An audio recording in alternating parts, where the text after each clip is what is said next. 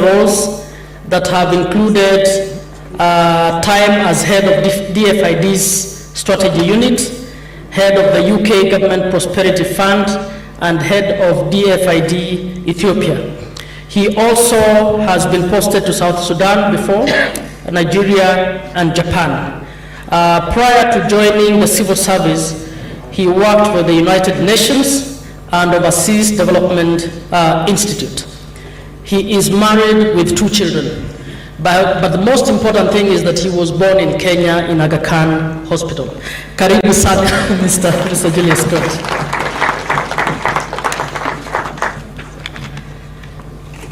Next is Mr. Anthony Ngororano.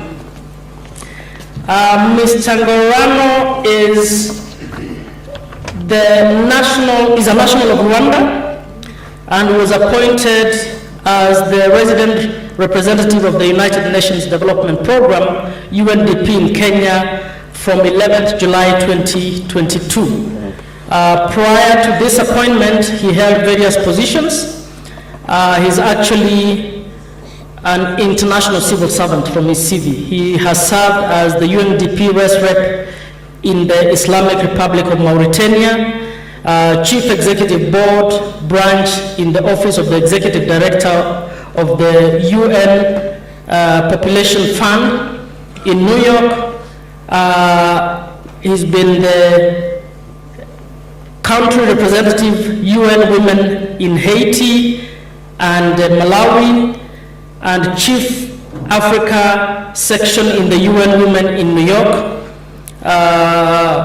Senior Economic Advisor to the Prime Minister of Rwanda at the rank of PS, Country Program Advisor with UNDP in the Regional Bureau of Africa, and he also led teams and held a range of policy program roles in UNDP, Nigeria, Zambia, and Rwanda, and he began his career as an economist with the Uganda Ministry of Finance, Planning and Economic Development, and later as the Regional Management Associate with Citigroup of Kenya and Tanzania. So he's truly East African and international. He holds a master's degree in development economics and international relations from the University of East Anglia and the University of Sussex, respectively.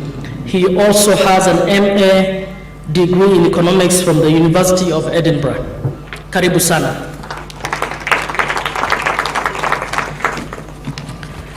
Next is Ms. Maureen Odwori. Maureen is a seasoned professional with over 17 years experience in international development, both as a technical facilitator and practitioner in reputable non-profit organizations. She currently serves as the country program representative for the Kenya Westminster Foundation for Democracy. WFD is the UK public body dedicated to strengthening democracy around the world. At WFD, she is tasked with overall responsibility for delivering and managing a broad range of programs in Kenya, focusing on parliamentary strengthening, political inclusion, and citizen engagement. She has participated in various global forums as a key resource, including the Swedish Institute for Sustainability Forum, Let's Talk, a highly creative 48-hour global think tank serving the dual purpose of developing real-life applicable solutions that help nations and effectively with some of the key sustainable challenges. She is certified in program management for development professionals and is a fellow of the Stanford University Center for Democracy, Development and the Rule of Law. Karibu sana Maureen Odwori. Next is Carol Kariuki. Carol Kariuki is Kenya Private Sector, is the CEO of Kenya Private Sector Alliance, KEPSA. She holds a Bachelor of Arts degree in Economics and Sociology from the University of Nairobi, and a master's degree in Public Administration from Bowling Green State University, Ohio. She has also pursued several professional courses on stakeholder management, leadership, and private sector development, among others. Before joining KEPSA, she briefly worked with Barclays Bank of Kenya, Nairobi Chapel, and Sagamo Institute for Public Policy Research,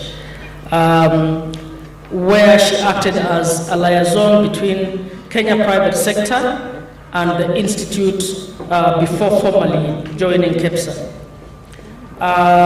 Ms. Kariuki is accredited for transforming KEPSA from a little-known business organization to one of the most influential organizations in Kenya, and globally, KEPSA is the apex body of the private sector in Kenya. Karibu sana, Ms. Carol Kariuki.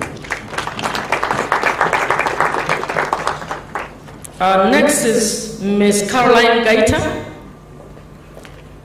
Caroline Guyton is a governance communication advocacy specialist with demonstrated success in leading and building sustainable programs and strategic leadership in governance, tourism, humanitarian, and development sectors. She is an ardent advocate for the constitutional promises of the public participation, integrity, equality, devolution, access to justice, and accountability. Her entry for the National Integrity Alliance won the Best Public Affairs campaign at the 2017 Public Relations Society of Kenya. She is past facilitator for the Young Political Advisors and a member of the National Multi-Agency Working Group Task Force on School Titling. She has previously worked at the Shule Yangu Alliance, hosted by Transparency International, the Commission for Implementation of the Constitution. She was actually one of my officers at the CIC, and she holds an MA in Development Studies and a BA in Political Science and Sociology, and a Diploma in Public Relations, among other professional qualifications. Karibu sana, Caroline Guyton. Now that took quite a while, but it is important to acknowledge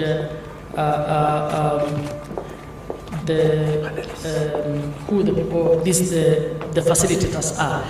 I'd like now to welcome our clerk, Mr. Jeremiah Nyegenye, who is the session moderator and who will take over from now. Mr. Nyegenye, as agreed, we will hopefully keep to the time and keep it lively so that we can give a chance to the senators to also ask questions.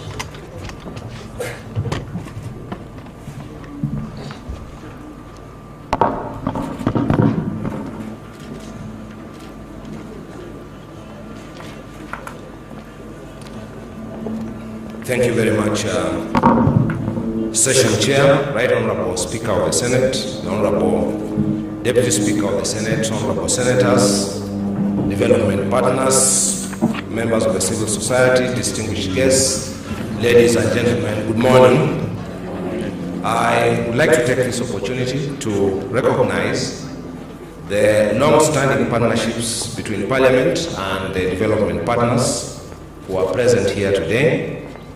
And I would like in particular to acknowledge the 15 years of the Parliamentary Support Program by the State University of New York, SUNY, with support from USA and also from the British High Commission. In addition, we appreciate that since the inception of the Senate 10 years ago, the re-inception of the Senate 10 years ago, development partners have provided us with technical assistance towards strengthening the mandate of the Senate. In this regard, we will all remember the agile and harmonized assistance to development institutions, the AHADI program of the US government, and the ongoing Kenya Devolution Support Program of the British government, which have assisted the Senate to strengthen its technical capacity and to deliver on its mandate to protect counties and their governments. Despite this support, there remains significant technical gaps and institutional challenges, such as limitations in oversight, unavailability of resources, lack of know-how in respect of specialized matters of devolved government, and lack of access to information, which all conspire to hamper the Senate and senators from effectively executing their mandate. As a result, the Senate appreciates that collaboration with development partners remains key to bridging the existing resource gaps and ensuring that senators are adequately capacitated and resourced to deliver on their mandates. Additionally, we appreciate that the competition for resources and in particular the increasing global competition for development funds requires a collaborative approach that delivers broad impact. The Senate is therefore keen to engage with partners on initiatives that support mutual institutional interests while strengthening intergovernmental relations for broad impact. I would like also to acknowledge the Kenya Private Sector Alliance, KEPSA, who have been a reliable partner for the Senate in executing its mandate to protect devolution since the Second Senate.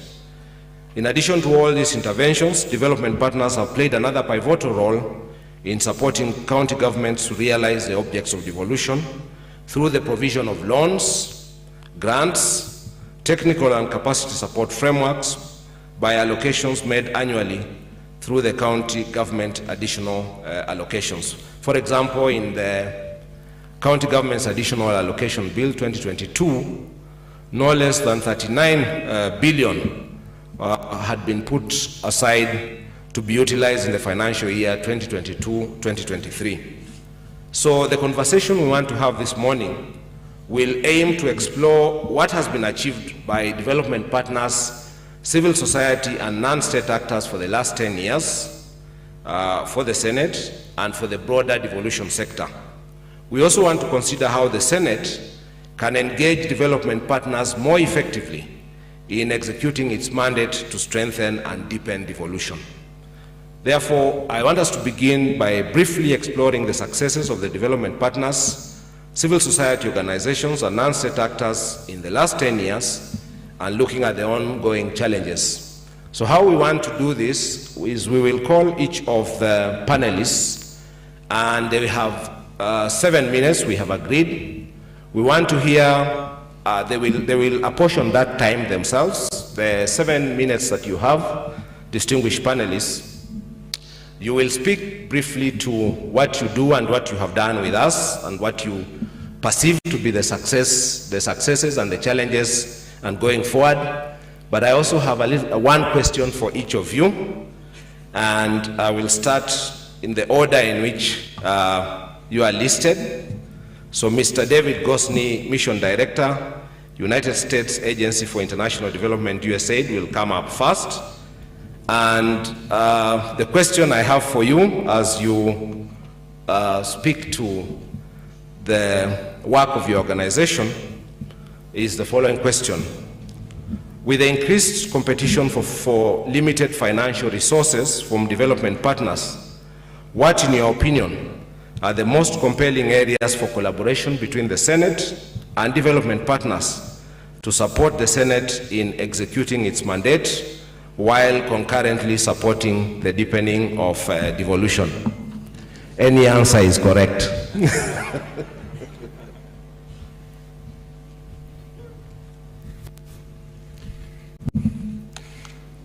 Well, thank you so much, and Speaker Kengi, honorable senators and distinguished colleagues. It's truly an honor for me to be here today with you all, particularly given such a momentous week.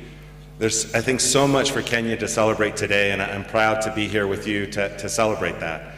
Obviously, all democracies face challenges around the world, and there's much to do, and I know that's why you're all here to do that. But first, I want to congratulate you and thank you for your dedication and desire to be a public servant for the people of Kenya. It's a special calling, and I know that you've all have risen to that calling, and I congratulate you. and look forward to working with you in the Senate, the counties, and the government to develop the vision of a Kenya that's more prosperous and equitable and serves all the people this time and the times ahead. As mentioned, I'm new here too. This is I'm celebrating my 1 month and 1 day anniversary today. I just arrived a little over a month ago. And so I'm very appreciative of the opportunities to get out and engage with leaders such as yourself. But USAID obviously is not new here in Kenya.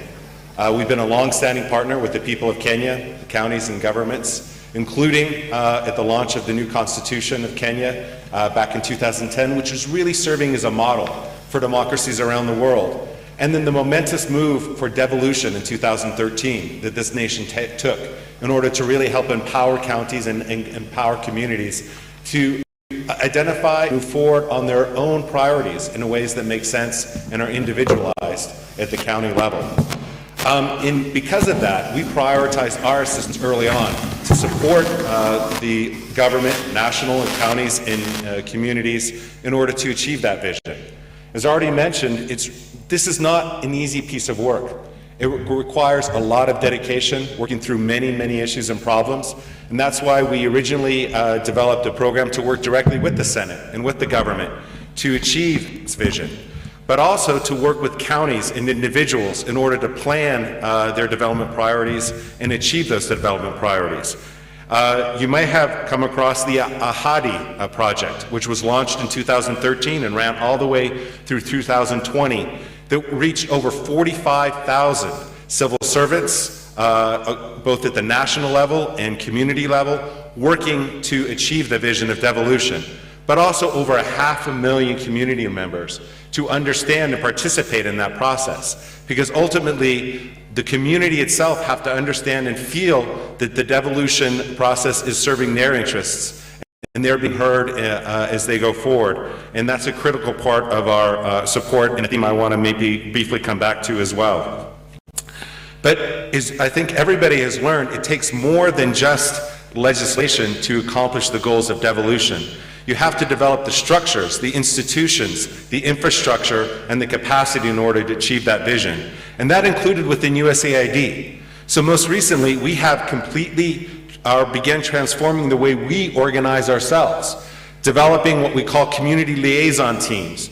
These are individuals within USAID who are dedicated for our interactions at the county level, so that we have dedicated personnel who can understand, form those relationships, and help participate in the county development programming and linkages back to the Senate and national government to facilitate and enable devolution objectives to be achieved. We're also launching new programs to enable that to occur, to develop partnerships with local organizations, county level, ward level, and also to support our engagement with the Senate and others as we go forward. But coming out of that is also a recognition that we have to adapt our entire portfolio to move forward and support devolution objectives as we continue to partner at the national level as well. That's why across the board, whether it's our humanitarian assistance, our economic development assistance, our environment assistance, our health assistance, we're looking at how we can support the counties as well as the national government to achieve both the county level strategies and the national level strategies as we go forward. But as I said, that's not easy. And to get to your question, that I think we really have to think through the key components of devolution. And basically that is how to plan, implement, account for, and then ensure that communities have the ability to advocate and have ownership of the devolution process. So again, the challenges I think going forward are planning, because that's important for all development partners. It works best, development works best when we can align our assistance to strategic plans. And Kenya has probably the most thought out, comprehensive framework for that. But obviously it's a challenge to move forward and make sure that those development plans are complete and reflect the needs of the citizens that they serve. And then implementation, which includes budgeting. I work for an agency that is dependent upon budgets every year from Congress. I know firsthand how difficult it is when you can't plan with any certainty what your next year's budget is going to be. And I know that's an important role that the national government and county governments are working through right now, and how important it is to understand what your budget level will be and the parameters for that, and then do proper planning around that. And then how important it is to account for those funds. We all live in a world where people are sometimes skeptical about government financing and the need for transparency and accountability for those resources, those precious resources that are there to serve the people. Same thing in the United States, same thing in every country I've worked in, and I think that's going to be a critical challenge for us here as well, because we want to partner more directly with the people, with the government, with the counties. But it's critically important for us, and I think any development organization, to ensure that fiscal transparency and accountability is in place for all expenditures in which we're partnering directly. And then lastly, because I see I'm coming up right out on my 7 minutes, I want to highlight how important it is to connect directly to the communities, to the wards, to make sure that they feel that their voices are being heard, that their priorities are being taken into account at the county and national level. And we're here to help partner with you all, with the Council of Governors, and with the national government to help facilitate that process, that communication, that ownership, and that critical component of democracy. So I'm 5 seconds short of 7 minutes, so I'll stop there and hand it over to the rest of the speakers. Thank you very much.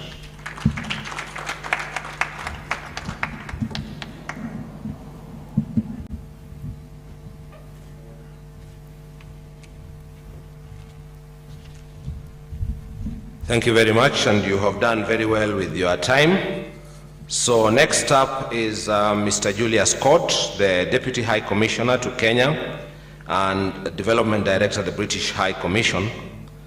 And as you speak, your question is going to be, which challenges have emerged in development partners' engagements with counties, and how in your view can the Senate assist to limit those gaps through legislative interventions? The floor is yours, 7 minutes, starting now.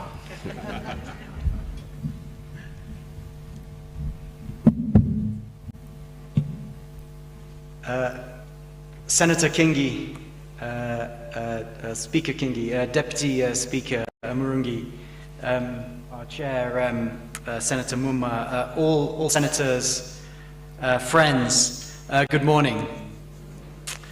Kwanza nataka kusema asante, nataka kusema hongera. I want to say thank you because it's a real honor to be here. And I want to say congratulations because you've all come into the Senate, you've all been elected, nominated, and I think as David mentioned, that's a special thing, and I really want to mark that. So really heartfelt congratulations.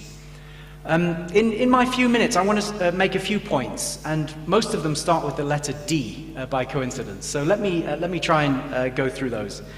I think the first one is about democracy. And as friends of Kenya, I think we've just all been deeply impressed by the way that Kenya's democracy has evolved over recent years, but particularly in the last democratic and electoral moment. I think it's shown a deep maturity, and the progress has been so fast for some of us who've seen Kenya over the years. That progress that often takes hundreds of years has taken, really tens of years, and that's a deeply impressive thing. The second D I wanted to mention is, of course, devolution. And when you look at this is probably the single most important sort of structural political process that's happening in Kenya. And it's deeply impressive to see the progress that's been made. And Senator Mumma highlighted some of those issues. But I think it goes way beyond that. When you look at the institutions, you look at the rules, you look at how finance is now flowing to parts of the country that it didn't flow as much to.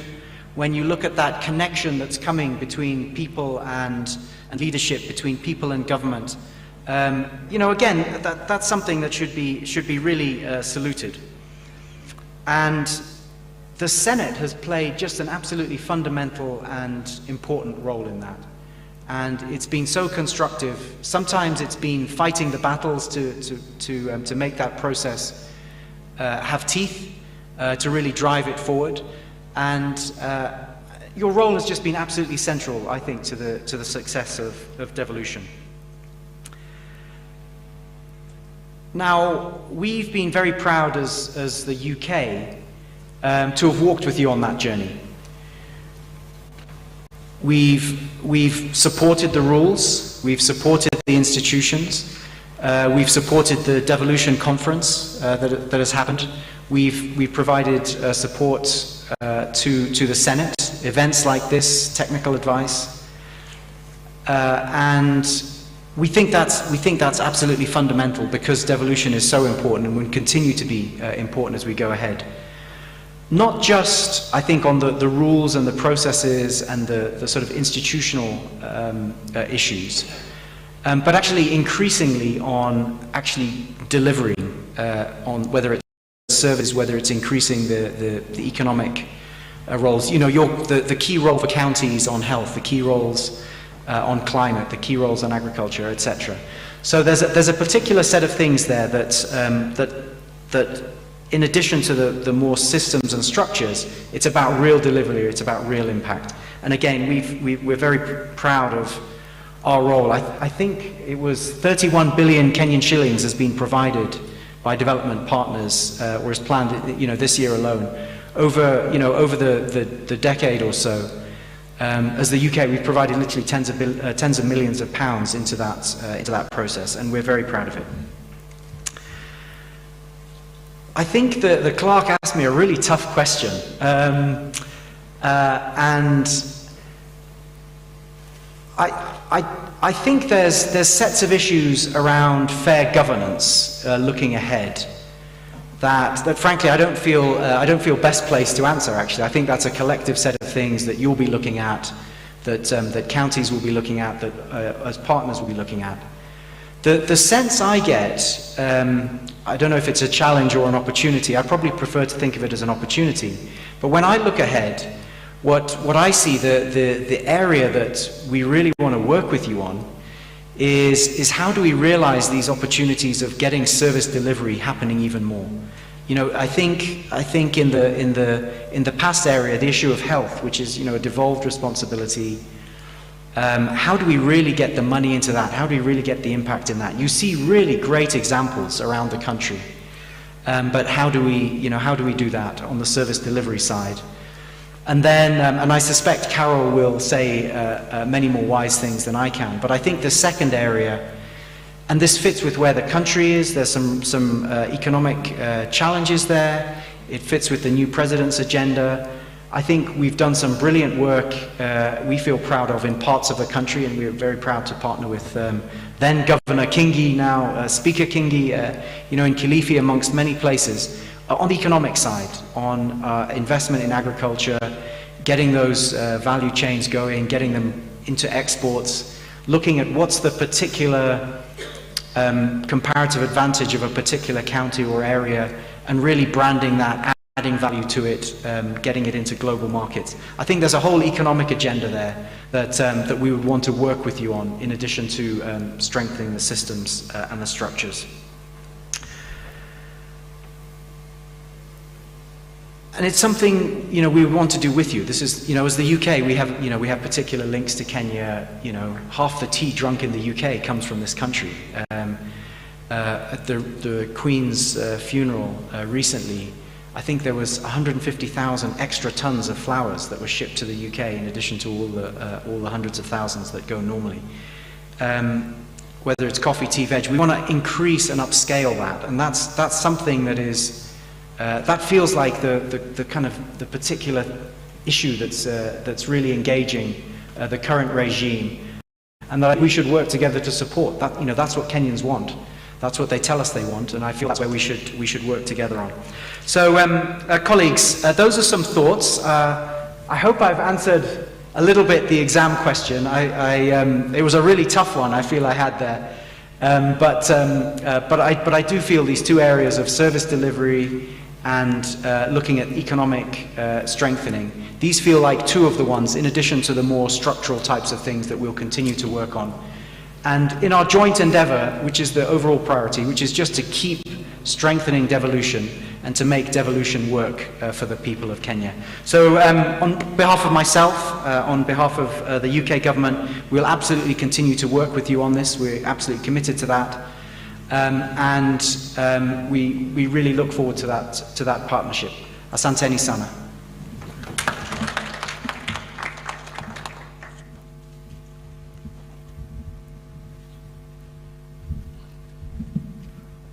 Thank you very much.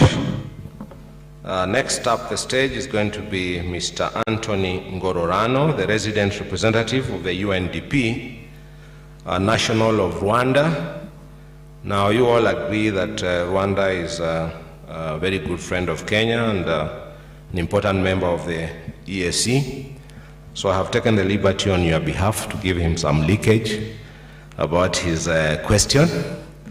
So as you speak to the UNDP's activities in Kenya, Mr. Ngororano, please, if you could also respond to this, how can the Senate collaborate with UNDP to address the ongoing challenges of information asymmetry between governors and senators so as to ensure stronger oversight and informed lawmaking? There are things governors know, we don't know, and we need to know. There are things which the senators know and governors don't know. So how can UNDP assist to address these challenges to ensure strong oversight and informed lawmaking? Meanwhile, the audience, honorable senators, I hope you are preparing your questions for the panel at the end during the plenary. Mr. Anthony Ngororano.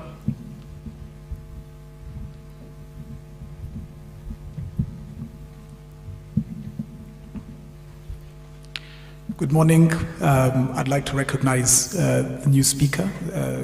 I'd like to also recognize all senators present, including our chair. It gives me great pleasure to be here. I've been now 7 weeks in Kenya, and I've had the opportunity to witness the momentous events up close of the last few weeks. And I think there are a number of messages that come through. First and foremost, the incredible progress that Kenya has made in terms of its journey towards not just devolution, but also deepening democracy. And I think we've seen in terms of the journey and the institutions, what is possible within literally a generation. I was last in Kenya in 2002, which was another turning point that I think all will agree was, if you will, the only other set of events comparable to what we've seen in the last few weeks. And I can say that Kenya stands head and shoulders within the region and beyond as a beacon, not just of hope, but I think, if you will, a country that's demonstrated what resolve, focus, and commitment that I think all of you exemplify can produce. And so really congratulations. In terms of UNDP's role, as you may be aware, UNDP from really the inception of this conversation on devolution has stood by and accompanied Kenya alongside its international partners, beginning with the committee of experts who worked on designing the new constitution, through to the task force on devolution, the transition authority, the inaugural county governments, and the council of governors formed, I think, in 2013. And looking back, I think one really important lesson is that this is not only an iterative approach, but that over time it's become clear that this is a marathon rather than a sprint. And I think that, taking stock of where the Senate is today, it's really important, as we're doing today, to reflect on lessons learned. In terms of the Senate, I think this is a really good opportunity for us as UNDP to envisage what support may look like. And I see this because to date, while as UNDP has played, has invested a great deal of time and energy and resources, in terms of the Senate, this is a new chapter that we look forward to opening together. But to give you a sense, So UNDP works in 46 countries in sub-Saharan Africa, and I wanted maybe to give you a flavor of some of the things that we do with both regional and national parliaments. So from designing and working on model laws through to working on integration in budgeting of key areas such as sexual and reproductive health, gender, and so on and so forth. But then moving forward, looking at really institutionalization of the SDGs, right? So integrating instruments, approaches, and if you will, programs, ensuring that the laws take into account Kenya's obligations with regards to SDGs have provided us with, I'd say, a very interesting toolkit in terms of what we could possibly work towards achieving in Kenya. In the context of Kenya, I mean, there are some areas that we're actively working on. So we're working, amongst other things, on the domestication of Kenya's obligations with regards to the African Union Commission and are ratifying and domesticating a number of treaties in a range of areas, including good governance, gender equality, and human rights. And this is something I think that will be useful in charting, if you will, the Senate's own priorities. In terms of the questions, the difficult questions asked, I wanted maybe to focus on two things in terms of information asymmetries. One is evidence-based policy. I think there is definitely scope to target institutional capacities that would enable what goes on in the Senate to be informed by data and evidence. The second, which is linked, I would suggest looked at e-governance. The previous speakers talked of the power of, if you will, technology in making our job easy. And I think e-governance in the region is something that I think we can bring to bear in your work. I thank you very much for the opportunity for being here and look forward to taking our conversations forward. Thank you.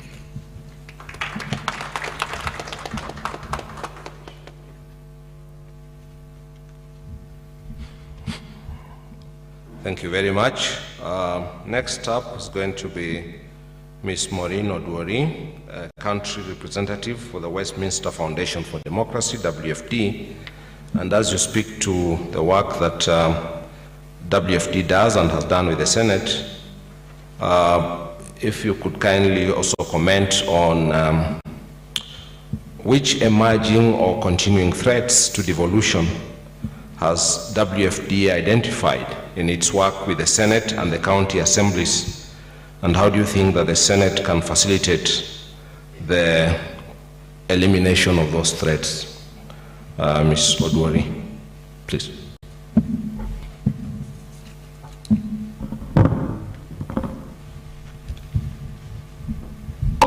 Thank you very much. The Right Honourable Speaker, the Deputy Speaker, Honourable Senators, our session moderator, our session chair and our session moderator, and fellow distinguished guests, good morning. First and foremost, I want to bring congratulatory messages from the Westminster Foundation for Democracy. We're indeed excited to partner with the Fourth Senate, and we look forward to working with the Fourth Senate in deepening and strengthening devolution. So a bit about WFD. As mentioned earlier on, we are the UK public body that's dedicated to supporting democracy across the globe. We have a presence in around 30 countries, 5 of which are in Africa, and in Kenya we've had a presence since 2011. Initially, our focus had been on the Center for Parliamentary Studies and the National Assembly, but with the onset of devolution, we restructured our support to focus on the institution that's mandated to protect devolution, that's the Senate, and the county assemblies. So within our devolution support, we have worked with the Senate in the areas of research, financial oversight, lawmaking, legislative openness, and citizens' engagement. Specifically, our partnership has been multi-year, running from the year 2012 to date, of which our partnership has been informed by the needs of the Senate in terms of institutional capacity and also just technical skills, not only for the members, but also for the staff. And what we have done, rather our approach has been one on information sharing, whereby we generate various products that have been shared with the Senate to support it in its mandate on legislation, oversight, and representation. And some of the things that we will be looking forward to working together on in the Fourth Senate is on the element of post-legislative scrutiny, because we appreciate since the onset of devolution, the Senate has really passed a lot of legislation. But the question is, has the legislation been effective in addressing its intended objective? And if not, then as a House that is mandated to protect devolution through legislation, what can we do about that legislation? We also promote learning and exchange, because we appreciate that parliamentary practice cuts across different jurisdictions, and there's a lot that can be borrowed to inspire good practice. So within that, we've created linkages to other bicameral parliaments, including the UK Parliament, that's the House of Commons and the House of Lords, the French Senate and the National Assembly, and also decentralized legislatures. For instance, the Northern Ireland Assembly, the Scottish Parliament, and the National Assembly for Wales. We've also offered direct thematic expertise on parliamentary research, whereby we've had parliamentary research officers undergoing a series of training and knowledge exchange with counterparts from other jurisdictions. We've supported legislative drafting, working closely with the Senate Directorate of Legal Services, whereby we supported the development of the legislative drafting manual, which I believe is a good tool in ensuring that the kind of legislation that the Senate passes is constitutional and reflective of Kenya's legislative drafting style. We've also supported outreach and engagement, public finance management. In the Third Senate, we worked with the Senate Public Accounts and Investment Committee, rolling out tools to ensure that, the committee is able to hold county governments more accountable and be more effective in its discharging of its mandate. And in addition to that, on events like this, the Legislative Summit, we've also provided technical expertise in running various sessions. I would like to say that within this particular induction retreat, we supported the sessions on intergovernmental relations. So this partnership has not only been about WFD giving, but also provided an opportunity for WFD to understand and contribute to contribute skills to legislative effectiveness that's in support of devolution. But in addition to this, we've worked together with the Senate to strengthen county assemblies, because we appreciate that the Senate is mandated to actually hold the hand of county assemblies with a view of ensuring that they're able to also deliver on their mandate. So in partnership with the Senate, riding on the county legislative attachment program, we have also basically reached out to staff from the county assemblies and imparted them with skills that are useful to them, especially around public, or rather supporting their committees in public expenditure management. And looking at the past 6 years, whereby we've had a very active and cordial working relationship with the Senate, we can say that the impact of our work or our partnership has led to strengthened capacity within the Senate, and by that I mean the members, the committees, and the staff in lawmaking and financial oversight. And we've also seen that the Senate is now more open and engaged in civil society organizations, which in a sense speaks to the essence of legislative openness. So looking at the Fourth Senate, what are our expectations? One, Mr. Speaker, we're looking forward to continued goodwill so that we can collaborate further in strengthening and deepening devolution. But we appreciate that some of the work that we did in the Third Senate is yet to be actualized and will be actualized. Rather, the results of our work will be actualized by the Fourth Senate. So we're looking forward to uptake of products of engagement from the Third Senate, and specifically we supported, or rather we offered technical support in development of a county legislative tracker. So we are hoping that within the Fourth Senate we'll be able to see that, so that the Senate can actually assess and review the legislation that is produced by county assemblies. And then also we supported the review of the Committee on Devolution and Intergovernmental Relations. So as we get into the Fourth Senate, we're looking forward to some of those recommendations actually being embraced, and that committee being restructured and strengthened towards ensuring that the Senate enjoys good relationships with other intergovernmental institutions. And also around strategic issues, one, post-legislative scrutiny is one area that we really hope that we can work together on. And then also the whole element of open parliament. Within the Third Senate, we started discussions on an open parliament action plan, towards our contribution as the Senate, as an arm of parliament, to the Open Government Partnership Commitment. So we are hoping that with the Fourth Senate, we'll be able to realize that action plan. And we also hope that within the Fourth Senate, we'll see a strengthened relationship between the National Assembly and the Senate, because we believe that that is good for devolution and that is good for governance. And additionally, we are hoping that our continued collaboration with the Senate in strengthening county assemblies on public expenditure management will be realized. With this in mind, it is my belief that at the end of the Fourth Senate, when we sit back and look up, we'll have a more open, responsive, and democratic institution that's delivering effectively on its mandate and that is also citizens-oriented. So to the clerk's question, having engaged with county assemblies and the Senate, I think what we could say is one emerging threat is actually the weak capacity of the county assemblies, and specifically around their financial oversight mandate. I believe that that's one area that we can partner on towards ensuring that county assemblies' role in financial oversight is activated, and even at that devolved unit level, they're able to hold county governments accountable. And that would, in a sense, contribute towards strengthening devolution. So I think I'll stop there and look forward to other questions and more engagement and interaction. Thank you.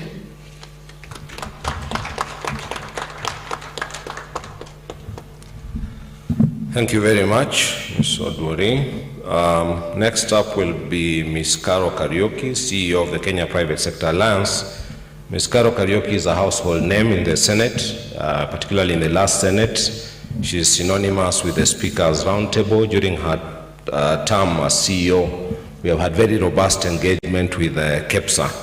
So as you come up to speak, you may want to tell us, in the course of the last Senate and the engagements between the leadership of the Senate and KEPSA to ensure legislative interventions to support the ease of doing business in counties, what do you consider to be the main successes and achievements that these engagements have yielded, and how do you envision us going forward?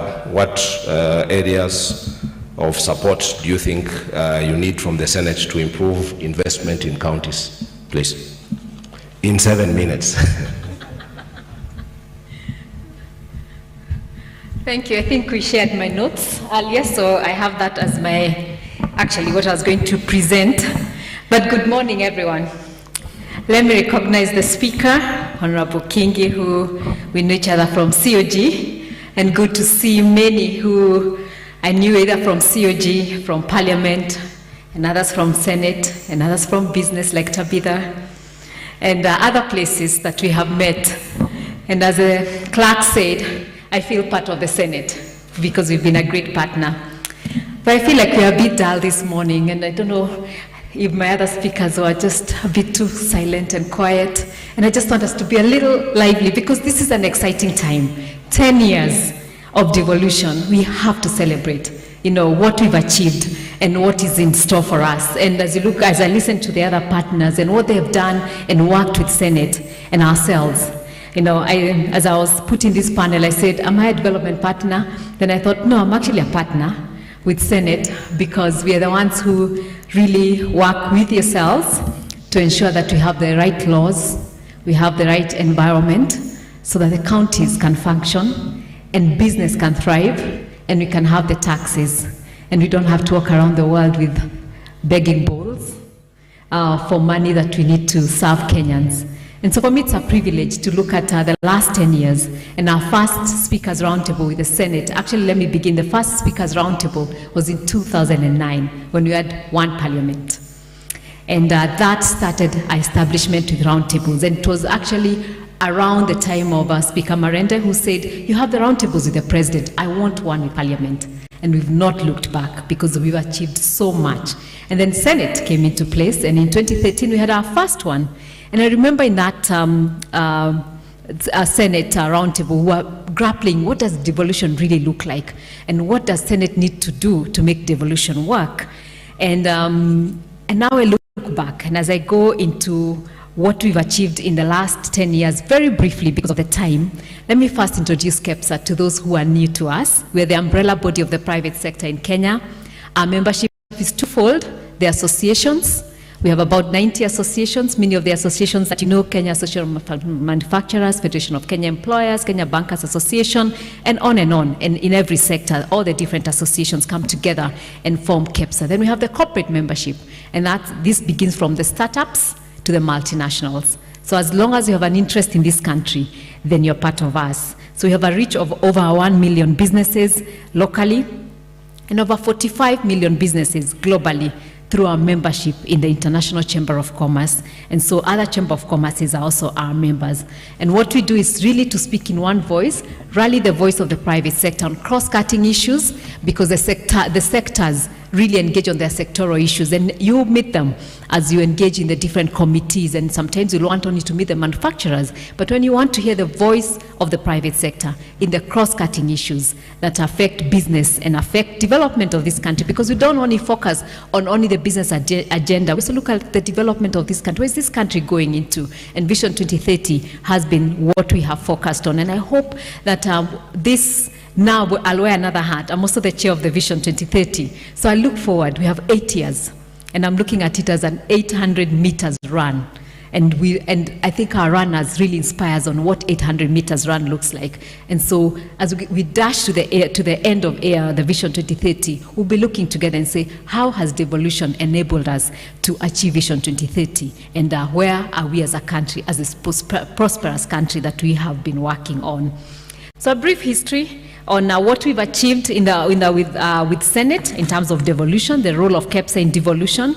We held a total of 6 Senate Speakers Roundtables, and I'll be looking forward to our roundtables so that we can dive deep into what business looks like, what we need to do with the different laws with the Senate. But some of the ones I'll highlight is that we achieved, and which was part of the question from the clerk.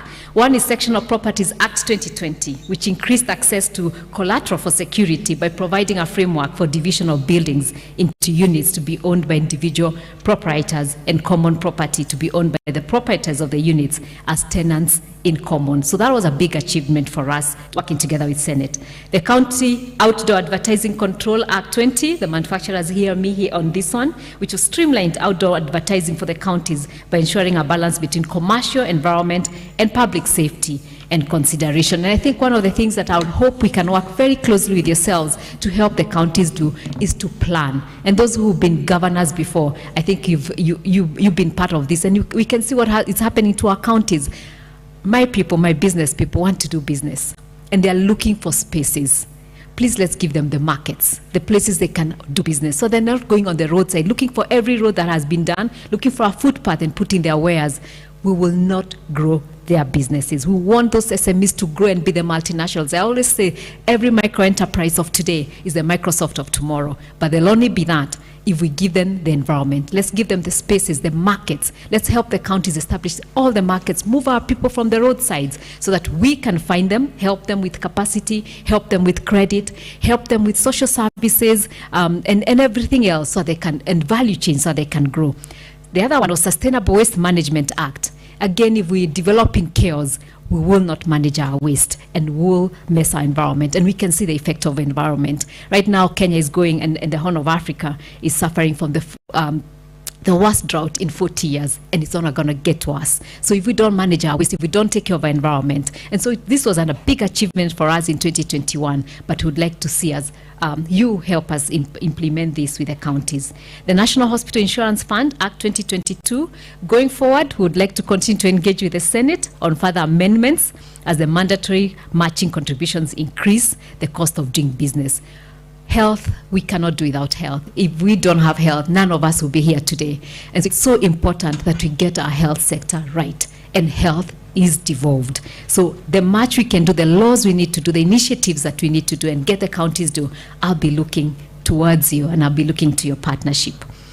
As the 13th Parliament starts, Our engagement with the Senate will be anchored on the aspirations defined in both our national and gubernatorial economic manifestos that we presented, but also on the Vision 2030, as I mentioned. And the 5 themes that we'll be looking to work on: spurring jobs and inclusive wealth creation. We want to see that gap narrow between the wealthy and our people, so that we have majority who can put food on the table.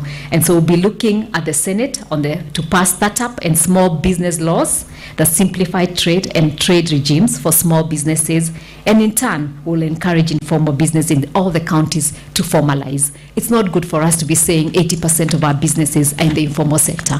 We want them to formalize, because then they can grow.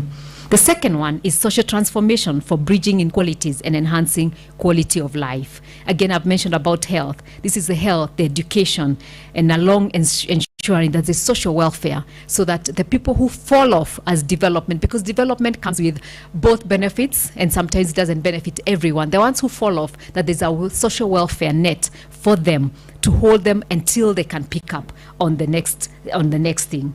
Enhanced governance and economic stability, so that we increase transparency and governance systems through cutting-edge technology, digitization of public services, and streaming corruption. What we will offer you as a private sector is blockchains. And if we can push a law that gets the counties to really use blockchains, then we can minimize waste. We can digitize. We can make it easier for businesses to do. Businesses want to go to the counties. They don't want to be concentrated in Nairobi. They want to go as far, Homa Bay, Tana River, name it. They want to do businesses because the resources are there. Let's give them the services they need. And your senators can help us put the right laws. So our expectations, let me say the Prompt Payment Bill 2021. Thank you so much, Senate, for helping us pass this, but it got a setback from the National Assembly. Help us discuss with the National Assembly to get it back, because this is where our businesses are dying, and our small businesses, when they cannot get paid, both by the government, but also by private sector. They cannot grow if we cannot honor the credit facilities that we give for payment. The County Revenue Raising Process Bill, to draw and keep investors in the counties. The policy and corporate regulatory frameworks in the counties should be made more predictable by taming the appetite of county governments. When we have policies that keep changing every day, business cannot operate. You need predictability. Businesses think 5 years, 10 years, 20 years from now, and they come and look at the policies and they plan. So when the policies change every other year, they leave. And they'll go to my friend Tony's country in Rwanda, and we'll lose all of them from here. And then they'll sell the products here, but it's the Kenyans that lose the businesses, it's the Kenyans that lose the jobs. We also look forward to the County Resource Development Bill 2021, or similar bill to be passed into law to strengthen the regional economic blocks.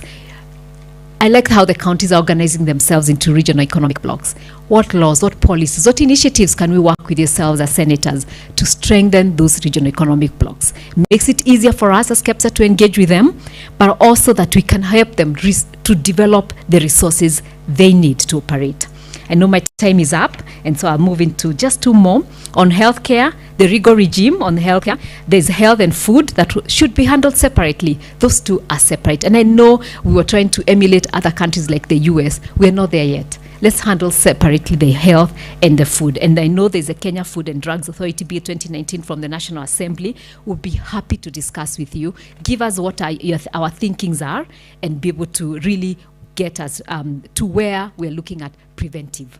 Preventive medicine is better than curative, because we cannot meet the needs of curative medicine. We are a young country, and it's good to prevent the diseases than to do that. Enhancing governance and transparency. Again, 90% of the counties are dependent on national government allocations. How do we help businesses come to the counties so the counties can generate their own income without looking at only taxing a few businesses, expanding that tax bracket, growing new tax base? And as I said, if we move our traders from the streets to markets, to better working places, they'll pay the taxes. You can find them, they'll be legalized, and be able to work on that. And lastly, we are working on a program with COG, which we are calling PSDP, Private Sector Devolution Support Program.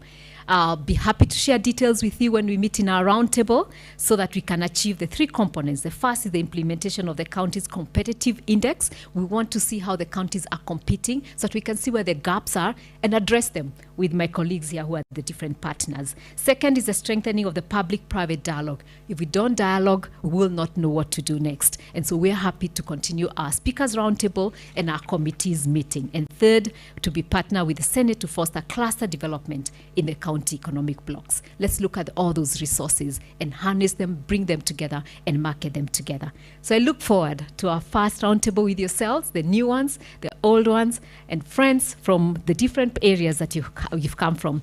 And for Senate leadership, thank you. Thank you for always being a great partner in the work we've done together. Thank you.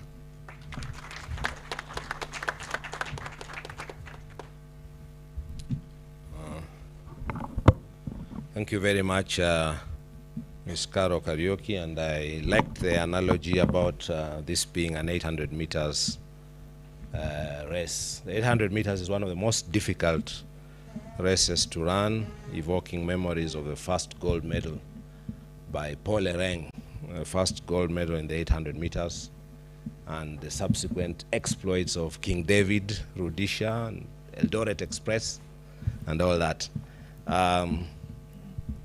Thank you very much. Next up will be Ms. Caroline Guyton of the Civil Society Parliamentary Engagement Network, CISPEN, which brings together more than 25 civil society organizations with an interest in Parliament, with a view to facilitating engagement, cross-learning, peer sharing, and linkage and technical support between civil society sector and Parliament. You've done a lot of work also on the Senate, looking at the performance of the senators using various parameters. The question I'll have for you as you speak is, what gaps do you continue to identify as you monitor the Senate, and how do you propose that this should be addressed so as to strengthen and deepen devolution while increasing open access to Parliament? Ms. Guyton.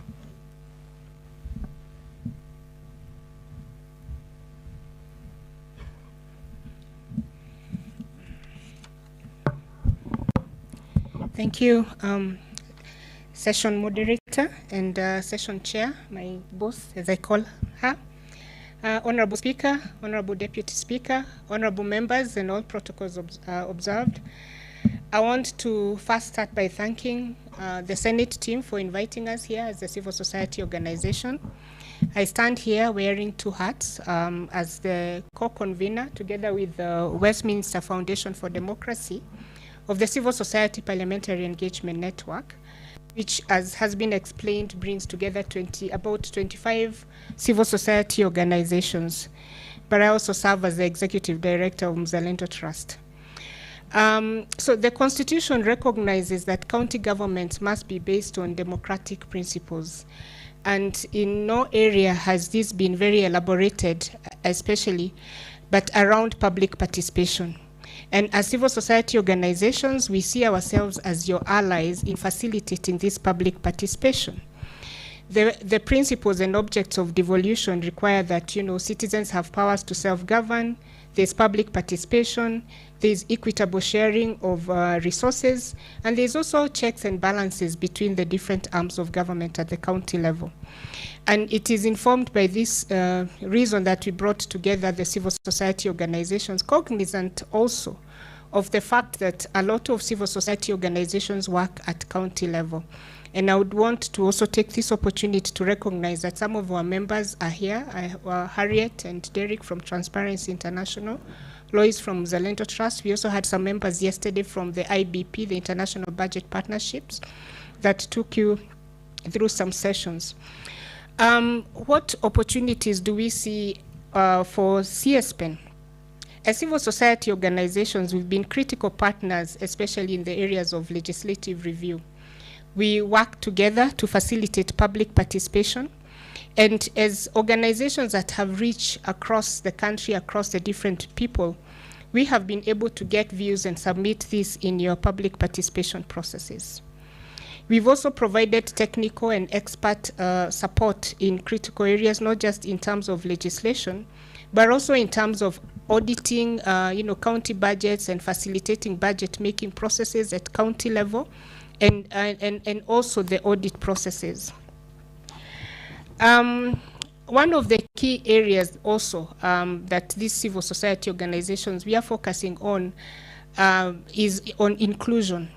One of the challenges, and perhaps this will address some of the challenges, the question that I have been asked, one of the challenges that we have identified is that whereas we have talked about public participation, it's been very tokenistic, we hear complaints about public participation that have specific people who attend all public participation in counties. So the effectiveness of it is falling. But most importantly also is that we've not put together mechanisms to enhance the public participation, meaningful public participation of the special interest groups. So the women, the youth, the persons with disability, the marginalized communities. And so many times they will be in the room, but there's no way of tracking or picking feedback to be able to recognize that their views have been undertaken. And so this is one of the areas that we have said as civil society organization we would want to work on to strengthen the meaningful participation of the special interest groups. The other area is around service delivery. Devolution envisages that service delivery for the people through county should be effective. Unfortunately, this has not always been the case. And as senators, you have a critical role to provide that oversight of the county governments.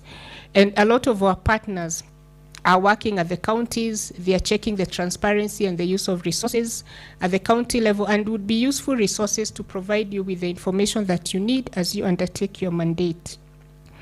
There's also the success stories and on the achievements, the research, the evidence-based information, what is going to inform the interventions, whether they are legislative or whether they are administrative. This is an area that we are happy to support. And especially with the Senate, as the CSPN institutions, we've also been key advocates of legislative openness under the Open Government Partnership. My colleague Maureen has spoken about it, and we are grateful that the Senate has really taken this up and has supported some of the milestones for open government partnerships, including the public participation bill that, though passed by the Senate, did not go through the National Assembly. And we see this as an area that we would want to advance. Globally, open parliament is the biggest and key thing now to advance not just accessibility to information, but also accessibility to members. And this is one area that we hope that we'll continue working with the Senate. And also in terms of sharing best practice, global best practice from the open parliament community of organizations that can then help us leverage on the international resources to advance open parliament.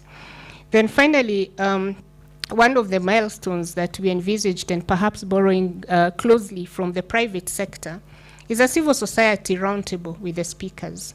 It has been one of our requests under the Open Parliament, Open Government Partnership, and we think that it would be an area that would help bridge the gap. As we've said, CSPN seeks to bridge the gap between the people and Parliament, and so this is one of the areas that we'll be requesting for support to take it forward. What are some of the challenges? I think our challenges I have identified really speaks around public participation, imprudent use of resources, lack of effective participation of the different groups, lack of documentation to support some of the decisions that are made, and also the fact that institutions work in silos then means that you have so many organizations, especially at county level, working on the same thing, same place, but this information, there are no mechanisms to bring it together. And so we hope that through the network that we are offering you, you'll be able to leverage on the technical, the legal, and the institutional experts of these 28, 29 organizations to effectively undertake your mandate. I'd want to stop there and look forward to additional questions during the panel, the plenary. Thank you very much.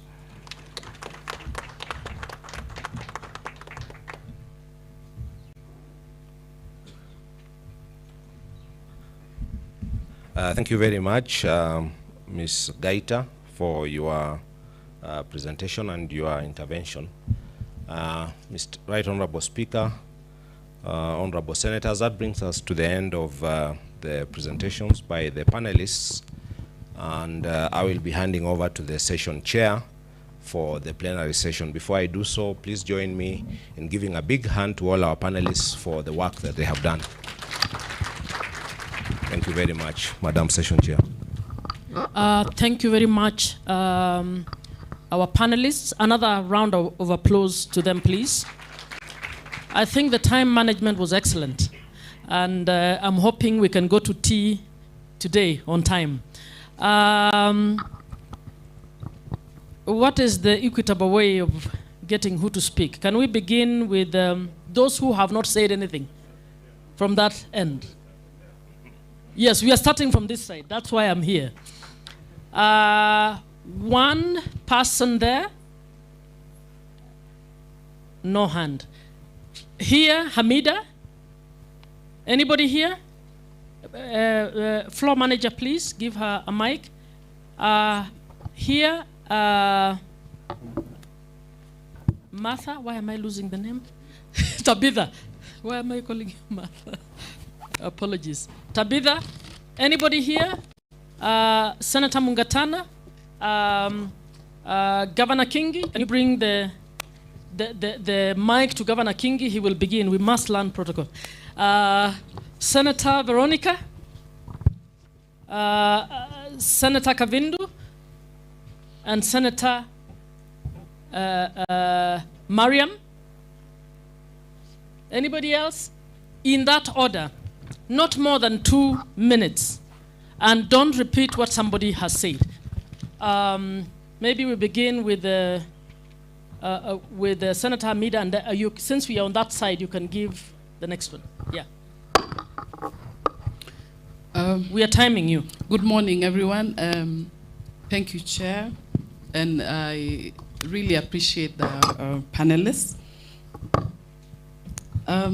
I think my question will go straight to development partners, and maybe I can target the Res Rep Anthony and UNDP. First, I really want to appreciate conditional grants from our development partners. It's quite key. And it really does make a difference on the ground. I think the first, in support of elections, I think there was a gap, with IBC that needed, or IBC needed to be supported. I know it took some time for UNDP to come in, or development partners to support IBC. In my other life, working with UNDP, I saw we made really, in governance and election support project, there was quite a difference in different countries like Sierra Leone, where now you can see, the country has stabilized. We tried Afghanistan, Liberia is quite good, and many other countries that I've been in. Now, I think there's a big gap. I was just looking at what we went through. Sorry, I am from the other side. And I thought if UNDP controlled result management system, like other countries, then there will be no mistrust, with elections. So seriously, I feel my heart bleeds, with what happened with elections in Kenya. It's done, but I really feel, having had first-hand experience with UN, I know UNDP would have made a difference taking over or supporting, in full support of elections. Number two, capacity building on public finance management, that is PFM. As the Senate, we may definitely need that. So that we are informed as we make the laws. I really justice and legal is very dear to me, and I'm really hoping, that we can make a difference, of course, with support of development partners. Number two, the strengthening for public service delivery, including strengthening to enhance and coordinate national and county government. That is also key. That is actually in strengthening government institutions in implementing their mandate.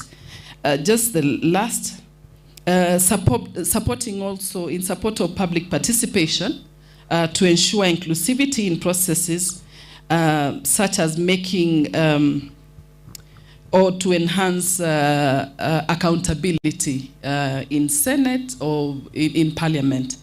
That will really be appreciated. I know you're already doing it, but then of course more capacity building will be necessary for us, both on national and local, of course, level. Just the one last thing is that there has been instances where development partners have been supporting both local and national county governments. And in fact, it has been more or less like double funding. So how do you ensure that there will be the support will be adequately balanced to avoid such cases? Many thanks. Sincere apologies, Right Honorable Speaker. I should have begun with you. Please, I'm learning. Thank you, Senator Mumu. Now, on behalf of the honorable senators here, allow me also to appreciate all of you for finding time to come and share with us your experience on the 10-year journey that you've walked with the Senate, and also discussing on what future partnerships that we can forge. Yesterday we had a session on the Senate leadership and legislative agenda, and we were prosecuting the topic on political parties and linkage to the legislative agenda, strengthening political party caucuses in the Senate. Now, while we were discussing this topic, it was observed that for the last 10 years, of the many bills that have been brought to the floor of the House, none emanated from the political party caucuses. Now, the challenge that was observed then was that one was of capacity, and the other was funding, which is supposed to come from the respective political parties of these caucuses. My question is, could this present another opportunity between the Senate and yourselves, where one, you'll build capacity to these political caucuses, and secondly, provide the much needed funding so that these political party caucuses can be able to initiate and bills for purposes of being debated by the Senate? Thank you. Thank you, Speaker.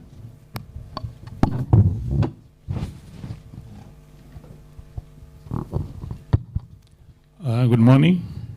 My name is Mohammed Chute, Marsabit County. Let me say first thank you to Madam Chair and the panelist. My first question goes to David, UNDP. We have a situation in Marsabit and many other counties, almost 20 counties. Drought situation, very, very bad drought situation. I would want to know, what plans do you have in place to save the situation? My second question goes to Caroline. I would want to know if you have offices in counties, specifically for participation. Participation is very important, and our people don't know even questions to ask. They need training. And my question number 3 is still to Caroline.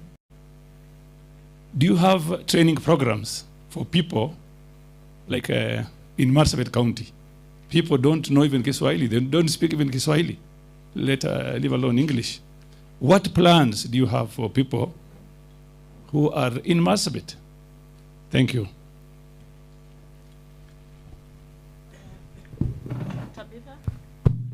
Now, 2 questions, no more. Thank you. The panelists, good presentation, Asante. So I have 2 questions, and directed to KEPSA, the CEO, Caroline. As a manufacturer, during the COVID time, we had so many challenges when it comes to the cost of production, and this is still in place. We have so many licenses that every year we have, it's a cost to our companies. At the same time, the competition. Yes, we appreciate other investors, but we should not also let international investors come and kill the local business people in this country. Because, to be more specific, in my industry, that is the manufacturing of the nonwoven, we have cartels who have invested in this country, pushing away Kenyans who had earlier invested when plastic was banned. I'd like to know if you've tried to address, if you've come across that, and how you'll be able to address. Number 2 is, as the Kenya Kwanza government, our focus is on bottom up. When I look at some of your articles, during the Keroche industry issue, at some point, it indicated that the fact that she's not a member, you could not support her. Then I ask, what about the Kenyan, that when we say bottom up, and we need to support the Mama Mboga down there, so that she comes up, what opportunities and openings do you give to them if such a big industry like Keroche cannot be supported? What about the local mwananchi? Thank you.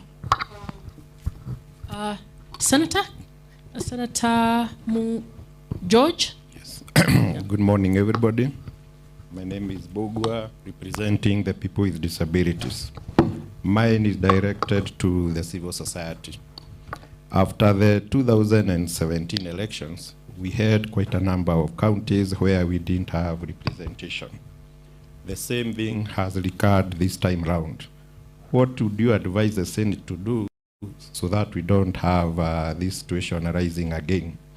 And also, now that the county government are setting up their executives, what would you advise us to do so that we have representation at the CEC level and the chief officers level? Thank you. Senator Mungatana?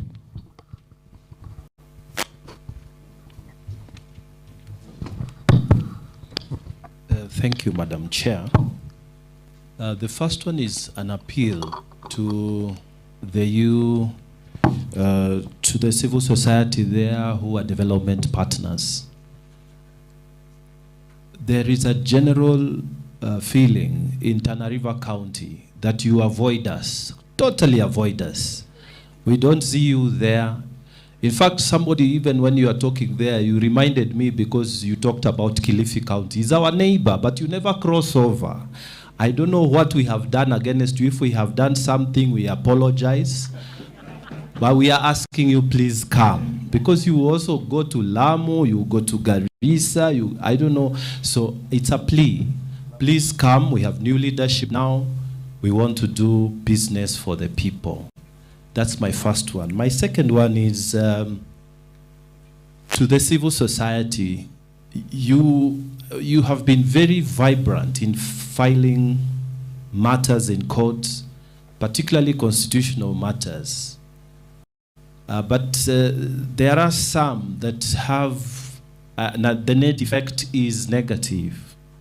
From my opinion, and I stand corrected if my other friends don't believe so, but like the CDF case, I don't know whether there were consultations and, at least with parliamentarians, because the net effect is that if the monies are not reduced, are not released, and say they are taken to governors, as it seems the way to go now, there are small projects which will not be done, and small projects that used to be done that won't be done. I don't know whether some of these litigations can avoid court so that the issues can be, debated and agreed upon, or consents be developed so that we are really partners and not, fighting and giving fodder to the press. Thank you, Madam Chair.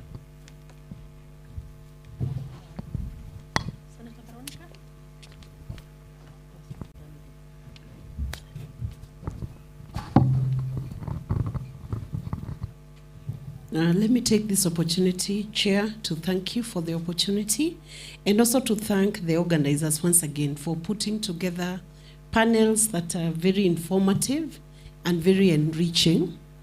I specifically note the participation of many women in this specific panel, and I applaud you for the qualitative presentations. Keep it up. And thank you also for the gentleman, our brother from Rwanda. That was quite a good talk together with the development partners. I want to address myself to Carol Kariuki because of the tenacity with which I have watched KEPSA defending its space. And that has been also good. But you do have an opportunity now, a much bigger opportunity. If you notice, the Kenya Kwanza government has a manifesto we call the plan. If you took time to study this plan, it's about lifting the lowest person to a different level. It's about lifting the person at the marketplace, the person in the salon, the farmer in their farm, the teacher, the doctor, everybody will belong somewhere. So you do have an opportunity. And I want to ask you, together with your organization, what is this from your perspective, the private sector perspective, that you would need legislative support to ease the doing of business in Kenya, the environment of business? What is that legislative support? Do you have it ready? Is it a clear one? Do you need the support? Because from our end, we would want to assure KEPSA that we are willing to work with it. It is a matter of interest, it's a convergence of our interests, and we want to look at our performance within 1 year from today and say that we have moved Kenya from this GDP and we have grown to this GDP. Something tangible and realistic which we can tell Kenyans, and Kenyans themselves can feel we actually have pesa mfukoni. We have changed something. So, Carol, I don't want us to maybe, because we do so many conferences, and Kenyans are very smart people. We have sessional papers in Kenya. We have many reports. Kenyans are smart. We have what we need in terms of paperwork. If we can get to work, give us a serious round table. Give us your goals in terms of legislative support. Reduce the licenses that traders need to use. Decriminalize what has been criminalized before, and then look at the taxation system, the sophistication, the complexities of that taxation system. Make it easy if there is any support that you need from the business perspective, so that we understand what you need to be the support that you propel the growth of economy in Kenya. I have looked at Tanzania and I asked myself, what is it that Tanzania did that caused them to be able, for instance, to push growth into their nation, infrastructural growth, economic growth, without having to borrow? It must be something also about the businesses. So, Carol, we look forward to engaging you. Thank you, Senator. I really thought you are now presenting the Kenya Kwanza manifesto. I just got excited because of the presentation. Senator Kavindo. Now, can you manage 1.5 minutes each? Thank you, Chair, for this opportunity. Thank you, panelists, all of you, for your very good presentations. My name is Agnes Kavindu Modama from Machakos County. My question goes also to Carol. You talked of health, and especially prevention is better than cure. Right now in our counties, we are facing a lot of drought. People are very hungry, they have no food. So my question goes to you, what are you doing? Because without good food for health, then our people will continue being sick. Then we have no health, even they are not able to do what they are supposed to do. What can your organization do right now to provide, or even the other stakeholders to provide means of providing food for those who are unable even to provide a meal in a day in our country? Second question goes to Guyton, and this is about public participation. Most of the times when we are in the committees and we are asking if they had held public participation with the people, most of them just provide pictures or names with signatures, and there's no clarity of surely if there was public participation. What can you do to make sure that there is proper public participation and all the stakeholders are involved, and especially PWDs? Because when it comes to traveling to where they are holding the public participation, they have challenges, and so they are not fully presented. Thank you.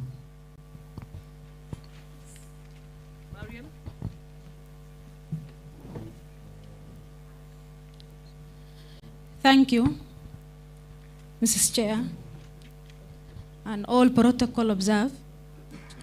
My question goes to development partner. I'm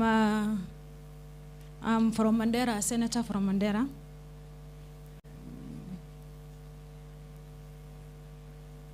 There are projects which are normally financed by national government. And again, the same project is financed by donors. So based on that, do you normally do your physical audit? If yes, why is that happening? Thank you. Deputy Speaker.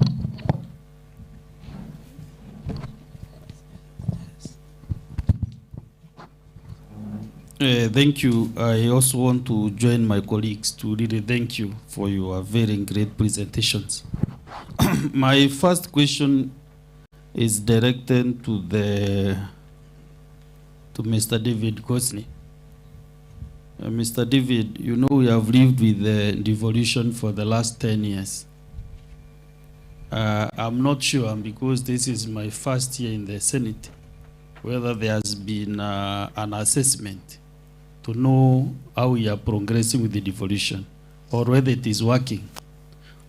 So my question is, if USAID can be able to support social and economic impact assessment for the last 10 years, so that we can be able to know where we are, or whether this is working or not, so that we can close the shop.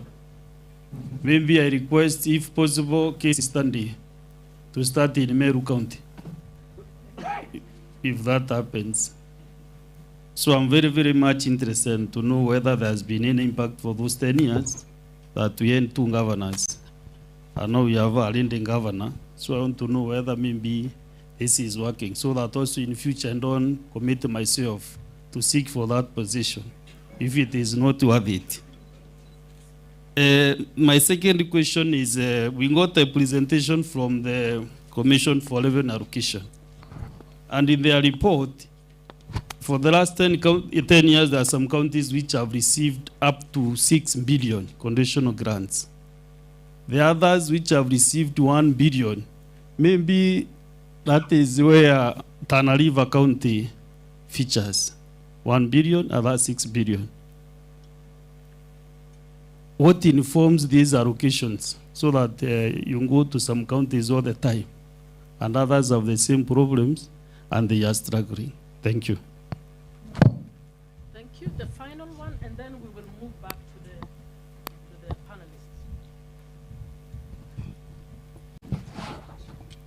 panelists. Thank you, Madam Chair, and all our panelists for the wonderful presentation. My name is Alan Chesang, Senator Trans Nzoia County. And my question goes to, I only have one question that goes to Carol, Ms. Carol Kariuki. And you really caught my attention when you talked about waste management. So I believe I'm really keen on waste management because before we even talk about health, I think we need to have a good environment. So I'm really keen on waste management because personally, I really want to know what is your plan. Personally, I've brought so many investors who really wanted to work with purposely Nairobi County to improve or put factories to control waste management in Nairobi. But we've really had stumble blocks and cartels in Nairobi County, which I am sure if we cannot do it in Nairobi, it is even difficult to do it in other parts of the county. So what is your plan in partnering with us and also working together to make sure that we control this to waste management, because we know how important it is, and we also know the number of products that you can create if we have a proper factory in terms of managing this waste. It can create energy. We can use waste to create construction materials and so many other things. What is your plan as KEPSA in working together with us to improve waste management in this country? Thank you.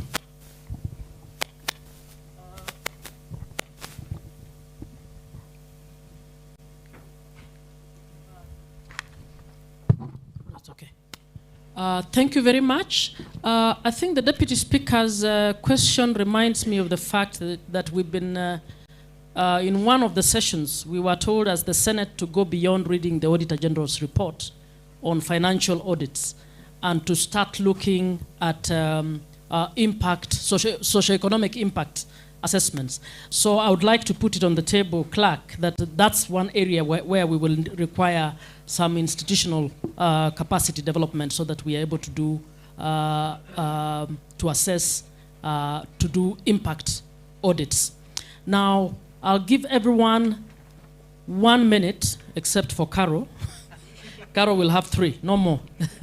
Everybody 1 minute, just give us your final thoughts, answer any question you think was posed to you, and tell us your final bits. Carol will be the last one. I think once we're done with Maureen, let's go to Carol Guyton, and then we can finish with Carol from KEPSA. Thank you. You'll give me 3 minutes as well. Like a number of public 2 minutes for you. Thank you.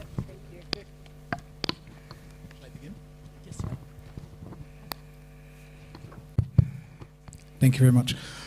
Maybe I'll pick up where you left off, Madam Chair, the question of impact assessment, which obviously is key. Maybe two messages. One is that along with a number of partners, UNDP, alongside, at least in terms of specifics, I know UN Women and a number of others, and we looked at and worked on a joint program on devolution. We are in the final stages of doing the evaluation of this program that touched 14 counties. The results are very interesting, and I think have made it very clear that in the second generation of programming that we're working on now, alongside the Council of Governors, we will be putting an emphasis on this question of impact assessment.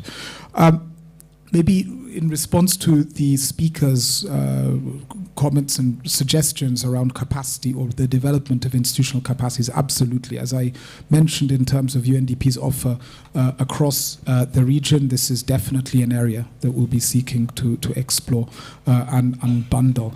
And maybe the last message on my part relate to the questions of coherence and complementarity of actions. And I know that within the devolution working group that brings together pretty much all international partners, this is one of the single most important items that is being worked on.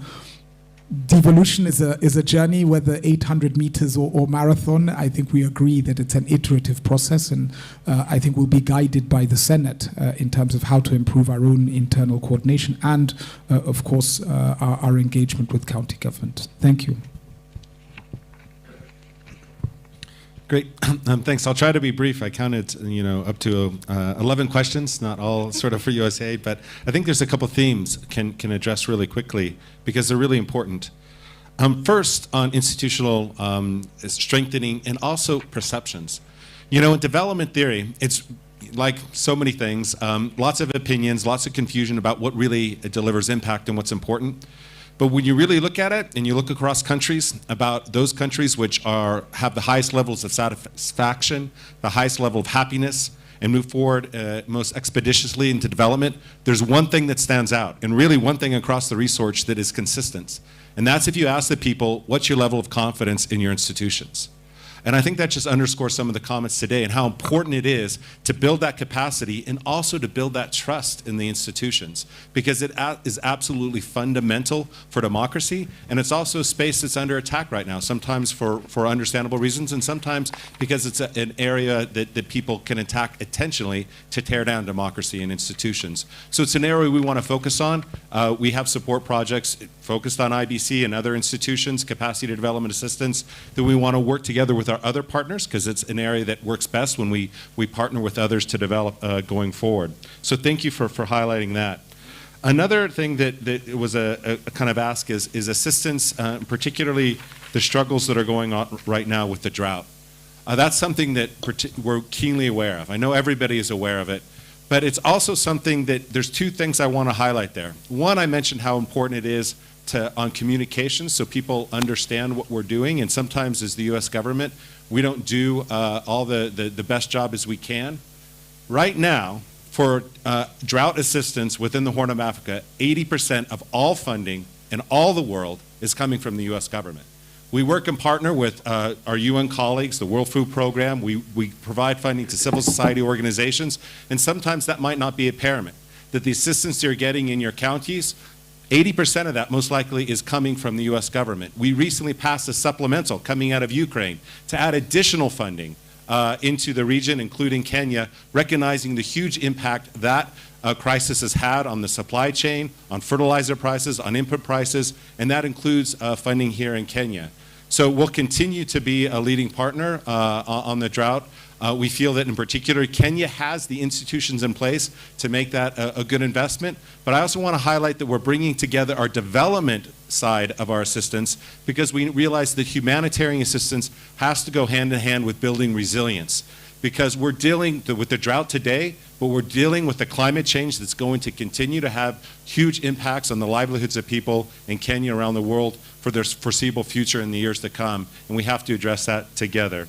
So maybe I'll pause there, and happy to maybe have other additional conversations with you all during the break. Thank you. Thank you very much, David. So two points from me. The first one is a reflection that democracy is always a work in progress. And I think when we look back at this election, as Kenya has always looked back on the previous elections, it's always learnt and it's always taken things forward. And I think there'll be two sets of things that will get taken forward. I'm sure people will look at IEBC. We've been supporting it for 2 years, and there'll almost certainly be lessons to learn there. But actually my sense of it, when you look at the complexity and scale of the election, the vast majority of the work that IEBC did was actually really good work. I mean, it was, and it should be recognized while we think about those elections, ways forward. I think the second interesting point around this one, this is something we're thinking about, and I put it as a proposition. You may have much better ideas, but there may be a case for an election finances bill. When you look from the outside at Kenya's elections, that feels like something that should be looked at. So I just put that one as something to think about. The second main set of issues I wanted to talk about was actually similar to David. And I think, when we look at the US, I mean, they have done an amazing job on the Horn of Africa in particular, and supporting, really, I think it's the fourth rains have failed, probably the fifth are about to fail. It's the worst drought in 40 years. This is an issue for many Kenyans and for many people in this region. I would totally really praise, frankly, what the US government has done. I think David's last point is one I think that's really worth a lot more consideration, which is, what does the forward look and feel like? Because climate change is here, it's real, many Kenyans are facing it all the time. But I don't think yet, whether it's in Kenya or other places, we're quite there with what's like a 21st century on actually a lot of that is being piloted, but it's not yet mainstreamed. So I think some of the answers are already here. We just need to build on them.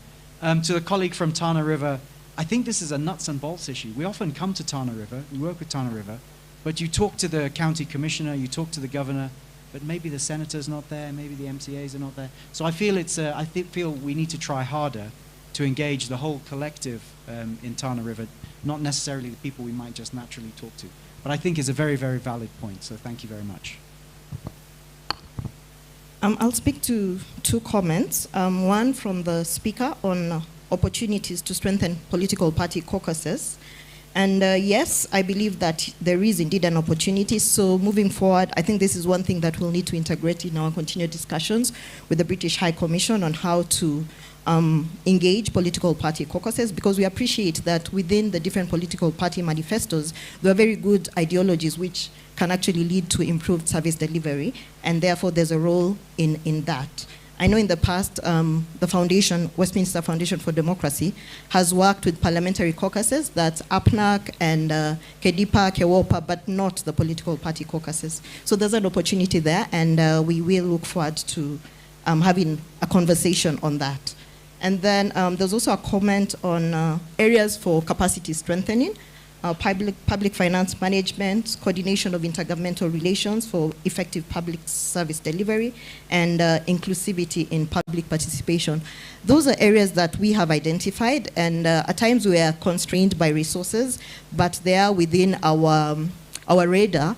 And as we continue engaging different partners to come on board, not necessarily ourselves, but others working within the space, we shall ensure that these still remain as key areas, because they indeed are crucial to the success of devolution. Thank you. Thank you. I'll speak to a couple of questions from on public participation from Honorable Chute Marsabit and Honorable Kavindu from Machakos. Yes, indeed, public participation has challenges. So on the issue of training programs, especially for Marsabit, I recognize that indeed civil society organizations might not always be everywhere, and that's partly why we are trying to bring together civil society organizations under one roof, and therefore be able to map out where we are working and identify areas that have not been addressed, and therefore just make sure that we are leaving no one behind in terms of the counties. Secondly, I think there is need for public participation, capacity building on what exactly public participation is. Part of it is monitoring the public participation processes. We've had challenges, especially on inclusion, where documents are very bulky, there's no sign language interpreters, the venues chosen for public participation are not accessible, amongst others. And part of it, perhaps as KEPSA is doing its competitive index, as civil society organizations, we also need to do a county compliance index on issues of public participation and inclusion. On the representation, I think other than having political parties enforce their lists, and with IBC, litigation still remains a challenge. an opportunity, but cognizant of the comment from Honorable Gatana about litigation sometimes not serving its, being a double-edged sword, so as we may. And perhaps to respond to that question is to say that's why we are advocating for dialogue between the different entities. Because for us as civil society organizations, our approach is normally from the constitutional perspective and whether there's compliance, but perhaps forums such as this could help us have a common understanding and a common approach to some of the issues and therefore address some of the challenges such as which you have mentioned. Finally, on the political parties and caucuses, indeed, as an institution, we've actually done some work around this area. And allow me to say that we'll be calling on your office, Honorable Speaker, because with some partners, there's a program that we are rolling out. We are calling it SIDPAC, and that a specific focus will be on how political party caucuses in Parliament help in the development of the agenda. Veronica, we will be tracking your manifesto and seeing how you keep the promises to Kenya, and we are developing a tracker on that. But also to just see that whether it's the government, the political party in government, political party in opposition, we want to see that this informs the legislative agenda of the House, and so we'll be calling upon the offices on the rollout of this program. And then finally, just conclude by saying that as senators, as the protectors of devolution, we really must make public participation meaningful, useful, and the democratic tool that citizens can use. As civil society organizations, we remain your key partners, and we look forward to working together. Thank you very much. Thank you very much, and I guess I'll try and take my 3 minutes. I'll keep it short, but I think two things that come out. We are ready for the Speakers Roundtable, so I'll be working very closely with the Senate to make sure that we have it as soon as possible so that we can address these things in detail.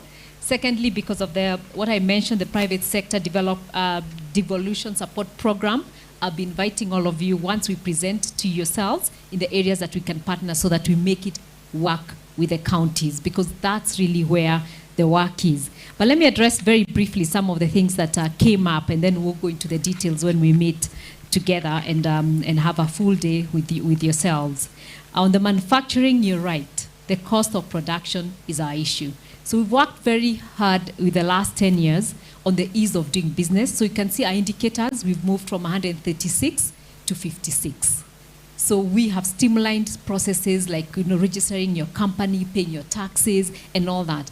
But the cost remains the challenge. And it's what is the cost to doing business. And that's why you're seeing even the things that we produced before, tomatoes, onions, now we're getting them from Uganda, Tanzania, because we can't produce here. And you were very clear, and you talked about the multiple levies and licenses. And we've raised this so many times. I'm really hoping that this is the Senate that will help us address that.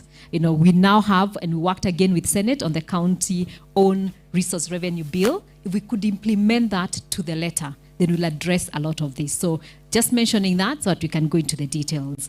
In terms of membership, yes, you're right. We really try to reach businesses.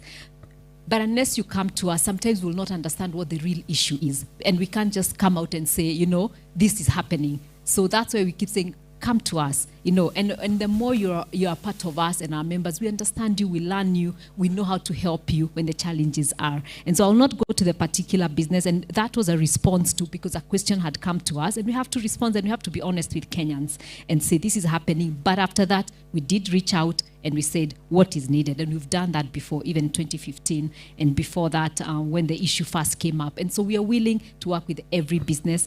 And the reason why I was saying let's provide the working spaces even for the small businesses, because we can find them. When they're on the streets, we don't know who they are. They're here today on this street, tomorrow they're in another street. It's very hard. But when they're in the markets, they're proper working spaces, we can find them. We run a lot of capacity building programs, credit facilities, working with the different partners, some of them who are here, access to markets, the value chains with the big businesses. But we need them where we can find them. And that's how we'll help the small businesses. And what we're saying for us, when we think about small businesses, it's just not creating many small businesses, it's scaling up those small businesses. That's our focus. That Mama Mboga cannot be Mama Mboga selling in that stall for 10 years we want to say, how is she growing to even now? And what we've been doing, we've been running a program with Trademark East Africa, supported by the UK government, on what we call the e-commerce booster program, getting them to sell online. They don't have to travel to any other part of the country, but they can sell their goods. You know, and that is a program. We have a relationship now with our counterpart, Corporate Council of Africa in the US, which we signed last year. Again, it's focused on SMEs. How do our SMEs sell their products to the US? How do they access? They're not the big companies who can be able to go to the US and get those markets, but we're trying to help them. So I'll run you down all the SME programs that we're doing when we meet, and we see how we partner with yourselves. And it's true, we defend our space. We're the largest so far business organization in sub-Saharan Africa, something we take pride, and we are really trying to organize other countries to make sure they can have the similar organizations and work with very many counterparts around the world that have the same, because we know if we are not organized, we are private sector-led economy, and so it's important that we develop business. Last two, and I can see the moderator has stood up. I've not finished my 3 minutes. And the last two, on health, yes, as I said, we are facing a crisis. It's the largest, the worst drought in 40 years. We have companies, you remember we ran Kenyans for Kenya in 2011, really to mobilize resources for our sisters and our brothers, because we say our businesses cannot thrive. I always say business operates on 3 areas. The economy, which is the profits, because you need to be sustainable.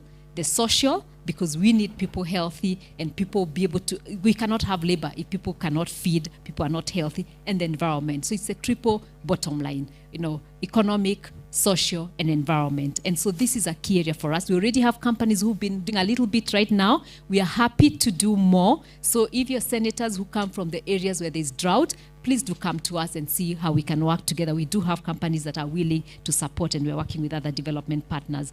On waste management, karibu sana. On waste management, I mentioned that we do have the bill in place now on waste management. We'll be looking forward to implementing that with yourselves. Again, we'll go into the details of that. So in the interest of time, all I'm saying, let's engage, let's get into the details of this. And we do have completely, as the senator said, do we have a plan? We do have a plan, and we want to engage you with that so that we grow businesses. Thank you. Thank you so much, Carol, and sorry for hurrying you. I think we look forward for that engagement when it happens. Maureen, final. Well, as you engage, no, I'm just telling you, as you engage with the British High Commission, remember we have KEWOSA, Kenya Women Senate Association, which should be one of the caucuses that you should also look at, has grand ideas that are going to move this nation far. Thank you very much. I'd like us to give a good applause to the panelists. Tafadhalini. And to thank everybody for this wonderful session. And I'm informed we can break for tea, 15 minutes for tea, and then we get back. Who's the chair for the next? Senator Wambua. 15 minutes from now, you can take over. Thank you very much, everybody.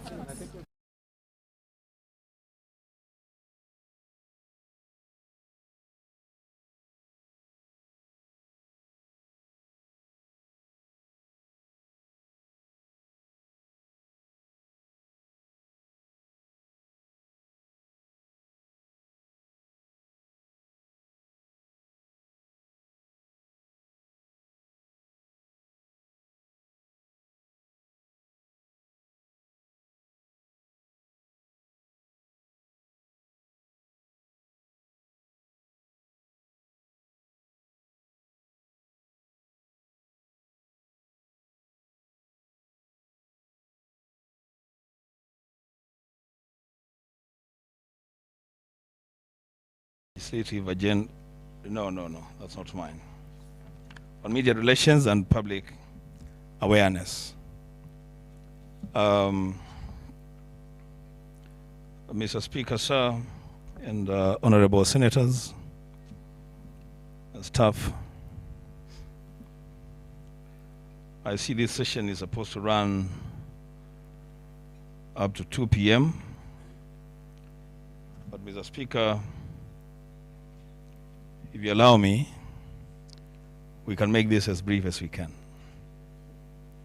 One of my biggest challenges when I joined the media industry was to be given a story of 1,000 words, and you're supposed to edit it and publish it in less than 100 words and communicate.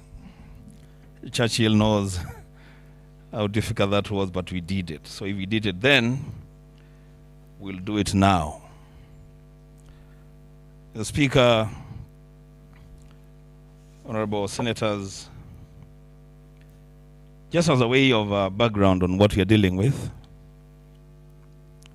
the media subject is always a very important, at times very sensitive subject when it comes to people in positions of leadership. We are no exception. But of course, the role of the media in this country and elsewhere in keeping governments in check, in disseminating information for growth and development, cannot be gainsaid. Way back, very, very way back, in the 1780s, we all remember the story of Thomas Jefferson, writing about the importance of media in society and in government. And he got to a point, he wrote to his delegate and said, if it was left for him to make a choice between government without newspaper or newspapers without government, he would not hesitate to choose the latter. Around the same time, in Europe, remember the concept of the three estates of the realm: the clergy, the nobility, and the commoners. And Edmund Burke, the greatest statesman of the UK, says that there are three estates in Parliament, but in the reporters' gallery yonder sits a fourth estate, which is more important than all the other estates. Back home, in our own reality, those of us who have practiced journalism, we know the Bible of journalists, the code of conduct and ethics for the practice of journalism in Kenya, that the media, a free press, is a nation talking to itself. Today, we witness an explosion of media houses taking advantage of an expanded media space and freedom. As legislators, we have a duty, a responsibility to engage with media in every twist and turn, to disseminate information. And that relationship between the media and Parliament specifically is anchored in law. Beginning with Article 34 of the Constitution, that gives freedom of media. Article 35, that speaks to the right of access to information. And Article 118, that speaks to public access and participation in decision-making for growth and development. As legislators, we'll be called upon every now and then to engage with media, and that is why we have this session today, to consider how best, at a very personal level, we can engage with media for personal growth, because that's important. How best we can engage with media for purposes of profiling the Senate, how best we can engage with media for purposes of making a contribution to the growth and development of our country. We are all, and I like making this statement every time I get an opportunity, we are all in government, all of us who are here, all senators, we are all in government.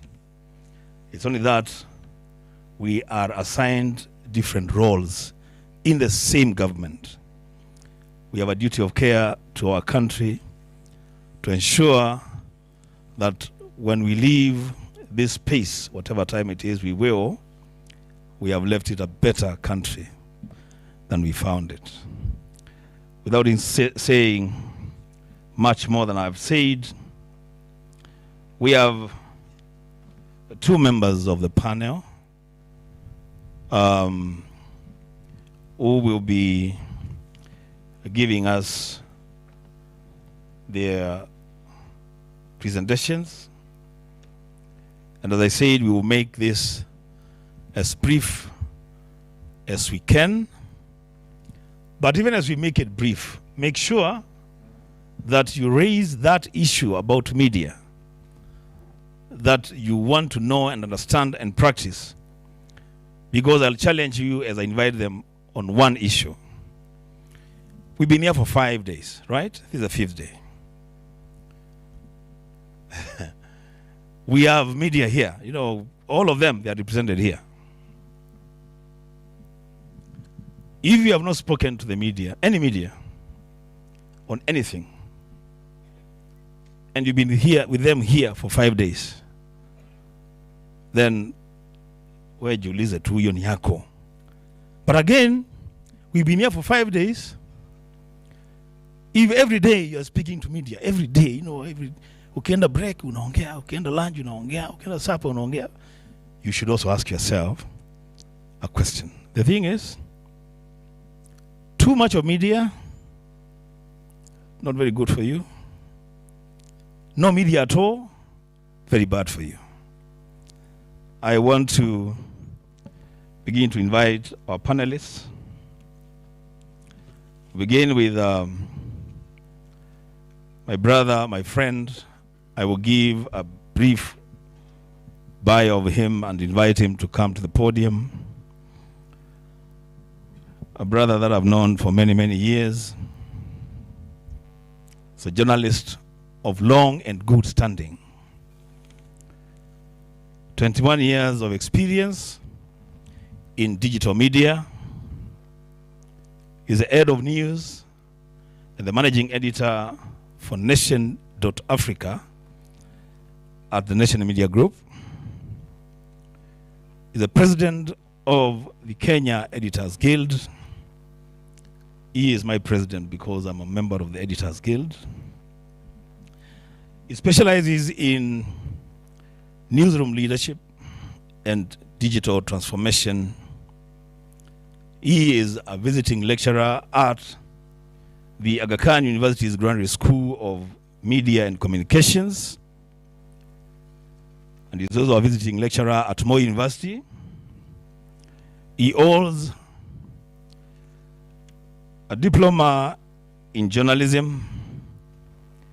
He holds a Bachelor of Science degree in communications and public relations from Moi University. He holds a Master of Science degree in communication studies from Moi University. And he is currently pursuing an MBA at the Strathmore University. Mr. Speaker, honorable senators, kindly join me in inviting to the podium Mr. Churchill Otieno. Karibu sana.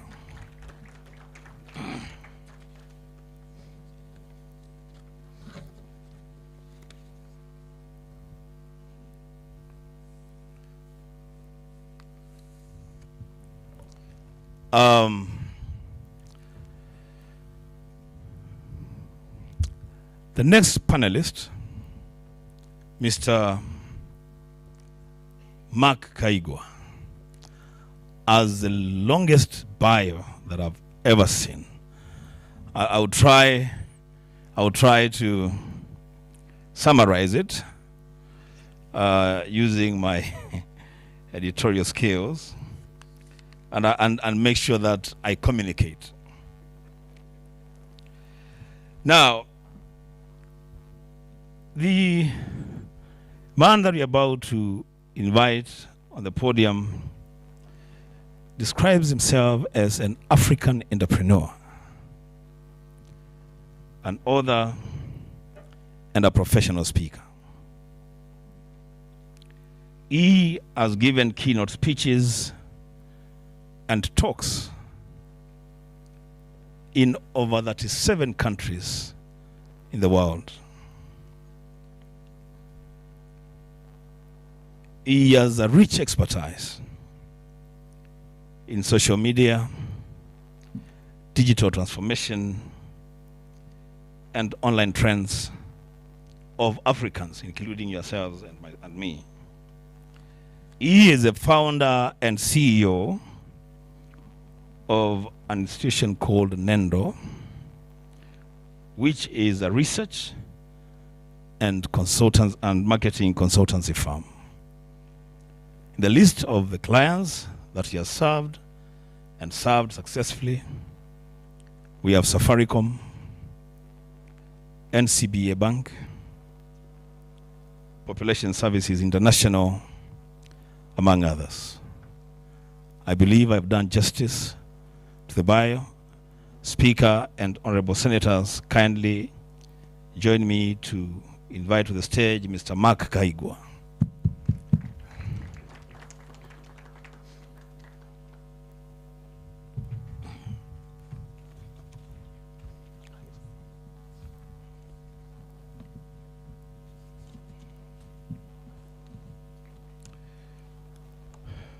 Karibu sana panelists, Speaker and honorable senators. Now that you have agreed, we'll keep this short, but still communicate. I want to open the floor for the first presenter, Mr. Churchill Otieno. And as you make your presentation,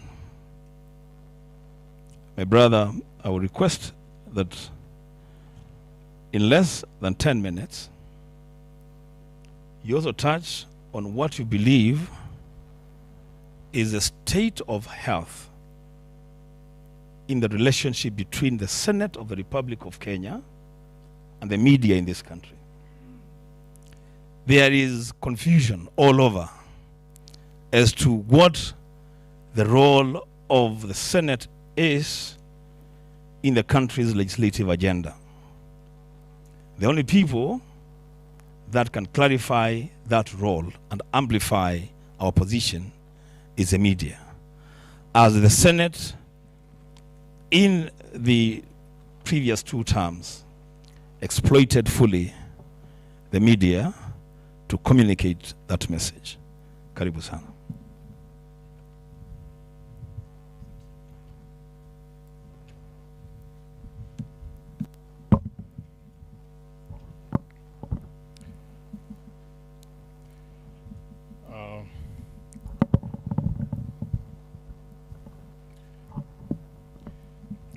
The Right Honorable Amason Kingi, Speaker of the Senate,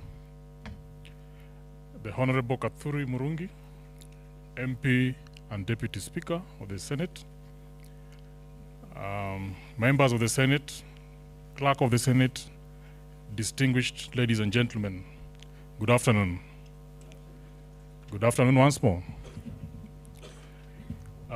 May I first take this opportunity to congratulate all the elected senators, indeed also the nominated ones, and indeed also the Speaker, on your election to the various offices of leadership of our country.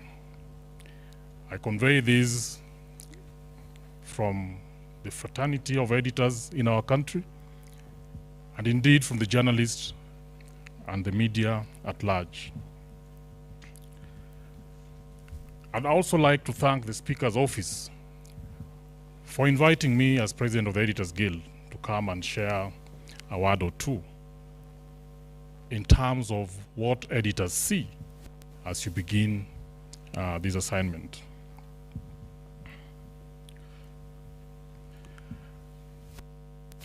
I've been given 10 minutes to go through a number of slides that I prepared. I think Senator Wambua, knowing what editors do, he made sure that he draws the rules that first demands that I drop my slides, which I've already done. And I'll proceed to just highlight some salient points that I prepared to share with you this morning, this afternoon. But I do that with a lot of confidence. Confidence because I know that the Senate and the media, especially the Senate and editors, have since developed a tradition that every year we find 1 or 2 days to go into a lot of detail in terms of how each of our entities, each of our fraternities deliver for the people of Kenya. So, Mr. Speaker, sir, I hope that that's a tradition that we can continue with, and that sometime later this year or next year, we might find that time. I can come with all the senior editors and we get a chance to look at some of the issues that we'll touch on today. Mr. Speaker, sir, ladies and gentlemen, the Kenya Editors Guild is a professional association of editors in Kenyan newsrooms, whose focus ideally is in 4 areas.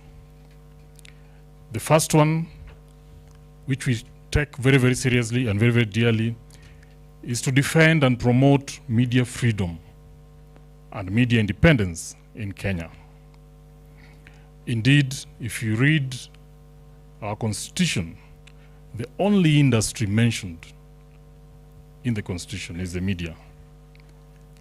And I want to believe that you share with me in accepting that the media is critical for the health of our democracy. And we'd like to invite you to help us in defending the independence of the media. And on that score, allow me to pick out one senator for celebration and acknowledgement from the media of Kenya. This senator happened to have been a legislator previously, and when media issues came to the floor, when media came to parliament to fight for his freedom, this senator stood with journalists, stood with the media. Senator Sotsi, the media is grateful.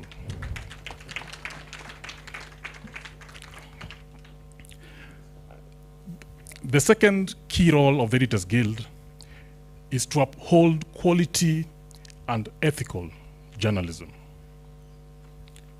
That as we send out reporters as editors, and as they bring back stories to us, and we make judgment on how those stories are handled and published, that we do it with one lens, the lens of the public interest.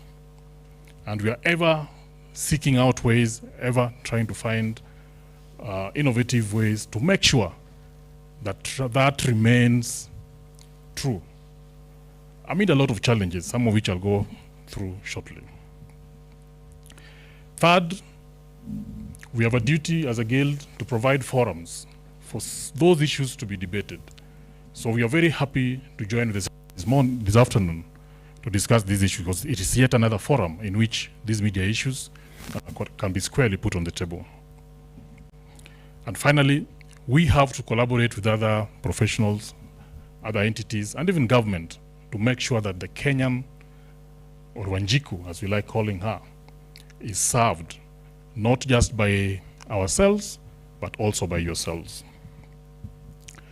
But as we move on, allow me to share what I want to believe should be the shared understanding of what journalism is, because journalism is at the core of media. And the one media person that you are going to interact with, if you are going to interact with the media at all, is going to be a journalist. So it is just important that we indeed understand each other in terms of what the mandate of that journalist is. The number one mandate that any news journalist lives to serve is the timely distribution of verifiable information on matters of public interest. Timely distribution of verifiable information on matters of public interest. And as we wake up every morning, as we push our journalists, that's the number one goal we try to get to. The number two goal is to create a platform for the public to debate issues and matters of interest to themselves. And the number three goal is to hold power and privilege accountable. Not to us, but accountable to the public. So in that framing, in each of those three levels, ladies and gentlemen, I'd like to suggest that there is a role for the senator. Things stand out for me. The first is what Senator Wambua alluded to. A debate that has been raging for 10 years now.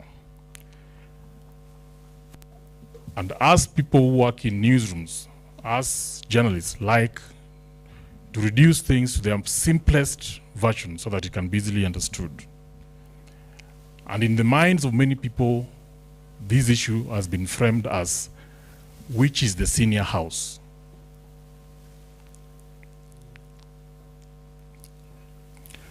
But today I dare ask, should it matter? Should that question be derived from law, or should it be derived from practice? So is it something that the Constitution donates, or is it something that senators themselves, by practice, is it space that you reach out and own, or is it something that is donated to you by a different entity, a different document? And I also like to suggest that there is acknowledgement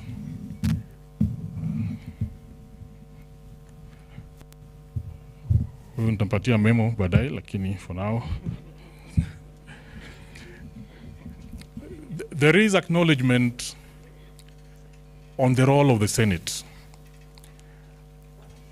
And if anybody doubted, that acknowledgement has been delivered by Kenyans loud and clear in the recent elections. Indeed, that acknowledgement suggests what the core and the soul and the main pillar of our Constitution is. But I'll get there shortly. I'll also share with you fairly quickly, in terms of an overview, what the media ecosystem is, so that you can see the different parts of the media and how they interact and how they play. But we must also speak to the reality in the world today, infodemia. But I'm happy Mark is here. He's a high priest of infodemia, so I'll let him deal with a lot of that. But then there are also questions around media regulation, because as Senator Wambua said, the media is the fourth arm of government. And then finally, there's a whole question how each and every senator shows up in those various levels of media. Mr. Speaker, sir, ladies and gentlemen, as we sit here today, there are more than 200 radio stations in our country, most of them broadcasting away from Nairobi, and also broadcasting in vernacular, which means they're speaking emotionally to our people. There are 135 TV stations, most of them on the digital platforms, many of which I'm sure we don't know. There are 4 daily newspapers. I want to believe many of us know them. We have 1 weekly. There are more than 100 print publications. There are thousands of blogs and vlogs, and millions of Kenyans are on social media. So put simply, that is the media we are talking about. 5 minutes. So in that media, there's always the question of how does the Senate appear? How does the Senate look? And if you read the Constitution, I think 4 things come out how the Senate should appear. Assuming that we've accepted that the Senate is a protector of devolution. The first one, the Constitution makes a big deal of access to information for the public.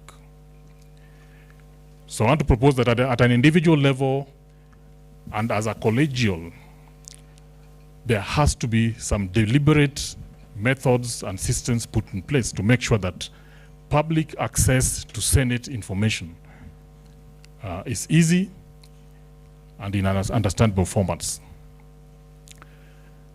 The second notion that we draw from the Constitution is the rights of communities to participate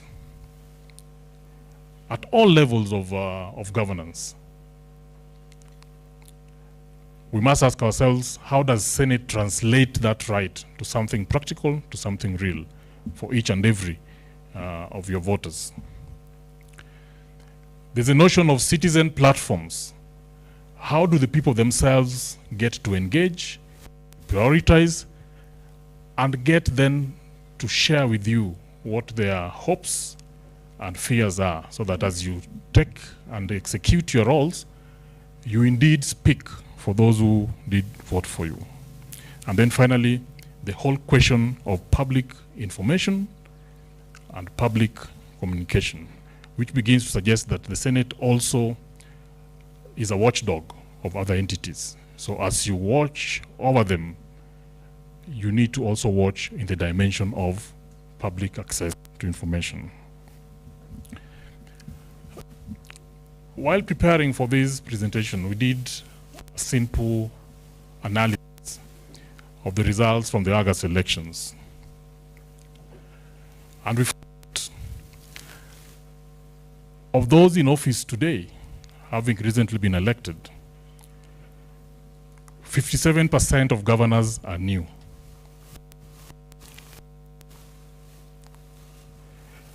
55% of senators are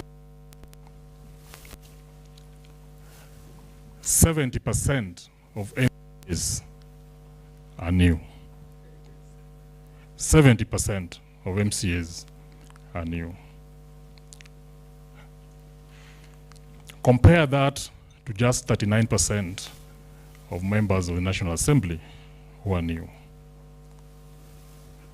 Kenyans have spoken loud and clear. Indeed, one might choose to even analyze how Kenyan participated in the presidential elections in 2007, 2013, 2017, and 2022. All of them contested presidential elections. But the attitude and participation of the ordinary voter is very, very different this year compared to previous years. Ladies and gentlemen, my hypothesis is that devolution is no longer a child. It's grown up, and Kenyans have paid attention and are taking very, very keen interest. And more, they are unforgiving in terms of performance for them, if the story of MCS is anything to go by. A few key issues that we pick from the performance of the last Senate. One is oversight. A synthesis of the reports from the Senate showed that a lot of the oversight is informed by the auditor reports. A question that we may ask is there a way to find other complementary sources of data to help you do that, that duty?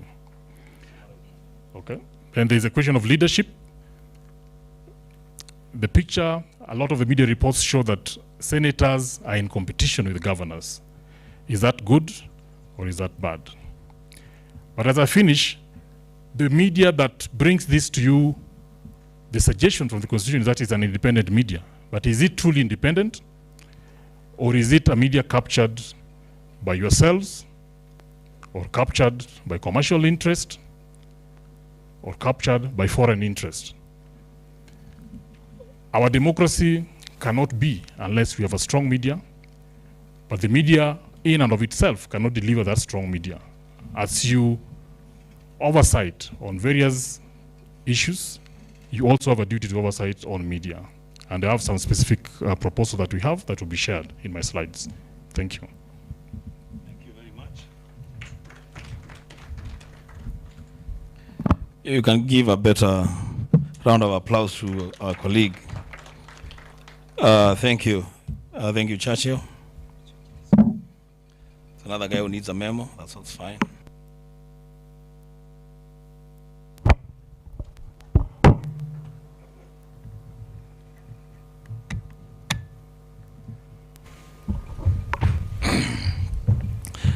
Thank you very much. That's much better. So we'll be going to Mark. But Mark, before we come to you, and because you are an author, so I will challenge you in your presentation with the words of a fellow author, Roger Bannister, the man who wrote the 4-minute mile. And he said, in the African savannah, the gazelle, every morning that it wakes up, it must run faster than the fastest lion. Otherwise, it will die. In the same savannah, when the lion wakes up, it knows that it must run faster than the slowest gazelle, otherwise it will starve. And he concludes by saying, if you're in Africa, whether you're a gazelle or a lion, if you wake up, you must run. In our context, we have a race of 5 years starting this month for these senators. Whether they are gazelles or they are lions, there's a race for them to cover. In their relationship with media, with state, and with non-state actors, what would your advice be for their visibility and their survival? Karibu sana Mr. Mark.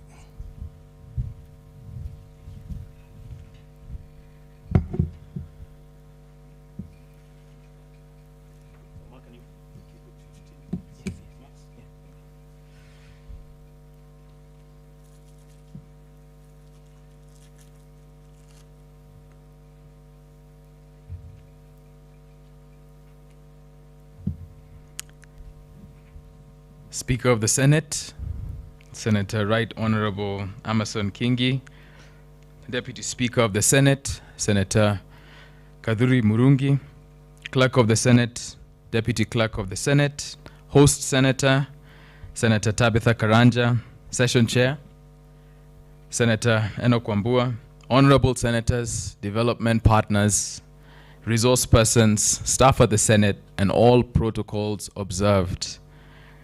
Ladies and gentlemen, good afternoon.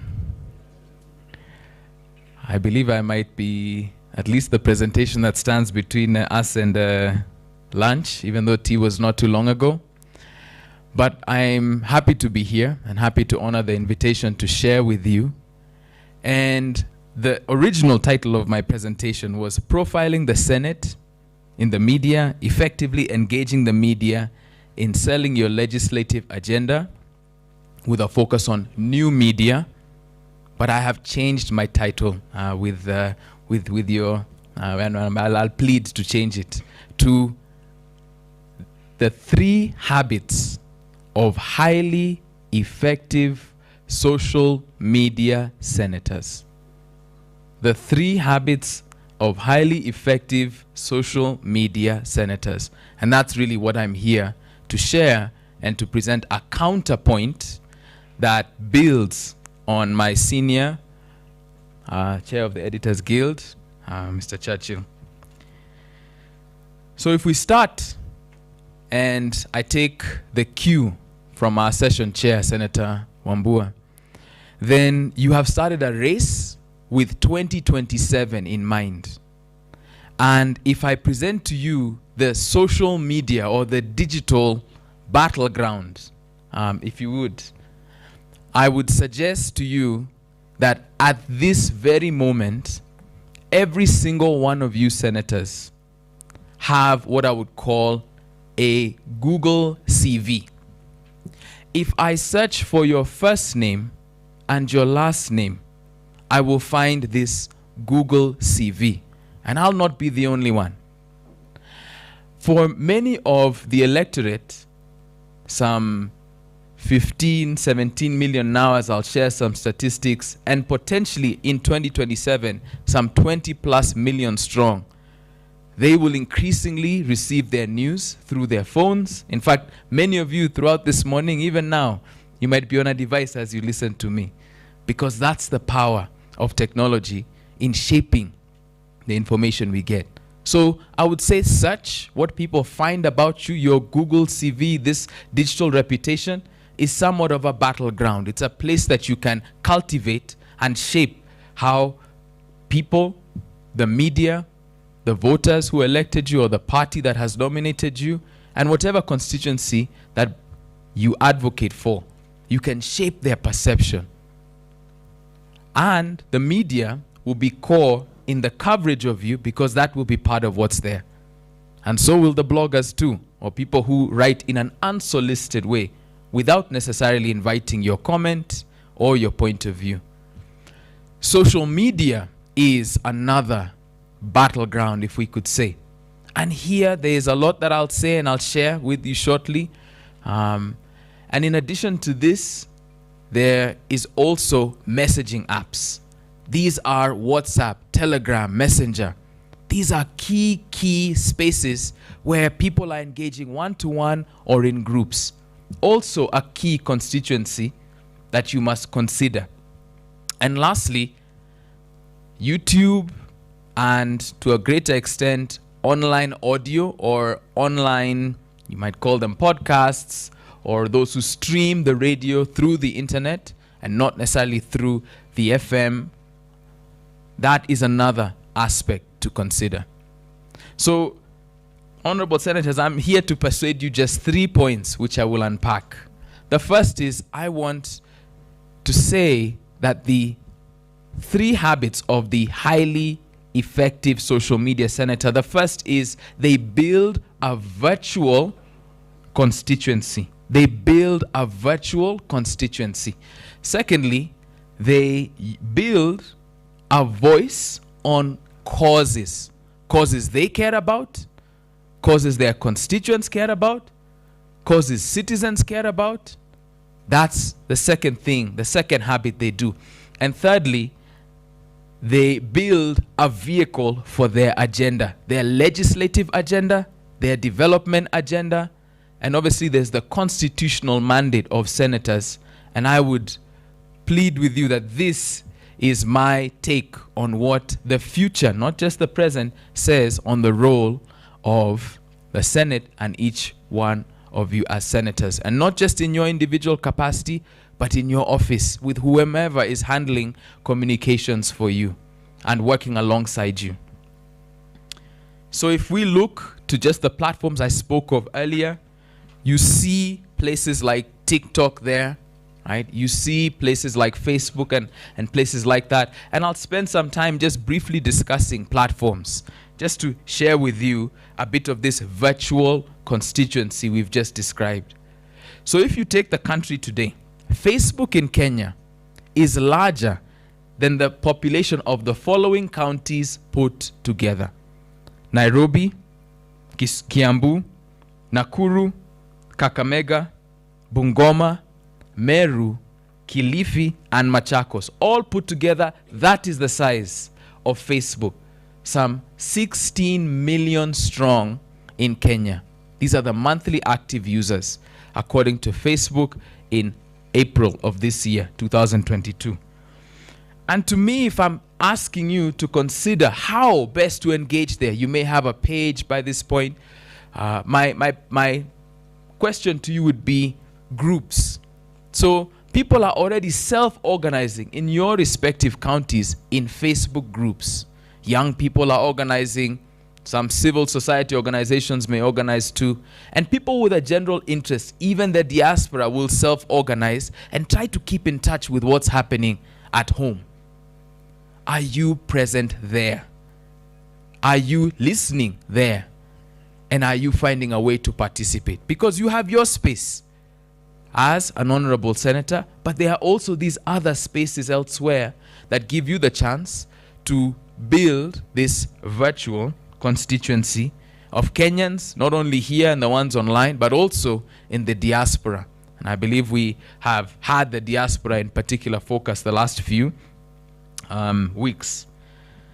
Now, if I can tell you about WhatsApp for a brief moment. If we take WhatsApp, that is also a key platform. For many of us, it was critical in the campaign. You mobilized, organized, strategized, and informed your teams and many people on the ground through WhatsApp. Don't neglect it, continue to use it, whether it's the status or whatever aspect you want to use to reach and engage people there. And it's great that now there's about 512 people that you can add to a group, maybe for better and for worse, because maybe many of us might have many groups on mute at this point, now that you have arrived in the Senate. Kenyans on Twitter, I don't know what to say about them, but they are one of the most tricky, right? They can be quite cynical, they can be very sarcastic, they can be very antagonistic, if I could say that. Some would say that this is the most negative of the social networks. It's hard to get a compliment or a comment. Generally, you may get complaints. That's quite likely. But Kenyans on Twitter have quite a lot of sway, and a lot of journalists are on Twitter as a platform. And they spend time there. And that's why for some of you senators, you might attest that even a tweet you send, not directed at anyone in particular, ends up being a news story elsewhere or being covered in the mainstream media. And you might not have intended it to be so. You didn't write it as a press statement or press release, and yet it is carried on a national broadcast as a statement of fact coming from yourself. Some of you might struggle also with impersonators, and I think now as elected officials, I can't speak for any of the platforms, but I know they are working to try to ensure that verification takes place, to make sure that your profile is you and represents you, and you're not misrepresented there online. You have an electorate who has chosen you, and ultimately they are voters in that constituency where you represent, or if you're nominated, you may pick and choose or take the national stage. But ultimately there's people who want to follow you. So when I speak about building a virtual constituency, this is the idea. I want to speak just briefly with the slides about what Kenyans do with their mobile data. And the idea here is, this is irrespective of whether they engage in anything political. My team and I did some research a few years ago and published this in 2019. If you give an everyday person 100 megabytes or 100 gigabytes, meaning if you take the quote that's here, mobile data or megabytes are as important a currency as cash or airtime or mobile money, because people spend their megabytes in different places online. The first thing they do is they search. They search using Google. They search using Android phones. That's the preeminent way they interact. Secondly, sports. Not just watching and viewing and interacting with football and other sports, but sports betting in particular, because in the last 10 years, 3 out of the 5 most Googled words are either sports betting companies for 2 of them, or 1 is an actual, I guess, way of keeping up with your sports bet in a way. So while this is understated, it is a massive national pastime that a lot of people spend their data and their time and attention on. The third is social media. I'll speak briefly about that as I seek to bring my remarks to a close shortly. The other one, no one likes to talk about this, but adult websites are also there and ranked quite high. It's like that in almost every country we've seen across Africa. And the last one is stories. So YouTube and generally with content, people following you, and as I'll come to say just now, seeking out your voice and your views on current affairs or county affairs or whatever it is you have decided to speak on. So if we just take a quick way of speaking to the virtual constituency here, for me, as I've said, for Facebook, the emphasis here is on exploring groups. On WhatsApp, it's similar. It's what ways will you use groups to shape your message or reach constituents and engage them. And then ultimately for somewhere like Twitter, even though there might be a couple arrows sent your way, it's to get on there and just slowly start to build up this virtual constituency, as some of your other colleagues in the Senate have done over the last few years and continue to do. If we look now towards your voice, lending your voice for causes, the second habit of highly effective social media senators, here what I would say is that you have this opportunity to now speak and drive key points and your individual perspective. So do you want to keep it to strictly the law, or do you want to speak and advocate on behalf of a particular segment of people, either in your constituency or one who you don't feel is being spoken for? That voice of yours matters, and people are waiting to hear from you and want you to get more familiar with speaking. Now, I know that in this room there'll be perhaps 3 types of senators I'm speaking to.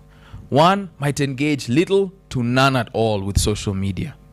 Right? The second might interact a little to moderately, and possibly through someone employed on your communications team or in your office. And then there are those who basically will frequently engage and directly engage by themselves. And this is all a learning opportunity for you to look and learn from the senators around you and figure out your voice for the causes that you care about, for the constituents that you want to build online. And I think for me, in summing this up, I would say that you want to show what you care about. And this is where you just decide what you want to share as concerns and areas that you'll focus on. You want to speak to matters of your county, ultimately, especially if you've been elected by voters there. And then lastly, regardless of whether nominated or elected, you want to engage with citizens online and build up your virtual constituency and learn to find your voice over time, whether you're having things ghost written for you or you are doing this by yourself and engaging directly. Try it out and see how far you get. Last but not least is a vehicle for your agenda. The third habit of highly effective senators is building social media as a vehicle for your legislative agenda. So for here, ultimately, there's a question on your role. How do you see your role? What are your priorities? Right? Because you get the chance to advocate for people, and you can choose a legislative focus or an area of interest. Is it small or medium-sized businesses? Is it food security, agriculture, water and sanitation, peace and security, right? Education, healthcare, the youth? You get the chance to choose that. And you take your role now to then say and tell people either what you'll do or even sum up what you're learning here. As session chair had said, we have 5 days that we've spent here. How are you synthesizing what you're learning and perhaps sending a message back of the parts that are standing out to you the most and what you're most keen to learn and to bring back to the voters that elected you and to the party and the constituency that has brought you here? Secondly, your party. We have to recognize that you may want to affirm what your party leader is saying. You may want to echo the party's position, or you meant to bring your own individual perspective. And thirdly, the people. How can you build online public participation on social media? Yes, you will receive negative comments. Prepare for that. And you don't have to respond to them all, but being present there matters to people, that you're accessible. So to sum this up, for me, it's As I said at the top, the 3 habits of highly effective senators. One is build your virtual constituency now and all the way to 2027. And you might not be somebody who uses TikTok much, but there will be a lot more voters by 2027 who will. And it's your choice what level of engagement you choose to have there. Facebook is the preeminent one now. Twitter is a very influential one, but TikTok is the fastest growing, just as an example. And you can get help and support to build this. Secondly, your voice on causes. What do you care about, and what do the people who elected you or nominated you care about? What will you speak on? And lastly, what's the vehicle for your legislative or development agenda? Chronicle your journey. And for me, I'm quite keen to see, in a year's time, who amongst you will have done the opportunity to build this and be known online or simplify the work of the Senate. Those are opportunities available to you. So I have a quote to end. It's not too different from Senator Ambua here, and it's from John Maynard Keynes, where the difficulty lies not in new ideas, but escaping the old ones. So I'll leave you with that and appreciate you for the opportunity. Thank you.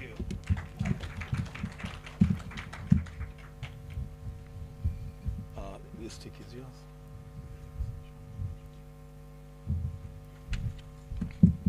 yours. Can we kindly applaud him better? Thank you. 3 habits of a highly effective digital senator. Create a virtual constituency, provide a voice for a cause, build a vehicle for your legislative agenda. More or less borrowing from the 7 habits of a highly effective leader or manager. And I like the first one where you started, beginning with the end in mind. Ladies and gentlemen, Churchill has also challenged us, engage, engage, engage. Make use of the existing relationship between the Kenya Editors Guild and the Senate to profile yourself and profile the Senate. And lastly, your story and the story of the Senate must be told by you, not other people. In life, I've come to believe if you don't define yourself, you will be profiled by other people. And it is the profiling that will stick. We have done well on this side. You told us to keep it short, but communicate and sweet. I think on this side, we've kept it short and sweet. Now we want to see how you're going to do with what you want. Remember what the minister said yesterday. You want quality service, but you don't want to pay taxes, and you don't want government to borrow. You people, you want us to save time, so the ball is on this side. We'll take 2 quick and sweet comments or questions from here, another 2 from here, and 2 from there. And we will stop there. Can we begin here? Senator here. After this one, anyone else on this side? Senator Karanja. That's it for that side. And guys, in this side, you have kept it very well. Gender parity. Thank you very much, Session Chair. Let me compliment the panelists for job well done. Mark Kaigo, I think I've learned a lot. I will create and see how best I can do as I look forward to 2027. The panelists are requesting that you introduce yourself. Sorry, thank you. To know you, sure. Thank you very much. My name is Hilary Sige, Senator for Bomet County. My question is directly to Churchill. In your comments, the last session, you said that there is, from the media, a competition between the senators and the governors. That is largely what I got. From the previous presentations we have had, and this being a legislative house, the governors are executive. the previous presenters whom we had in our first and second day were of the view that there's largely competition between the National Assembly and the Senate for obvious reasons. But then you've added a commentary to the effect that there is competition between senators and governors in as far as the media is concerned. I believe that is so. Now, in terms of the roles of the two bodies, how would it be then that the media is picking that to be that there exists a competition? And two, the oversight, where you picked that from the media perspective, largely it is obtained from the Auditor General's report. Is there another way in which we can also enhance, from the media perspective, the oversight role of the Senate? Thank you very much. Thank you. Keep it short and sweet. Senator Karanja, Tabitha. Yeah. Tabitha Kiroche, Senator Nakuru County. Mine is just maybe a question. Another one is maybe I start with what I have seen in the media industry and what I remember about the 10-year of the Jubilee government is that cartoon of having the media people go to State House and given the flower. And true to the fact, it ended that way. For the 10 years, I think that flower, 2 years, 10 years, it was the same. And knowing what media is, their space they need to take, how does it feel when you know that the 10 years has ended and you've not done your part? Mine, I got into the Facebook just the other day when I came to the politics. But what surprises me is the people who have been there before. So you could say something, you just say something somewhere. Then you are in the TikTok, but the first people to call you, they try, don't comment. So you get confused. So I need you to advise me. Because I feel the fire to get out there and explain myself. Right. But now I'm like controlled by everyone all over. Don't comment. Have you seen your trading? Don't comment. So I think I would want to know that so that I know where to comment and know no to it. Thank you. Thank you. You become a victim of your own success. Okay. A speaker. Thank you, Mr. Speaker.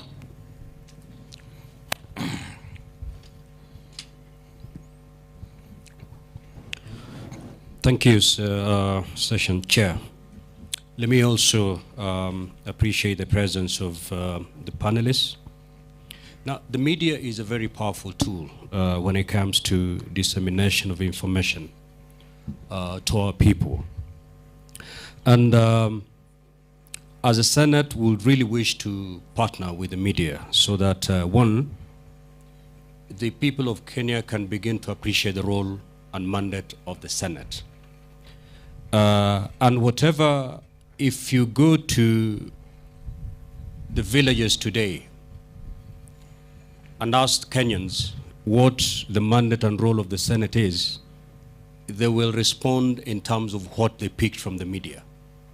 And that's why I feel the media is such a powerful tool in terms of shaping the understanding of the ordinary Kenyans about the role and mandate of the Senate. My biggest concern is when then the media that is so powerful takes distorted information to the Kenyans, because that will inform the understanding of our role. I'll give you a case in point. The first day we came here, the first session after the opening session was on the mandate and functions of the Senate. The mandate and function of the Senate is drawn from the supreme law of the land, that is the Constitution. And one of those functions is actually oversight. And the question that was being discussed is how then do you offer effective oversight as a senator? How do you get facilitated in your office? Or how do the office of the senator get facilitated so that you discharge that constitutional responsibility? Now, I was watching news yesterday, And what I saw, the headline was House of Greed. That was the headline that was in the news.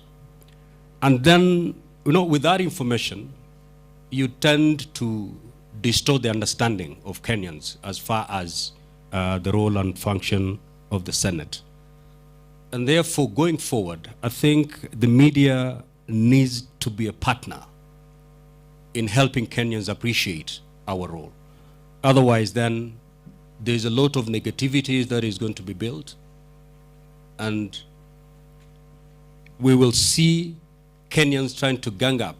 Instead of supporting the Senate or the National Assembly, they will gang up basically to fight an organ that was created for to fight for them. And therefore, my plea to the media, I know that good news doesn't sell.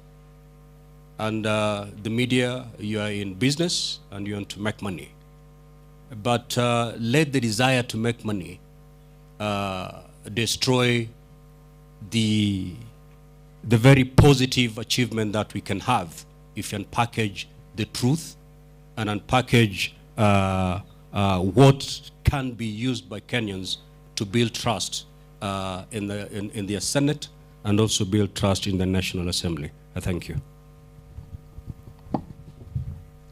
Thank you very much, Mr. Speaker.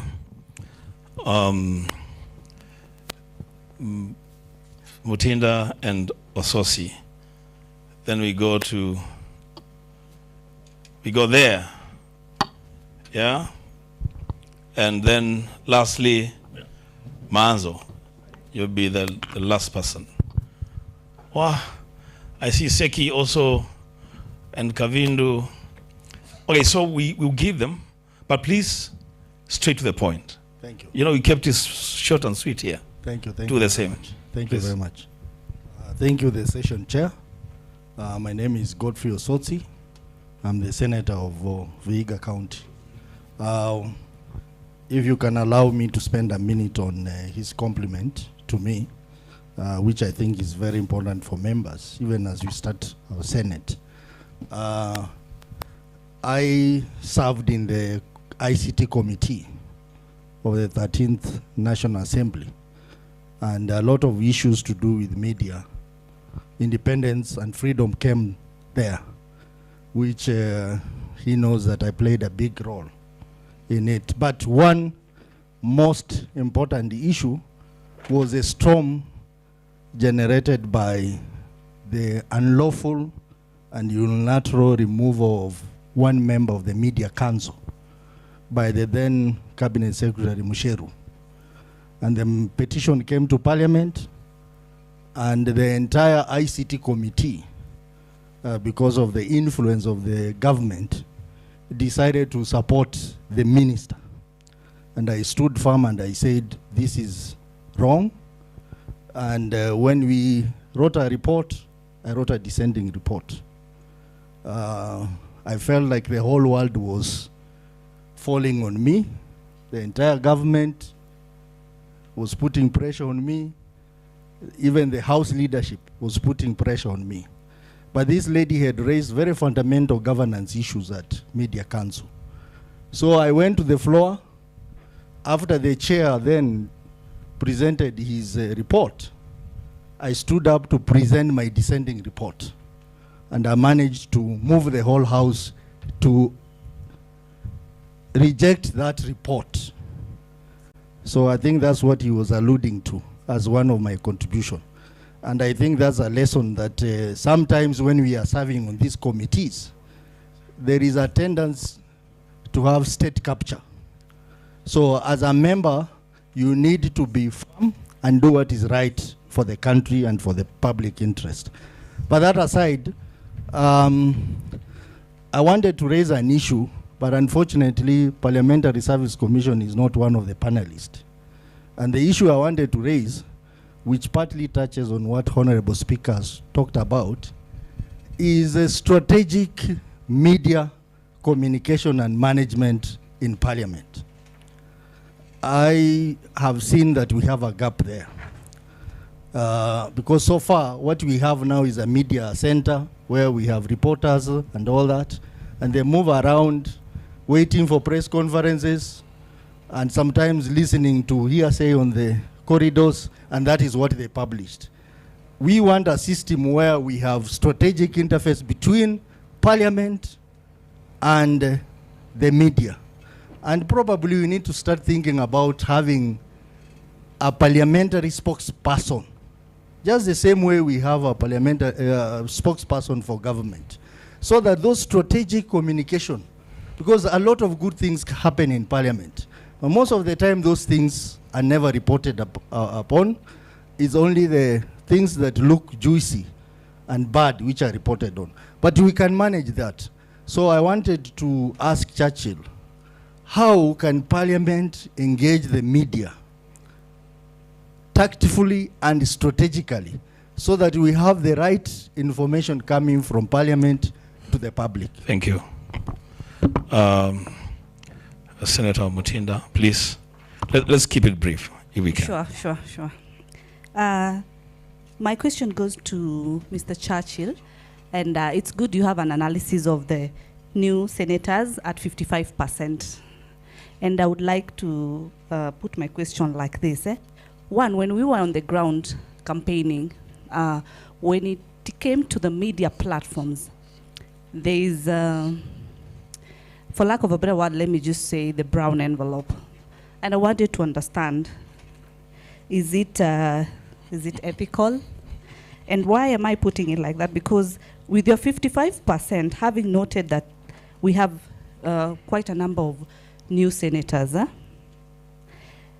platform is normally given, especially to the female, when there's normally a scandal. That is when you want to take it up. But at this particular new moment, new start, what openings and how are you opening up that? Are we still going to follow the brown thing that I've mentioned, or it's going just to be balanced and open? Thank you. Thank you. Senator Asige, take the microphone to her. That brown envelope thing is as old as journalism, so. Thank you so much. Senator Crystal Asige, I'm representing people with disabilities and special interest groups. My first question is to Churchill. Many people don't know this about me, but I actually studied in the UK, in Bristol. I'm also a media professional. And after my studies, after my degree, I worked at BBC in Bristol from 2011. So I feel like we're colleagues in that way as well. One thing that I learned at BBC News is, apart from what you said, Mr. Churchill, about quality journalism and ethical journalism, we also learned integrity and impartiality. And I feel as though people with disabilities are not represented at all well in media in Kenya. Our narrative is either inspirational or warrior, and there's nothing in the middle that actually represents us well. And my question to you at the Guild is, how can journalists stop being lackadaisical about their writing stories, but actually find stories that are away from these two extremes? Because there is much more that is interesting about me than my visual impairment. And also to you, Churchill, representation. You said media has been fighting for independence and freedom, just like us actually in the disabled community. We are fighting for freedom from these stories that are on screen and on radio.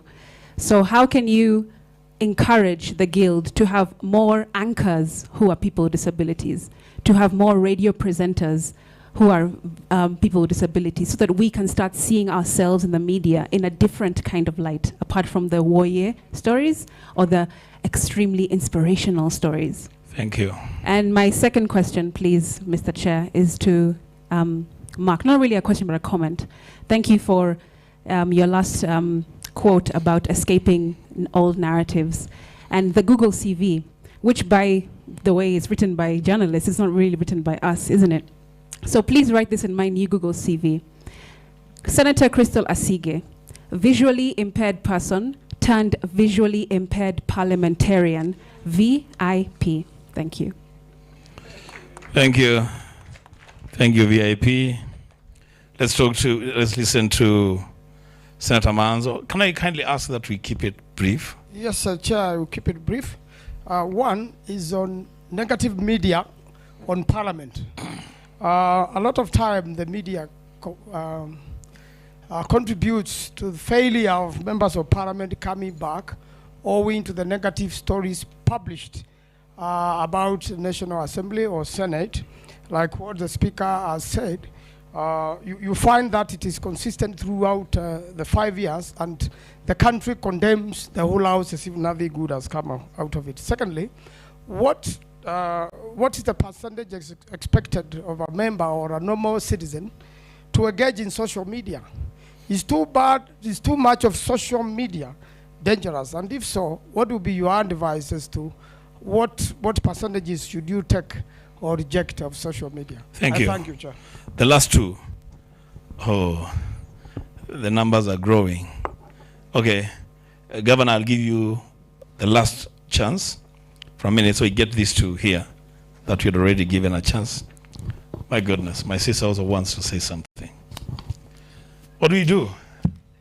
My name is Senator Agnes Kavindu Mudhama from Machakos County. To both of you media people, thank you for your presentation. But it is said that media can build you or can destroy you. How true is this? And if it is true, can I ask, or may I ask, that you go on the way of building the people more than destroying?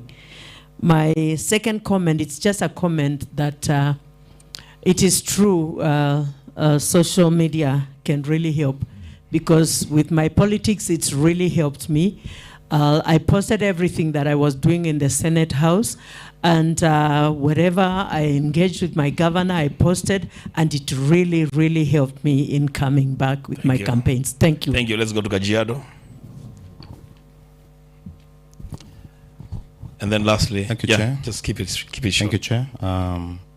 This is to Churchill. Want to understand much more about independence and freedom of media, particularly not really on your area, but again on the issues concerning particularly what happened even in the previous elections, where we found that media almost went to one side. It was almost one-sided media across board. We really want to understand why and how can we really help as Senate to make sure that you try to be neutral all the time. Because what we've really realized, Kenya Kwanza, I'm sorry to say this, was almost in a very trouble to shoot and even be seen on their engagement. We really need to understand as the Senate, how can we really help you so that at least that independence and freedom can be realized in Kenya. Thank you. Thank you. Speaker, protect me from Senator Maina. She is saying that I need to confirm. She is confirming something. For the avoidance of doubt, and this from a journalist, all private media houses have a right to choose a political direction. The only media house that can never be allowed to take sides is a state-sponsored media house. For the avoidance of doubt, let's hear Senator. Now there are interests. No. We'll finish with Senator Madago. Thank you. Thank you very much. Actually, picking up from where you have said, I was going to ask Churchill that to the run-up of the election, we saw how the media was behaving across the coalitions, but that's not my problem. There are journalists who would want to be fair in their reporting, but they are caught in between the interests of the media owner and ethical journalist practice and expectation. How do you help such journalists to be able to execute their work without losing their jobs? Because we know some of them have run into trouble. for going in a direction probably the media owner doesn't like. Number two is follow up on what my honorable speaker has said. I've been a governor, and what worries us is the headlines that are normally popped up by the media. But when you scrutinize, it's just about one paragraph, but doesn't have the details of what the headline is saying. So sometimes these kind of headlines really cannot support or bring us as partners. From where I sit, I used to think that the Senate is enjoying all the media publicity to bash governors. I'm surprised we are in the same circle. We also need publicity. So probably this time around, we need to engage and see how we can partner and make sure we bring out the fair view of the representation and the works of the Senate and the National Assembly. I just looked at the headline today and I said, surely, what is the purpose of a commission if it cannot engage with the people they are serving? Thank you. So how do you call engagement greed? You know, and by that definition. So I think we also have to really be fair. And my friend Senator Osotsi, when we take a position on the media on some of the things they do, I hope you'll support us. Thank you. Speaker, honorable senators, what is eating you, Senator Ojienda? Can you make it very small? Very, very small. Yes. Small. Chair, I just want to, and I'm sure Churchill probably will not tell us this, I do not know whether the media has the ability to track bills right from the time they originate from either committees or caucuses to the time they become bills in the House and then eventually law, so that we have some positive report, because that is the only way that you can talk about engagement that is fruitful and that will build Senate, and that will also build the National Assembly if at all the bill originates from the National Assembly to the House. So I think that is my contribution, that let us move in that direction as opposed to these stories that we read of House of Greed, which are perspectives that have nothing to do with the substance of what we discuss. Thank you. Thank you. I'll actually just comment on what you have said. I believe, Clerk, we have a tracking mechanism in the Senate for bills. So media will just need to go and plug that and report. Ladies and gentlemen, we have to stop there. I want to invite our panelists, each one of you, 5 minutes, condense your thoughts, respond. Let's do this thing. We'll start with Churchill. You want to go first? Sure.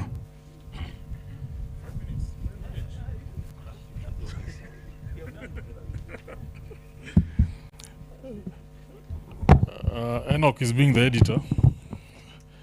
I'll try do this in 5 minutes, but first appreciate the very robust feedback, and just encourage all of us that this feedback should not wait for Sawela once in 5 years. Let's find ways to bring it and bring it constantly. Every single newsroom in Kenya, the first thing they do every morning is a postmortem of their reporting of the previous 24 hours. So be encouraged to please bring through that feedback, because it just helps us to enrich the work that we do.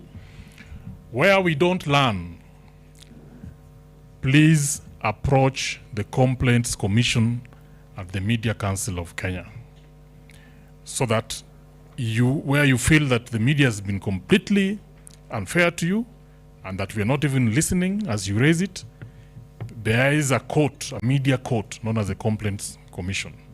Approach it, and they try to adjudicate these matters fairly quickly.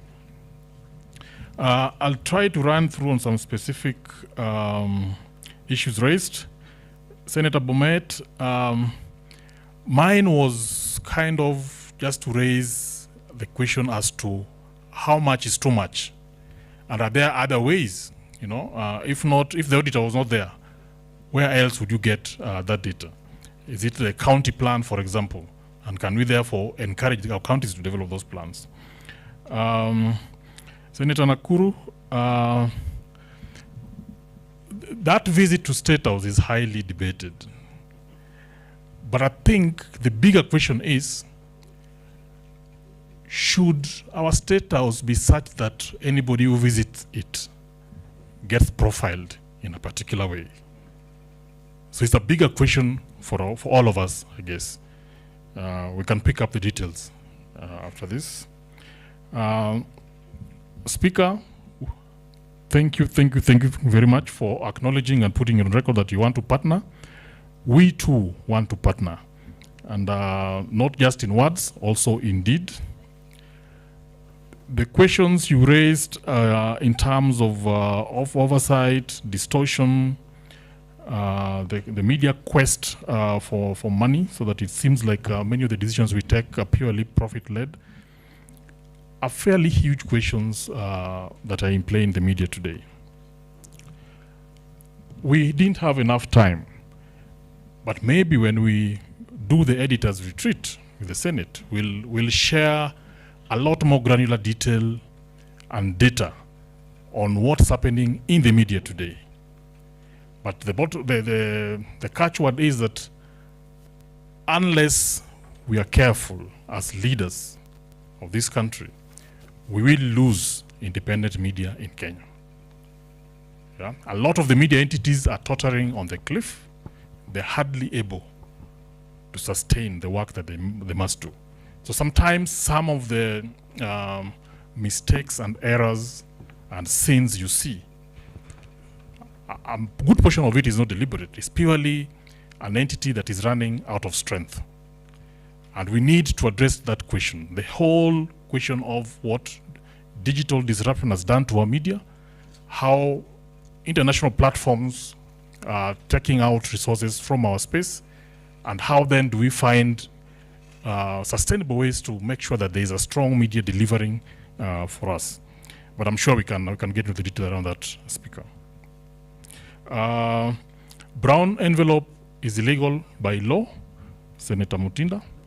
And where you have that evidence, I want to offer here that the Guild is willing to work with you so that you help us. I'm told it's no longer just envelopes, that envelopes might be for the people, journalists in Mashinani. Those in Nairobi are taking briefcases. We have to work together to deal with that. Something Senator Sotsi said about strategic media communications, I think answers a lot of the questions that we raised, including the question my senator raised, Senator Ojienda. The legislative agenda of the Senate is something that is deliberated by these leaders in a variety of ways, and also in your committees, so that no matter ever shows up on the floor as a surprise. The question then becomes, what measures are put in place to make sure that the reporters and the editors will be ready with some background briefing, for example, prior to that debate? A lot of people are doing that today. And I'm sure we can work together to find ways to make sure that we empower our people. I just conclude. I hope I've covered all of them, and where I haven't, I'm happy to engage. Thank you. Simpigie Churchill makofi kidogo tafadhali. Mark, you said you can do this in 2 minutes? Thank you for the questions. I think the bulk of them are to Churchill, but I'll speak to at least the few that were shared with my reference. So I think Senator Karanja, you had mentioned about Facebook and the dilemma of when do you speak and when do you defend yourself or provide your point of view as a matter for the public record. So I would say that in the business world, I understand you had probably PR and corporate communications professionals surrounding you, and it can be an emotive issue, especially when people are trying to goad you into saying something back or to defending yourself when people cast aspersions on your character or make claims about you. Obviously, if it's a matter in court, that one you're sort of gagged or it's the best advice to be quiet. There are other times where what public relations professionals are counting on is Kenyans to be somewhat, I don't say fully, but somewhat forgetful, if not forgiving, in the long run. That there are so many stories, there are so many Twitter trending topics that eventually it will subside. There's only so many inches in the newspaper, only so many minutes of programming that eventually it will subside. And sometimes to speak is to give it life for now another response. Here in the Senate, however, I think this is a place where, and there are several senators, I think, that the last 5 years have been able to establish this virtual constituency. So it's a place where perhaps, and they've made mistakes too, you could argue, some things that a corporate communications professional would say, no, we don't want you to say that. But they have sometimes stood on that ground and, expressed their opinions and, used their freedom of expression. So in this mandate over the 5 years, my encouragement to you would be, it's good that you've joined. And it's for you to find your voice. So it's for you to find what suits you best and to listen to the council around you, because ultimately they know you and they know the voters who have entrusted you with this mandate. So that would be my encouragement to you, and I appreciate you for the comment. I think for Senator Mutinda, you said something, even though it was, I believe, to Churchill. There's a study that we did from January to June using some technology to look at hundreds of thousands of online comments from social media. And we're just looking at how, particularly women, so gender disinformation, women tend to be held to what I'd call an unequal standard on a few measures compared to their male political and public figure counterparts. And that's something I'm willing to share or just to provide for anybody who's interested. Senator Sigi, thank you for the comment. I think the Google CV, my point of view would be, and this is for all of you, I think we have Caroline Guyton here, who was earlier on the panel. So Uzalendo.com will likely come up if it has not already, and will keep its own record of you. I would recommend you engage them, see how you can keep it updated and up to the information you want to be out there. And it will track, I think, your participation in the Senate over time. But the Google CV represents, ultimately you have influence. You have just as much influence as the media and the news do, because it can end up with your website, your Wikipedia page, your social media, and then the news. So you have a degree of influence there. You might not be able to control everything there, I'll tell you now, but you can influence it by deciding to do something about that. And then I think Senator Manzo, you had mentioned one point, and I think for me, if I could mention maybe some, because the question was on how much social media is too much. Now, I think in Kenya, as I pointed out, the limit for how people spend their time online tends to be their megabytes and their mobile data bundles. The moment those run out, they have time, they have the attention, but they do not have the bundles to participate online. And so I think that's something which you could keep tabs on. And then last, I think, but not least, Senator, I think from Kajiado, I think the final point, Session Chair, was in the 2002 election, if you wanted to voice your opinion, you would call KBC, call KTN, call the media, call a press conference, issue a statement, maybe send a fax or a letter. And nowadays, you have 24 hours of unlimited space on your social media profiles to set your agenda. So what you do with that is up to you. Thank you. What you do with that, it's up to you. I think that's a good place to end this session. I want to take this opportunity to thank the panelists. Thank you very much for creating time to share those insights with us. Mr. Speaker, I thank you for being engaged through the session, honorable members and staff. I'm very grateful. I will just conclude by saying two things. One, don't ever forget that today's mainstream media houses, and Churchill has said it, are fighting a serious battle with commercial interests.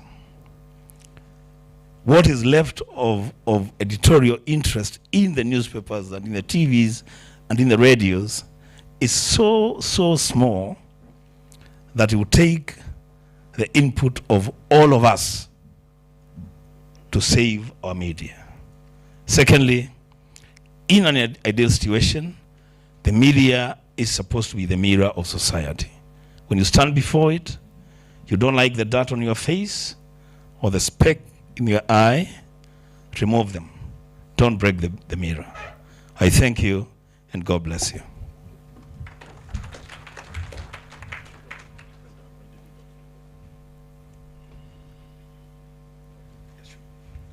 So I think, Clerk, we can move on to the next session so that we finish. Yeah? Clerk, you'll guide us. Thank you.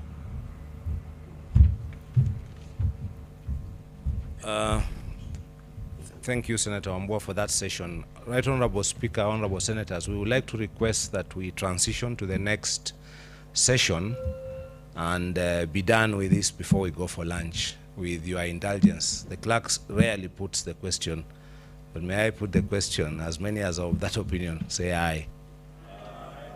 Thank you very much.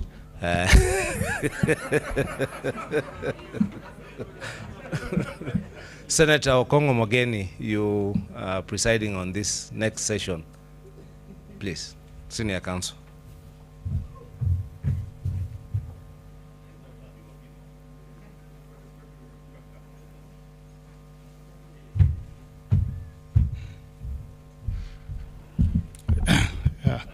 Senator Wambua, at least I'm not the one who put the question. Yeah,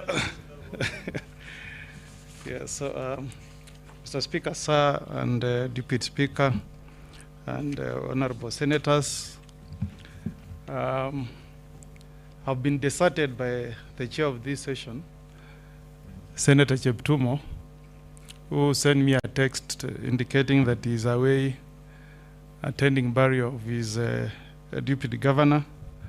So as a lawyer, he requested me to stand in and hold his brief.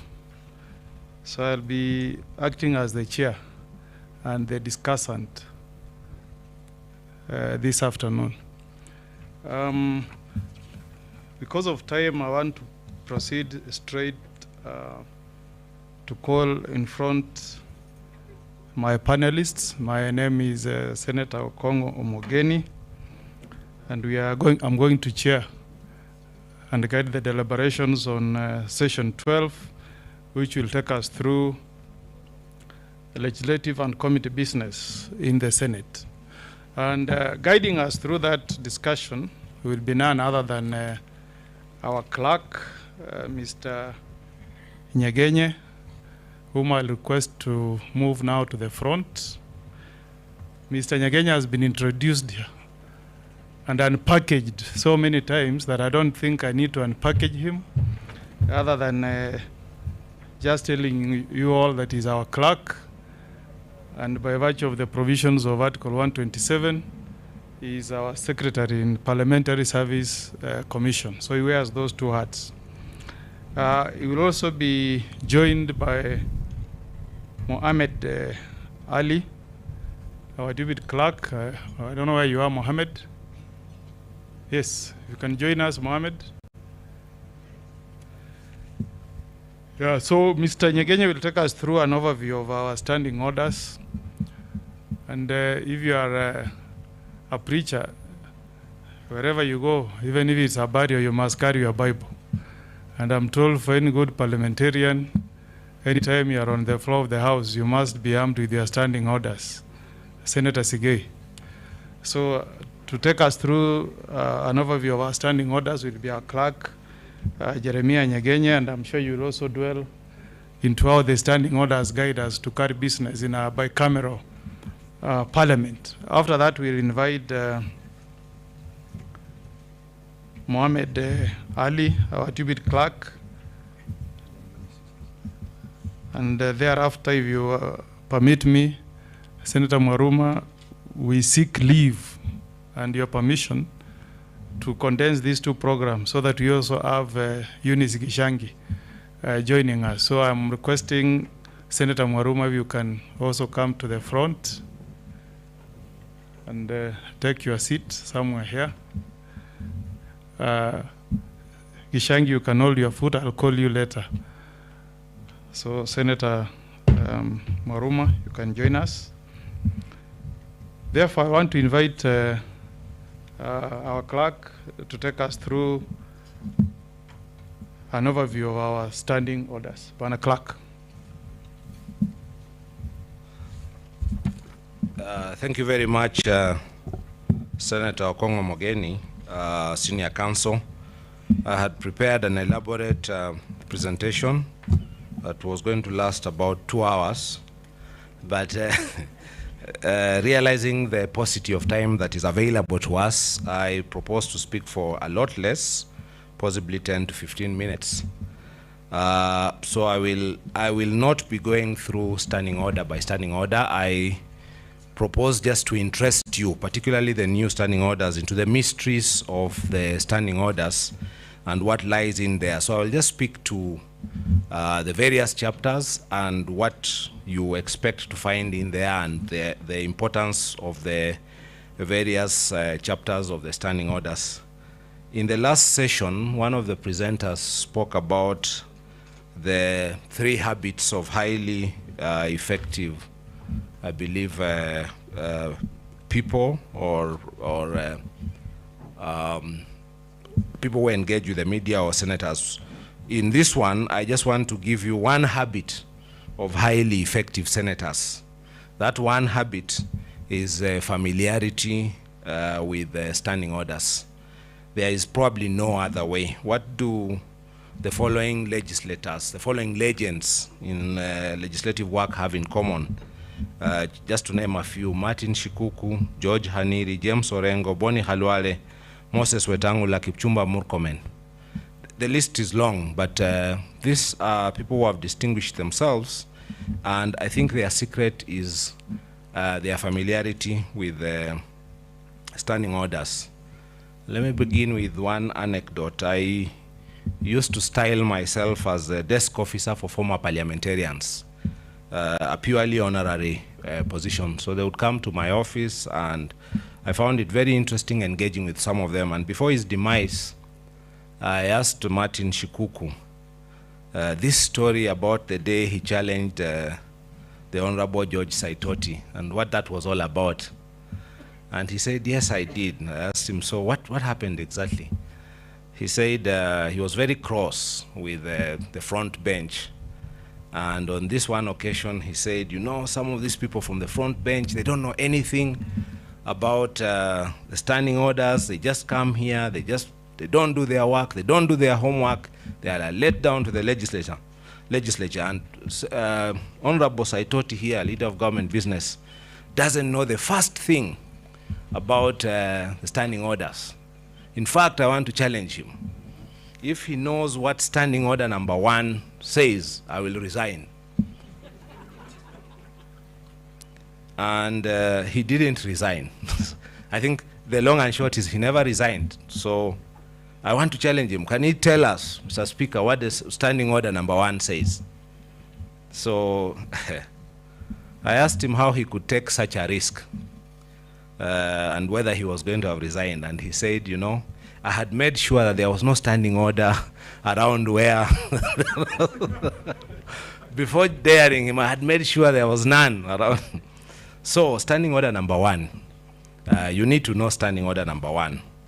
It is a standing order, a default standing order, which allows continuity and which allows the House never to stall. Because in any matter that is not specifically provided for, we find recourse in standing order number 1, allowing the Speaker to decide any procedural question where we don't have other provision. And the Speaker is supposed to be guided by the Constitution, statute law, usages, forms, precedents, customs, procedures and traditions of the Parliament of Kenya, and other jurisdictions to the extent that these are applicable. So if you remember, no other standing order number 1 is very important because it has been invoked a lot of times when we run into difficulties when it doesn't appear that there is provision. But let's first find anchor of the standing orders. The authority for the standing orders is in Article 124 of the Constitution, which provides that each House of Parliament may establish committees and shall make standing orders for the orderly conduct of its proceedings and the proceedings of its committees. So the standing orders are firmly located and anchored in the Constitution. And the Constitution also provides at Article 117 that Parliament may, for the purpose of the orderly and effective discharge of its business, provide for the powers, privileges, immunities of Parliament, its committees, the leader of the majority party, the leader of the minority party, the chairpersons of committees, and members. So that's just important to locate the standing orders. They have constitutional basis. One of the questions that sometimes asked is where they rank, say, vis-a-vis legislation. If you were to find that the standing orders are in contravention or they are not in sync with statutory provision, what the correct hierarchy would be. The standing orders are the rules the House has set for itself for the discharge of its business. Part 1 of the standing orders is important. Please take time to look at the various definitions. There are a lot of things you can find in Part 1. What is a parliamentary party? What does it mean when something can only be done by leave of the Senate? What are the presence of Parliament? What is a sitting day? Please find time to look through the definitions, because only then can you locate the various terms that are used in the standing orders. Part 2, the swearing in of senators, we just went through that. Part 3, the procedure for the election of the Speaker and the Deputy Speaker, we just went through that. We probably won't go through it again until another 5 years, but it's useful to look through the requirement that every senator must be sworn before they commence the business and all that. Part 4, who presides in the Senate, presiding in the Senate, and also the resignation and procedure for removal of a Speaker and Deputy Speaker. This is the first time we have put this in the standing orders. The previous time we had not had provision for that. The Presidium, Part 5, presiding in the Senate, who presides, and the members of the Speaker's panel. Of course, the Speaker presides in committees. Usually it will be the chairperson of committees, that would be the Deputy Speaker or the members of the panel. Part 6, the political leadership of the Senate majority and minority leaders and their deputies, how they are determined based on party strength, who initiates the correspondence. In fact, right now we are running through that. We are expecting correspondence for the majority and minority sides, telling us who their leadership are, who's the minority leader, who's the majority leader, who are their whips. And the way that is done is under Part 6. Part 7, which we will shortly next week experience, addressed by the President or a visiting dignitary. How do we get to the place where the President comes to address, and a joint sitting that will be addressed by the President when we open? What happens? We stand to order, we don't clap, we don't applaud, we listen to the President in silence. Thereafter, we retire to the two houses to discuss the President's speech for up to 3 days, and then after we continue with our business. Also provision for visiting dignitaries. The Senate has had visiting dignitaries. Both the Senate and the Assembly has had visiting dignitaries address the houses. Part 8, the calendar sittings and adjournments of the Senate. Very important. Legislators from the times of yore will remember that the Parliament never always had control of its calendar. Some of the things you can't take for granted.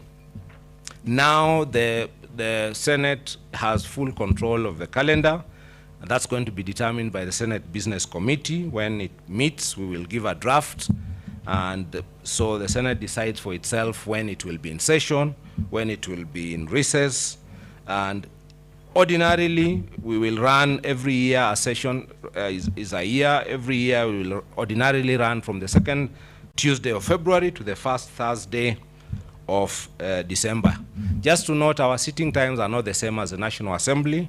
We only sit afternoons. The Assembly sits morning and afternoon. On Wednesday, we sit only afternoons. We never sit mornings. We used to, but the Senate is in charge of its calendar. In times when we had older senators, they thought we shouldn't sit in So, Speaker, I don't know whether this is going to change. The quorum of the Senate, part 8, 15 senators required before we can begin business. It looks like a small number, but it poses a challenge sometimes. And we will not be beginning business until and unless we have 15 senators. So if the bell is rung and it's time to start, but we don't have 15 senators in the chamber, we will not be beginning business. We have reverted to this because it's a constitutional requirement. We had abandoned it, and it was up to a senator to raise it, but questions of the constitutionality of proceedings held without quorum arose, and now we require it. And we also require quorum before we can go to a vote or a division. Part 10, the order of business. There is no ambush in the legislature. We usually tell you what the business will be in the order paper. We will put it out in the website. You will know in advance what the weekly program is. This is a requirement. This order paper, this business is determined by the Senate Business Committee. We sometimes are confronted by senators who are unhappy. Where is my bill? It's not on the order paper. Where is my motion? That determination is made by the Senate Business Committee. The Secretariat does not schedule business. The next part, which I have mistakenly set out as 10, which I believe is 11. 1 minute. Yes, 11 messages. The principal means by which the two houses communicate is through messages. If we want to, the Senate wants to communicate with a county assembly or a governor or the president, that would be also by message. So look at messages. But there's also provision for the speaker to give an advisory opinion to counties, part of the custodial role of the Senate, to bring some standardization to the business of county assemblies. There is provision for the Speaker of the Senate to give an advisory to the county assemblies. Part 12, statements, is a very important part. And please avail yourself of the opportunity provided by Part 7. Because you have an opportunity which the other house does not have. There is more airtime in the Senate, and this device of statements gives you as a senator on any day the opportunity to speak on any matter. There's our statements every sitting day, and you can speak on any matter of county concern, of regional concern, of international concern, of topical concern. So it will become very sad if we have to adjourn for lack of quorum, because it means that no senator wants to speak on any matter of county concern, which is the principal business, of regional concern, of international concern, of topical concern. So please avail yourself of the opportunity to do statements. You can express, it's a house of reflection. Your reflections on, I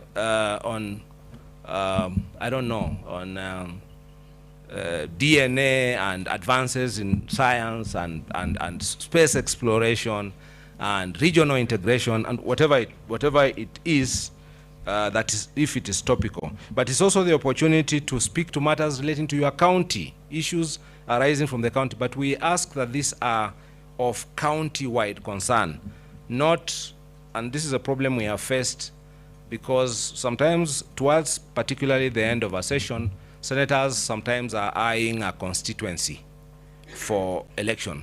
So we begin to have requests for statements about something that happened in a ward, or that's happening in some village, or in some location. Or because of the nature of the Senate as a national chamber, we ask that statements are of county-wide concern, or national concern, or regional concern, or international concern. It's also the place where committee chairs can speak on any day about their portfolio. It's also the day when you can ask any of the chairs anything about matters in their portfolio. It's a tremendous opportunity, and sometimes there's regret in the Secretariat that not enough opportunity is utilized of this very important device. Part 13, motions. The motion is a principal means of getting a decision by the Senate. Statements don't lead to a decision.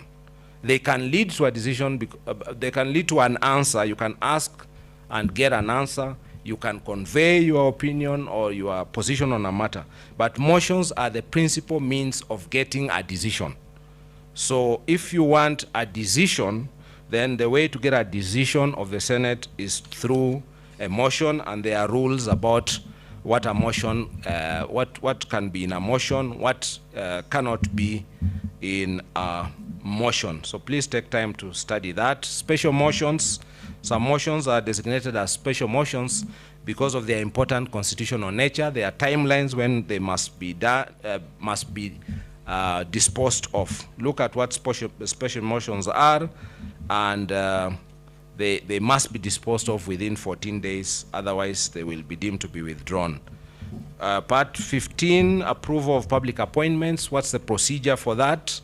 We don't do many public appointments, but this could grow by statute. Inspector General of Police, commissioners of SRC, when we have some vetting by the Senate, that's part 15. Part 16, procedure for removal from state office. As you know, the Senate is the final trial court for impeachment of the president or deputy president, governor or deputy governor. This is probably the highest calling of the Senate, to preside over the removal of a president, deputy president, governor or deputy governor.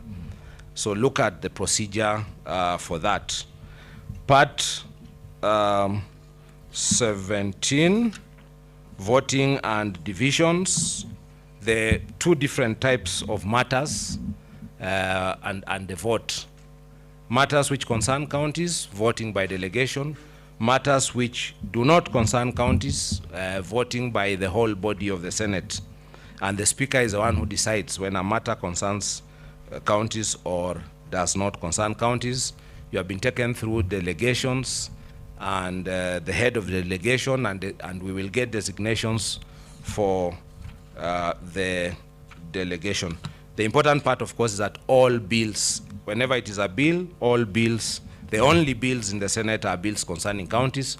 So voting on any and all legislation is by delegations. Rules of debate, part 18, you can mix languages. For example, you address the Speaker, not the other senator.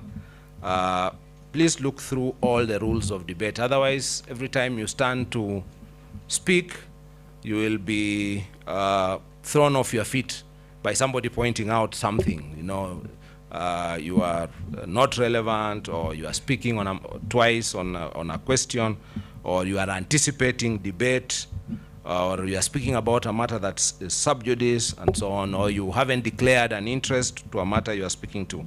So look at the rules of debate. That will be very useful for you. Limitation of debate, part 19. This is this rule was introduced. You can't believe it, but this rule was never there, and you could filibuster. Filibuster is endless speaking so as to wear out the other people, or just to make sure that you don't go to the next business, or you don't go to a vote because you don't have the numbers, so you filibuster. You speak and speak and speak. It's very interesting, where in legislatures, when they didn't have this rule, somebody would come and start to speak, come with a book and start to read it from page 1. Just go on, because there's no rule. You are in the course of your contribution.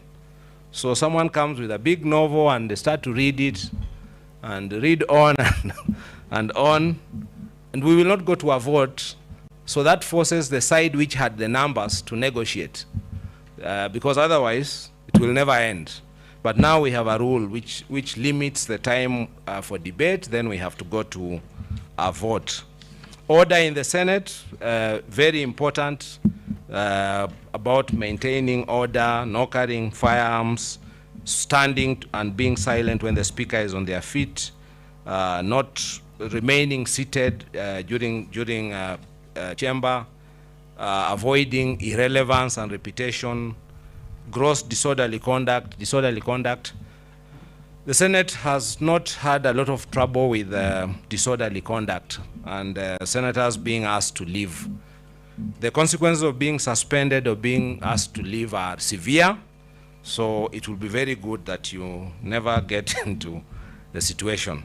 So, but please look at the rules of order, maintenance of order. Part 21, public bills and the entire procedure for legislation on how that runs. That will be very important. The important thing is if you want any bill done for you, we have a legal office, write to the office of the clerk. We designate a legal counsel to help you with your idea, to make it into a proposal, and to run all the way to publication and becoming a bill. So you only need to have the idea, you ask for help, we will provide it, you have a bill to your name.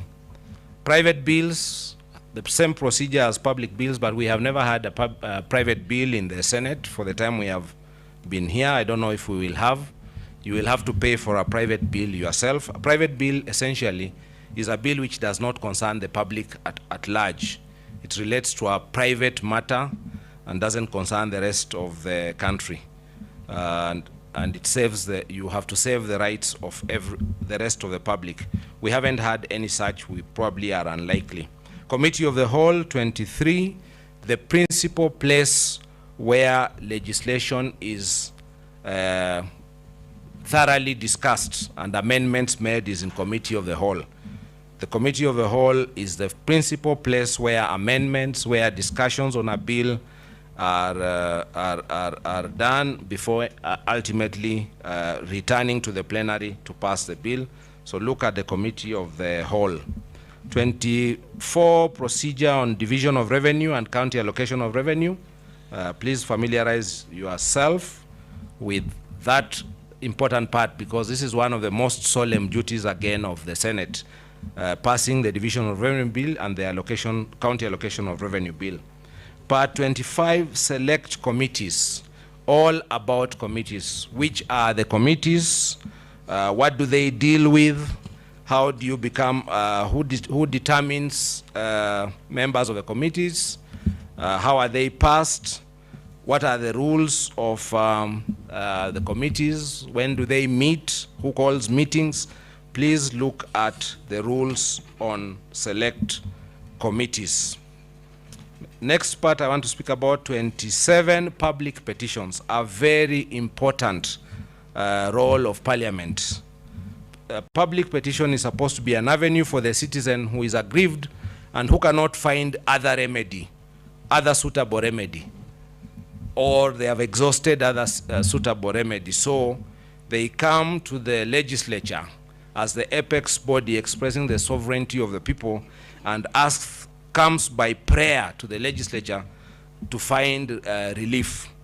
Unfortunately, it has been the experience that sometimes committees have found petitions to be a nuisance, which is a pity, because it's a constitutional right of every citizen to petition the legislature and to seek relief.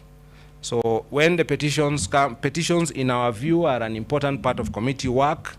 They enable the legislature to know what is disturbing the citizens, to investigate it, to present a report. Unfortunately, that's as far as it goes. But many times, petitions have led to action. They may embarrass the aggressor, they may embarrass government into action, they bring visibility to a matter. So petitions are really, really quite important. The one that comes most to my mind is Ouru, Ms. Kishang, what was it called? Ouru Owino. The residents of a place, I think, which was called Ouru Owino, who are suffering the effects of some toxic waste. And people are really getting really sick, and kids being born who are deformed. And that petition came to the Senate, and as a result of that, there was action, and there was satisfactory relief. So petitions very important. Part 28, journals and records and broadcast of proceedings. Everything we do in the legislature is recorded. That's why it's a house of record. Nothing is done idly. Everything that happens in committee, everything that happens on the floor is recorded, is captured in voice, is captured in audio, and the clerk is made the custodian of these records, and they are available. You can obtain access to these records. Part 29, procedure on reports from the East African Legislative Assembly and the Pan-African Parliament. That just gives the procedure for how these reports come to the House. Part 30, public access to the Senate and its committees. Generally, the general rule is that the public have access. And Senator Halwale raised that point the other day, although this is not the chamber. But generally, they have access to the Senate and its committees. But there are situations when there could be limitation to that access, and the Speaker determines in the chamber, and in committee, the committee chairperson determines when to exclude the public. It is a remedy, it's something that must be used very sparingly, because citizens have a right to know, and this is public business, not private business. Citizens have a right to know. The Constitution requires that we allow citizens access and participation in the business of Parliament and its committees. There are also general provisions in Part 31. There are provisions about when you can attend before the National Assembly, how and when you can go to a county assembly. You can go to your own county assembly according to its rules, but you cannot go to another county assembly of a county other than your own and speak there unless you are allowed by the Speaker. Provision about failure to attend sittings, 8 sittings. In the past, it used to be consecutive. But the Constitution now, it is not consecutive. It is a total of 8. Before, you needed to miss this one and the next until there were 8. Now, you miss 8 in total without Speaker's permission, and you lose. Well, there's a procedure for how to lose your seat on that account. It was actually nearly invoked in the National Assembly, and it went all the way, but somehow the member concerned did not lose their seat. So it's not an idle provision. A seat can actually be lost. Where to sit in the chamber, this already came up, I think, on the first day of sitting. You can sit anywhere in the chamber except some designated seats. Traveling outside, please note that when you travel out of the country on business or on private travel, you need to let the Speaker know, and that helps you with the loss of the seat. Because if the Speaker is aware that, and you inform them that you are away, therefore you are away with the knowledge and possibly with the approval of the Speaker. There is a new part 32 on virtual sittings. This was a consequence of the advent of the pandemic. And at some point it became the default. Virtual sitting almost became the default. But it's important to understand that virtual sittings under the standing orders are only virtual or hybrid, are only to be held where it is not possible to hold an in-person sitting. And that determination must be made by the Speaker and the Senate Business Committee. So in the foreseeable future, it is difficult to see when, if remaining as it is difficult to see when we will have a virtual or hybrid sitting. But there's provision. Then at 33, amendment of the standing orders. The standing orders can be amended on the initiative of a senator, or otherwise there is a periodic review of the standing orders by the Procedure and Rules Committee, which then brings a report to the Senate. So if you feel aggrieved by the standing orders, or you think there's provision for something that needs to be changed, there is recourse, because the standing orders are amenable to amendment. So I will want to end it there, and just end by again commending to you a regular reading of the standing orders, because they will really make you an effective legislator. Thank you very much for your time. Let us have better claps for the clerk. Thank you so much. Senators, staff, and all participants, good afternoon. My name is Jones Maruma. I'm the senator for Taita Taveta. And so that you're not confused, I will chair the next session so that Senator Okongo Mogeni can be a discussant. Our next presenter, who will be presenting on marshalling of legislative business before the Senate, is none other than SDC, Mr. Mohammed Ali, MBS, our deputy clerk, and would give him like 15 minutes to present, and then you would be followed by Senator Okongo Mogeni, who would then be the discussant. Welcome.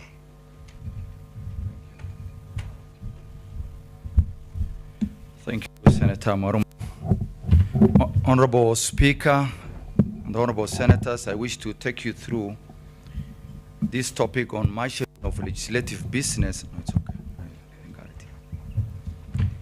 Now, marshalling of legislative business, Honorable Senators, is what kind of business you will transact on the floor of the House, when and how.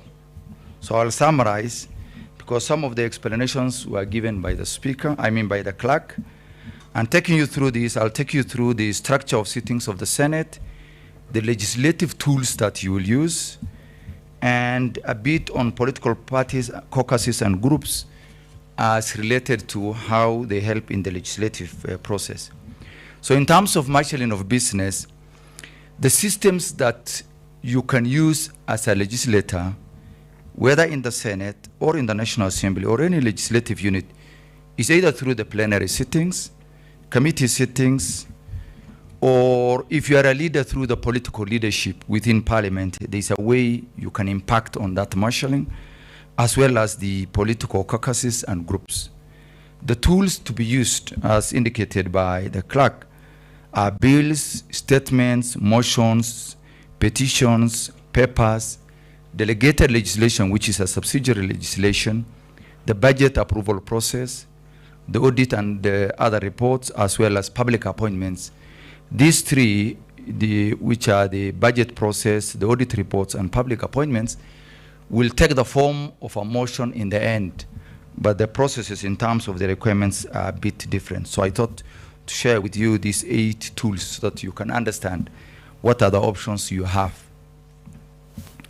Now, analyzing the structure of the Senate sittings, I'll be sharing with you statistics on how it was, just to show you the peak time and off-peak time. This will really affect how you plan yourself for the next 5 years, when it is the peak moment and the off-peak time for the legislative calendar. As you very well know, the first sitting of the new Senate was held, and this is usually not more than 30 days after the date of the election. That is behind us.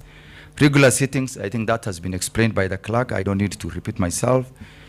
There's another sitting, framework of sitting, which is the special sittings. This one is usually requested by the majority or the minority leader with the support of 15 other members. And then we have a joint sittings. This joint sitting is something that is already coming up on 29th, when the President will be addressing Parliament pursuant to the Article 132 of the Constitution. And then we have other joint sittings when we have visiting head of states. This is on a need basis. It doesn't have every other time, as well as the committee sittings which are provided for in the standing orders. Now, in terms of the statistical data, just to put you in perspective, and I think you can see this on the screen, I have divided this into the three sitting frameworks, which are the regular sittings, joint sittings, and special sittings. And it shows you the 11th Parliament versus the 12th Parliament. The key highlight of this are the following. One, the total sittings. You can see the number of sittings in 12th Parliament was 416. And you will ask the question, why? Because we had a COVID situation. I think that's the matter explained by the clerk. Because of the virtual sittings, we held many other meetings. But the most other important highlight, honorable senators, you look at the percentage of each of the sessions from session 1 to 6, where was the largest part of the sittings. And this, you can see on the screen, is between session 2, session 3, and session 4. Of course, nothing happens in session 1, and very few sittings happen in session 5 and 6. The reason this is the peak time of any parliament across the world and even across the region is usually second, third, and the fourth sessions. This will help you to plan your legislative agenda. And I'll share in this as we proceed to the rest of the tools, that if you want to introduce a bill, and I'll be sharing some of the worst case scenario statistics, is you must plan your legislative agenda now. Because if it reaches the 5th session, the political parties, the self-preservation mode will kick in. And no member usually has time for these sittings and the legislative business. Now, the challenges we have so far had, of course, the issue of quorum, and I think that has been alluded to by the clerk, and the issue of virtual sitting. The recommendation to request you is the sponsors of business to avail themselves, because sometimes a business appears in the order paper every other day and the sponsors are never available. The issue, of course, of hybrid sittings. Members sometimes log into the hybrid system, but they could be virtually present but not participating in the debate. That itself has posed a bit of challenge for the sittings. Now, in terms of legislative tools, I will start with the bills. Now, a bill is a proposal for a new law or a proposal to amend, which includes repealing an act of parliament or a provision in an existing statute. The sources that you can use as a member of parliament is, for instance, the executive. And I think this will request the leadership to very much engage the executive so that the executive's legislative proposals can be sent to the Senate. And this gives you a bit of a source. But at your own level as a legislator, you can make contact with the relevant departments and MDS in the executive. The other is the public, matter of public interest that you as a member, you may know. Committee inquiries, for instance, a committee may have done an inquiry in Naivasha or Nakuru for that matter, and you have seen a need that is bedeviling the public, and you can pick it up as a member. You can as well pick up on a resolution, say, by the House in form of a motion and change it into a legislative proposal. Petitions, for instance, that has came from the public. The academia, for instance, they have a lot of concerns and they have done researches, and we have a lot of good memorandum with the various institutions, which we will share as we proceed. The other source is non-state actors. The civil society organizations have various proposals. And I think as a member of parliament, that is a very good source for legislative input, as well as reports of constitutional commissions, devolution stakeholders, COG, county assembly forums, and lastly, the professional associations. I'm sure many of you belong to professional associations that have some input or proposals for legislative proposal. And this can either be sponsored by yourself, or you can sponsor it as a majority leader, or you can sponsor it as a member of a committee or on behalf of the committee itself. Now, the lawmaking process is a bit long. I don't want to go into much of the details, but starts with a legislative proposal. Because you come up with a proposal to say, Mr. Speaker, I want to come up with this proposal. It could be anything. You give the wider concepts of the proposal. That is given to the Honorable Speaker for approval, who then marks to the clerk to look at the constitutionality, the legality of it, to conform to the existing statutes, if so. And then the Speaker approves it for pre-publication scrutiny. Now, this pre-publication scrutiny, the legislative proposal is given to the relevant committee, which then, that committee then will invite you, the relevant cabinet ministry or the department for that matter, and they look at it to understand the effect, the impact of that legislative proposal onto the Republic and the citizenry. And then it goes for publication, and there's a publication period of 14 days. Now, during that publication period, the Speaker, under Article 110(3), is expected to seek concurrence with other Speaker, or in this case, the National Assembly, as to whether it affects counties, whether it's ordinary or a special bill. And of course, we had the challenges, which I will explain maybe in the next slides. And then it comes for first reading. Now, this first reading, it's only read by the clerk, the title of the bill, as well as the citation, and it ends there. Then after that, it goes for second reading. Now, this second reading, before it goes for the second reading, it is taken to the relevant committee for public participation. This is where now the public is invited to send memorandums and say their views about the bill. This helps you as a member to understand what is the level of understanding of the public, what is their input and their view on your legislative proposal, and then it goes for second reading. This second reading, you only discuss the general principles of the bill, and then it goes to number 8, which is the committee of the whole. Under the committee of the whole, this is where now the members now in form of a committee of the whole go through the bill clause by clause. And then the members will amend, if necessary, each of those clauses, and then as a sponsor, you'll be there to defend your position in the committee of the whole. And then, of course, it goes for third reading, referral to the National Assembly. But many a times, and this happens in bicameral parliament, is there's always a mediation process. This mediation is when the National Assembly says we do not agree that this bill is relevant and it has no any impact or effect to that regard. And then it goes for mediation process, which has a timeline of 30 days, and then presidential assent and publication. Now, the Senate bill is considered, just to put you into perspective, I thought to share this with you in terms of statistical data. And you could look at, the first Senate is the one of the 1964. It may not be relevant now, but second Senate and the third Senate. Now, in terms of sessions, that graphical representation gives you idea of when it was the most productive time. If you look at the third Senate, for instance, the fifth session, I think we had the highest number of throughput in terms of the number of bills at the rate of 50 bills per that session. But it gives you comparison to the second and the third Senate, just to give you the general perspective on the peak and off-peak time for the legislative business. Now, the number of bills assented to generally between the 11th Parliament and the 12th Parliament is as indicated.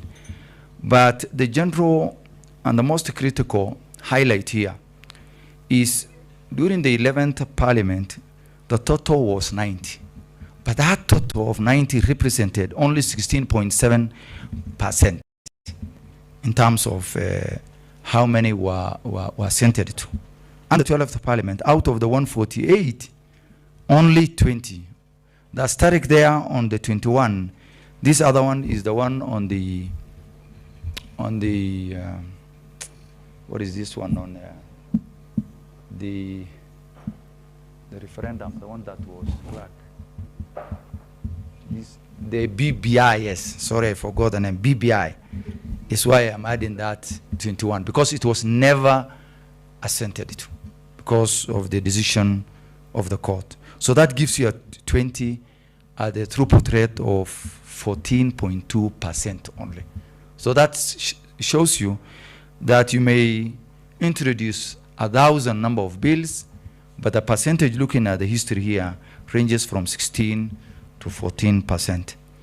Now, this analysis is very critical, honorable senators.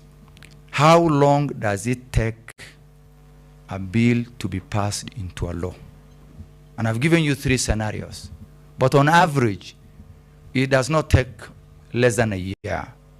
And that shows you if you introduce a bill, once we start the ordinary sittings, which is now from 4th of October, it can take you 12 other more months to complete that cycle. And I've taken 3 examples, for instance. The County Government Amendment Bill has taken the least 273 days. But it's a worst case scenario. County Assembly's Powers and Privileges Bill, as well as the Mental Health Amendment Bill. They took 965 days and 474 days. The reason for this is there are a lot of bottlenecks in the legislative process. The Senate may pass a bill, but it takes long in the National Assembly. It may just be put on the shelf on the basis of it being construed as a money bill, or the National Assembly will just introduce a similar bill and forget the Senate bill. So this statistics shows that you may propose a legislative proposal, but it can take 500 days, and that is almost 2 years. So the challenges arising out of this is for the leadership to assist in creating harmonious working relationship between the 2 houses so that the legislative business is not hampered in that way. Now, the opportunities available to come up with the bills, there are so many bills that lapsed in the last parliament. Those bills are there. They may have been owned by other members who may have not made it back to the Senate. You can adopt them and improve on the content. That is available. The Directorate of Legal Services is available to assist in that regard. You could also review existing legislations to align it to the Constitution. You could also co-sponsor bills in the National Assembly, though this framework has not been much utilized in the last parliament. The other is the legislative impact assessment, so that if you see the impact of a certain statute has been analyzed in a certain way, then you can use that impact to come up with a legislation.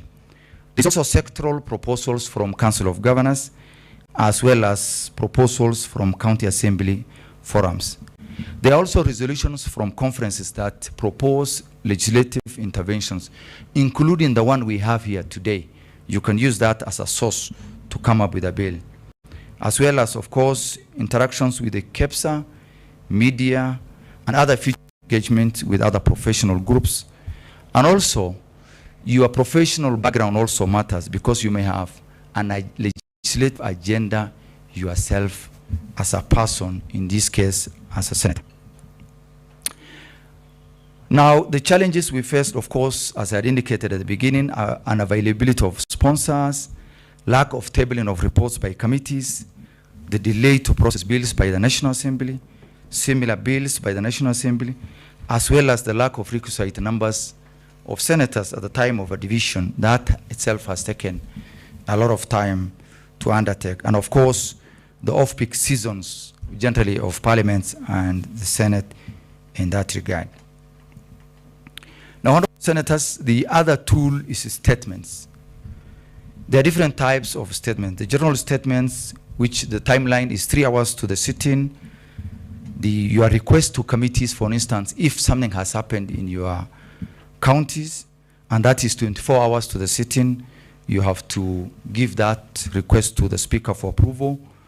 Standing Order also 56 provides for the chairpersons of committees to give quarterly reports to the House. on what the committee has done, as well as personal nature statements in form of personal nature, which is usually by leave of the House. Now, I want to go into the details of the guiding principles, the principles and the parameters that are used to approve or not to approve statements is provided for understanding Order 55, but because of the interest of time, I want to go into those details. But now, the statement sought, just to give you general statistical data, is that there was for around 48% increase in the number of statements sought in the 12th Parliament. Compare it to the 11th Parliament, and that shows a rise in terms of number of statements. And I think this is because the honorable senators have understood their place in the Senate and the expectations from them. That is why the general throughput in terms of statements continues to increase. This data we will share a soft copy so that you're able to read it through. Now, the opportunities for you to come up with the statements lies mainly with emerging issues. There are emerging issues even as we sit here. Matters relating to international, regional, national, and county levels, because things arise and they emerge from day to day. And that is a good source for you to come up with a statement, as well as matters of general topical concern. Honorable Senators, the other tool is petitions. I've just shared with you the trend as well as a chart on what happens with the petitions. Usually, if we receive a petition from a member of public, we have 7 days to review. And strictly that is in the standing orders. And then the next sitting day, the speaker or a senator on behalf of the petitioners is expected to present that petition. Now, where we have a problem is the third cycle, because the moment the speaker or a senator presents that petition, it is referred to the relevant committee. Now, this has been the weakest link, because the standing orders gives a timeline of 60 days. But the committees have taken, I think, even 9 months, 6 months, or even sometimes more than a year to bring back a report. And then the tabling is within 15 days, and then the institutions that are involved have 30 days in terms of implementation of that petition as tabled by the various committees. Now, in terms of trends, that is the trends in terms of 11th Parliament and the 12th Parliament. Now, in terms of the petitions that are admitted and reported, in 11th Parliament were 88, and the 12th Parliament was around 145. This shows 39% increase of the number of petitions. And that shows you, one, the way the public has an interest in terms of giving petitions and has trust in the Senate in terms of handling the petitions, but also the improvement by the Senate itself to undertake and to consider petitions. But around 21% have lapsed, unfortunately, by the time last Parliament came to an end. And if you look at, correspond that to 11th Parliament, was around 28%. I think it's here, Honorable Speaker, that requires a lot of improvement as we undertake the legislative agenda going forward. Mainly the challenge, Honorable Senators, has been the lack of prioritization by committees. The other is the threshold. By this threshold, we are faced by the right of the member of the public to petition Parliament. That has been the challenge. Now, the next is the issue of petitions. There are all kinds of petitions. I won't go into the details. The normal petitions, procedural, and urgent matters of national importance. Now, this last one, urgent matters of national importance, are the motions where there's an urgent matter facing the public. For instance, the drought, or so many people have died in an accident, or there's a serious issue facing the Republic. And then 1 hour before the sitting, you request the Speaker to allow you so that the House can consider that bill, and the rest of the business is usually suspended for that regard. Now, the sources for coming up with the motions, honorable senators, this is where, number one, exist policy gaps. I know my time is up. Procedural matters, for instance. Functional assignments, for instance, where there is a gap between the functional assignments between the national and county governments, where there is an existing gap in terms of the national government obligation to the counties. There will be emergent issues, as well as the committee activities that may arise from time to time. In terms of the trend, that's where we are. There has been around 2% decline in the number of motions. If you look at the graphical representation there, between the 12th and the 11th Parliament, but that is a bit more of me. But honorable senators, the key highlight here is during the both parliamentary terms, the highest number of motions were filed during the second, third, and the fourth sessions. Now that answers what I had discussed in terms of the peak and the off-peak time of the sittings of the Senate, and that gives you projections on when you need to file motions. The rest, I think, is the papers laid. I want to go into the details. Messages, I think this is more of a straightforward. The number of total messages increased with the last Parliament compared to the 11th Parliament, as indicated. This we will share the soft copy. And then the other tool is delegated or subsidiary legislation. We had 84 statutory instruments compared to 16 in 11th Parliament. So that shows a bit of an improvement in that regard. The other tool is the budget process. I want to go into the details. This is where the House discusses budget policy statement, DORB, CARA, cash disbursement schedule. And just to show you the indication on the revenue allocation to counties. And this has come from 210 million in 2013 to 370 in 2022, 2023. And you can see the linear growth in terms of the allocation. And lastly, all what we said in terms of motions, bills, and petitions, as much as the, I think this is going down.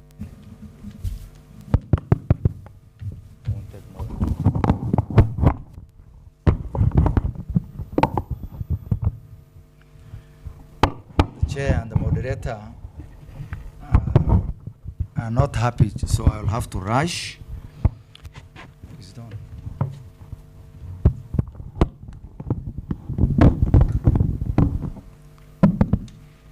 Now, honorable senators, honorable speaker, the legislative tools we have discussed here, as much as they depend on the senators, the action, the agility, and the interest of the senators,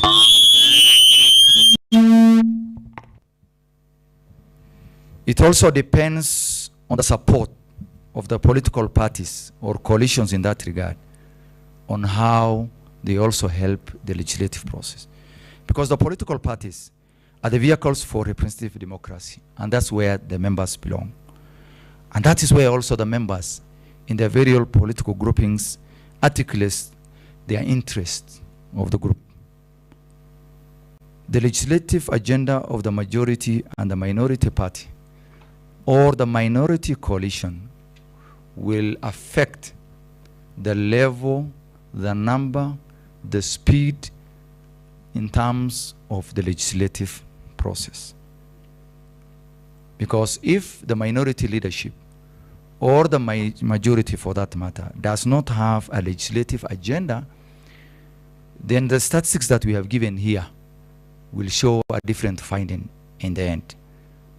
So we will request and urge both sides of the coalitions to have a legislative agenda at the beginning so that the numbers can be different at the end of the term of Parliament. And in conclusion, it is very important, honorable senators, as the clerk has also said, that you understand the standing orders in terms of how to facilitate you in terms of coming up with the legislative agenda. The robust legislative agenda stops with the member as an individual and with the leadership as well. However, this will be determined by the relationship between the two houses, because we may pass 200 or 300 bills, but they don't go anywhere if they proceed to the National Assembly. So it also depends with the relationships between the two houses.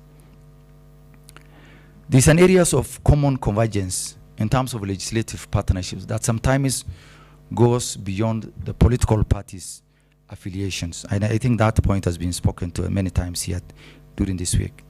And then we would urge you to use the existing sources of legislative ideas so that you have a quick win and immediately, so that you can have a legislative proposal that can push you to the next level. Thank you very much.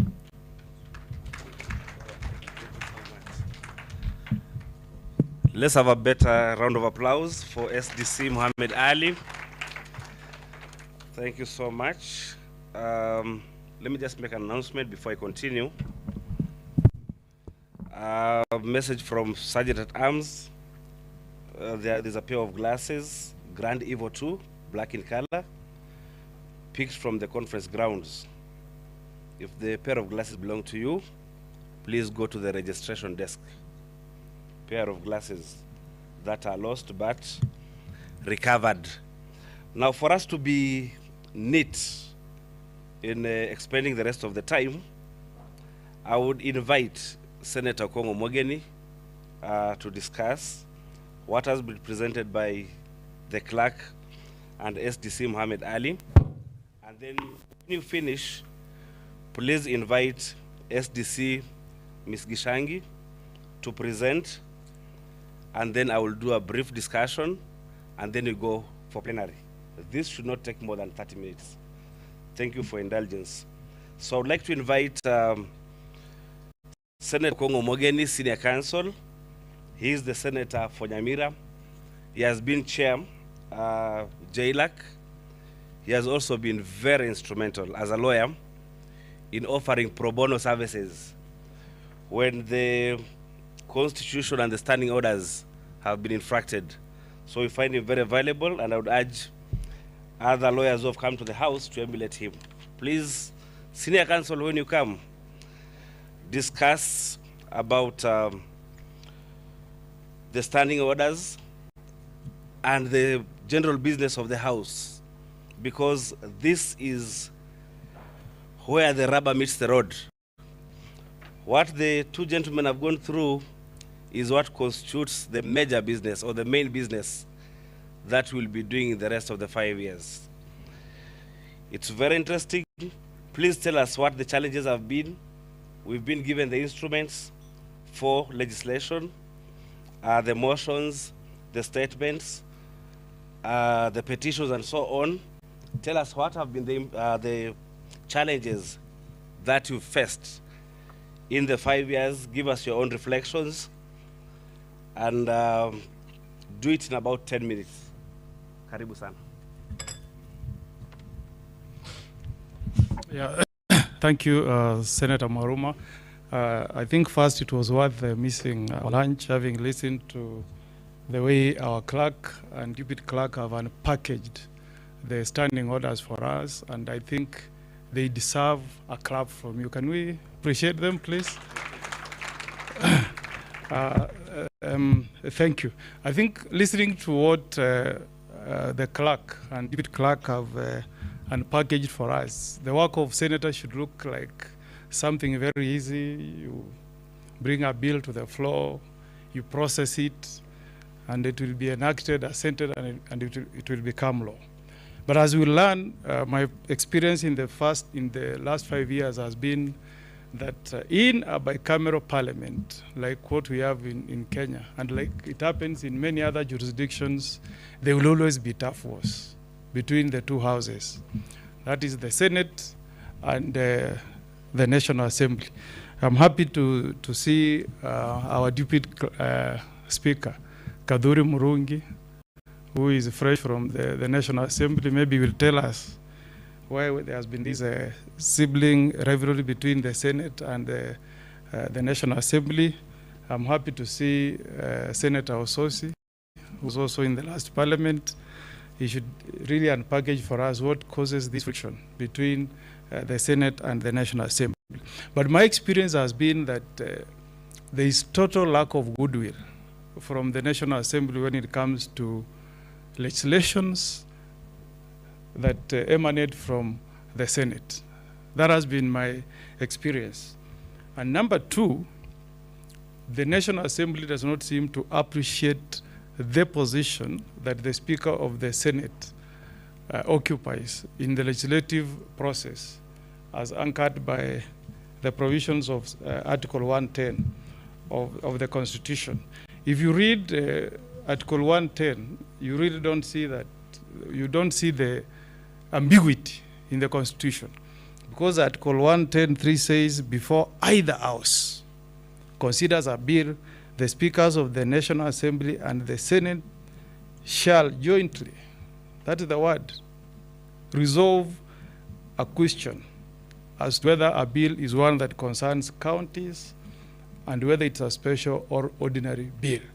But senators who served in the last Senate will tell you that oftentimes the National Assembly would proceed as if Article 110(3) does not exist in our Constitution. In fact, speaking of standing orders, to circumvent the provisions of Article 110(3), the National Assembly introduced a new standing orders. Kaduri Murungi will tell you. Standing order number 121. And they introduced a new criteria saying Article 110(3) will only come into play if a question is raised on the floor of the National Assembly. Meaning, if that issue does not arise, then they will proceed as if the Senate and our Speaker does not really exist. That has been the biggest challenge from the National Assembly. And I think if you Google what happens in other jurisdictions, this is not just unusual in Kenya. Even in the US, there have been many fights between the House of Representatives and the Senate.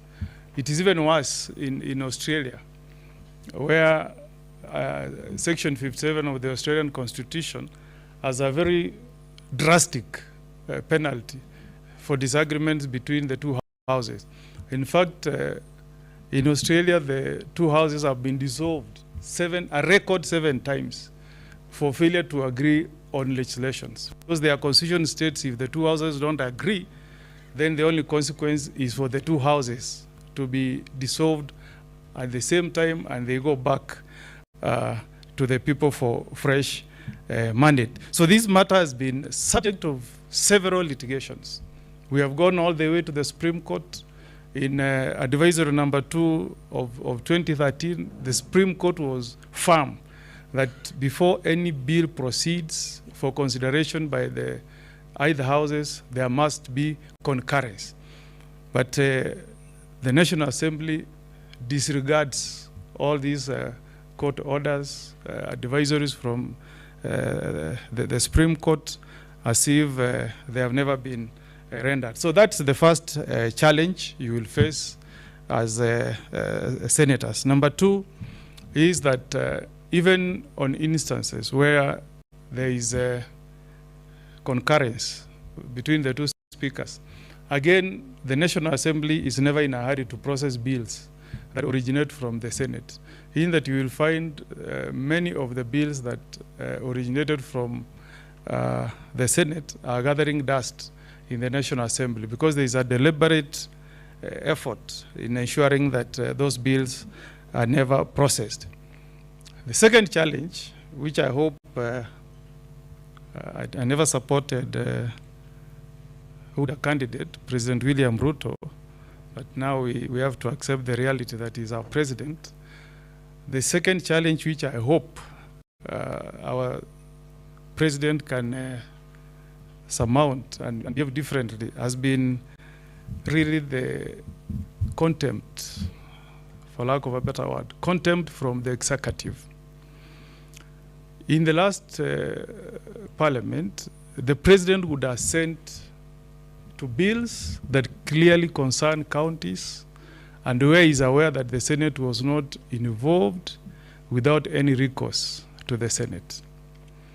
In some very embarrassing instances, the Speaker of the Senate would be summoned to State House, and we will see pictures, you know, him in attendance when bills are being assented to, bills that concern counties, but where there was no input from the Senate. If you read the case that we filed in court, the one Senator is mentioning, 284 of 2019, we were challenging a record 28 pieces of legislation that were processed by the National Assembly and forwarded to the President for assent without the involvement of the Senate. And to give you an example, some of the acts were touching on the work of the Parliamentary Service Commission.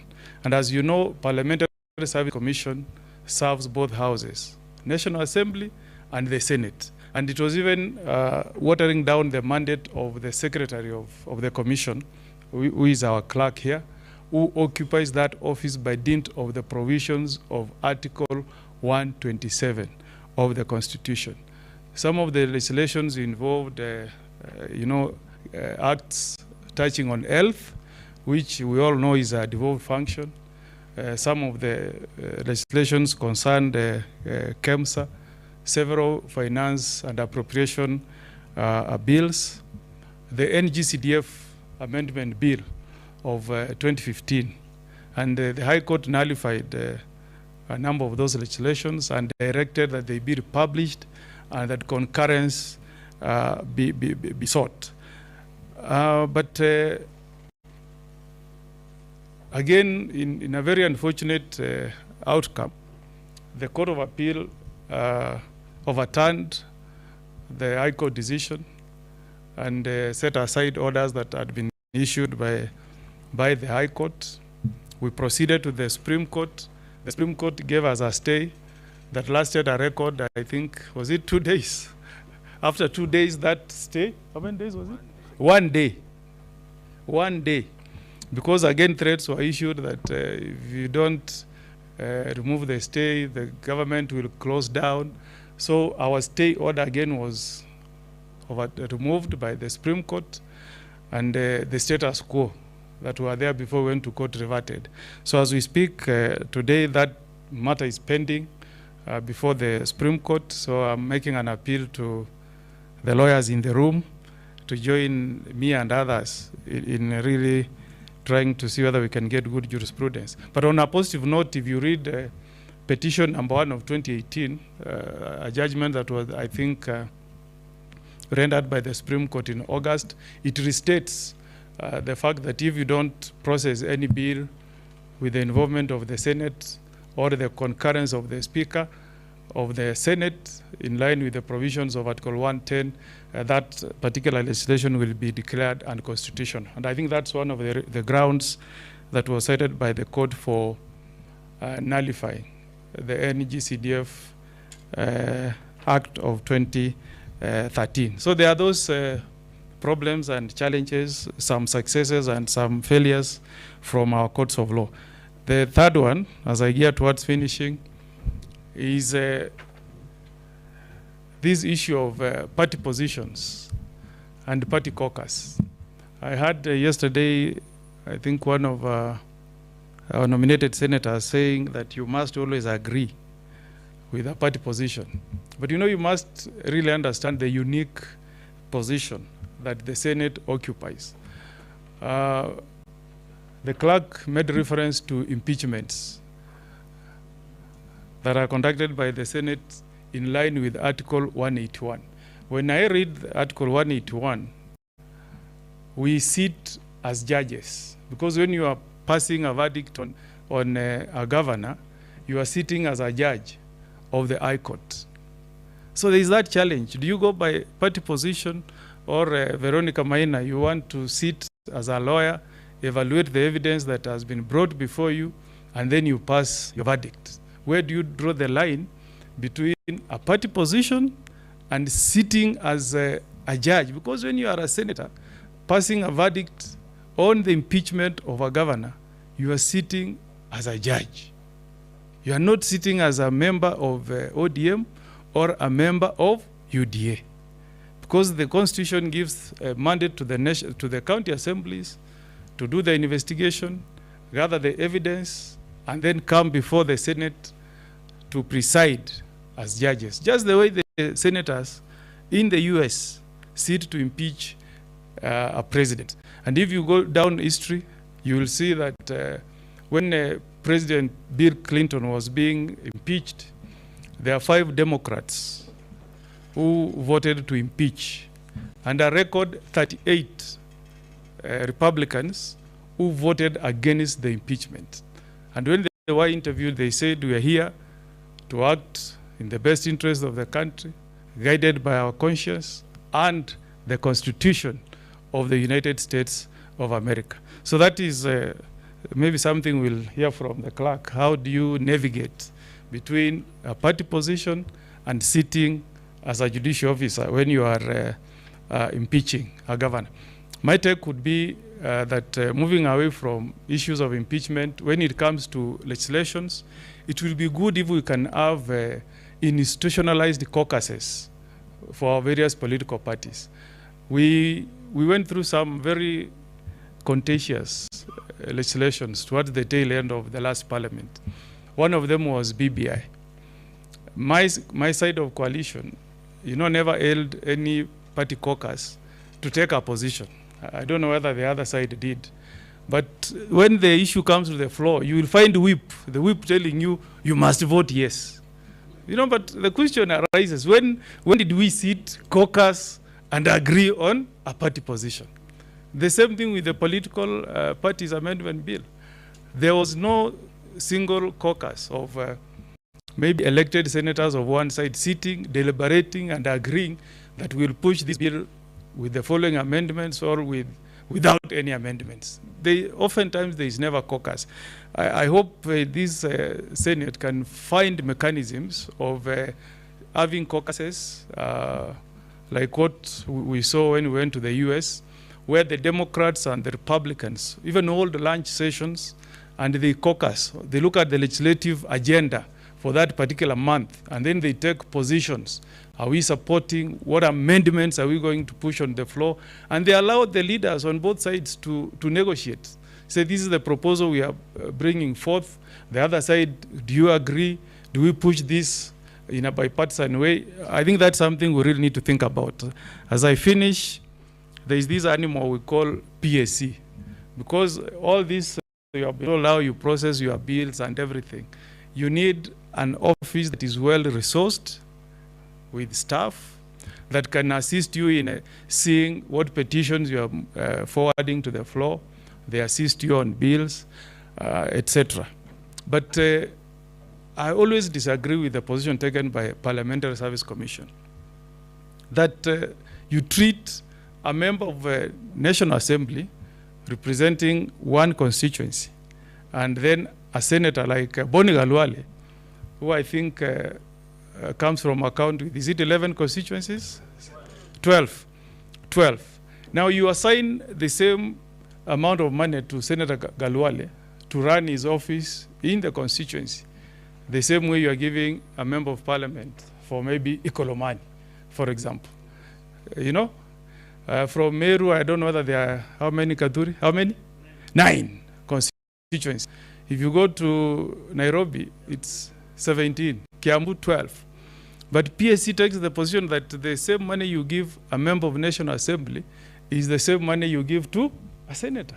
That is designed to ensure that we are not effective, that we are not able to defend devolution effectively. In the US, when they allocate offices, because they know that senators will receive delegations and visitors with issues from a larger area, they give them bigger offices, 5,000 square feet. Then the House of Representatives will get 1,500 to 2,500 office space, so that you're able to have enough staff that can attend If we have 11 people coming from Kakamega, Ikolomani, Navagolo, and the likes, you can assign your staff to attend to each of these separately. So this idea of PSC really assigning us the same office space, same members of staff, same mileage. Because when you move to Kakamega, you will not just go and finish at Igolomani. You will move around Kakamega constituency. I think it's one of the challenges that makes the work of senator not to be effective, even when it comes to court matters. You can imagine a situation where you go to court in some of the litigations I've mentioned. The Parliamentary Service Commission appoints external lawyers for the National Assembly, but declines to appoint lawyers for Senate, so that we are forced to act pro bono. That is a scheme that is meant to ensure that the Senate is not very effective, and I hope we can have unity of purpose on this issue of PSC.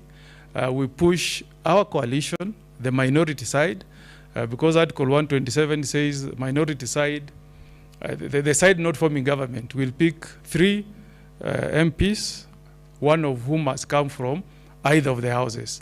Since in the first bicameral parliament, the 2 came from National Assembly. The second bicameral parliament, again, they came from the National Assembly. This time we should insist that the 2 representatives should come from Senate, and the National Assembly gives us 1 representative, so that we can have 4 senators from the Senate in PSC and 2 members of National Assembly, so that we have 4. Maybe this time around, the clerk, the vice chair of the commission, should come from the Senate, so that we can push forward the agenda that should really strengthen Senate. So because of time, I think I will stop there. If there was time, I could have discussed more. But in brief, those are some of the challenges that you will encounter as a senator. And I hope when the right time comes, you will find Senior Counsel Mogeni a worthy representative of the Senate in the Parliamentary Service Commission. Thank you. Let's have a better round of applause for Senior Counsel. Now convert yourself to Chair, Senior Counsel, and invite our...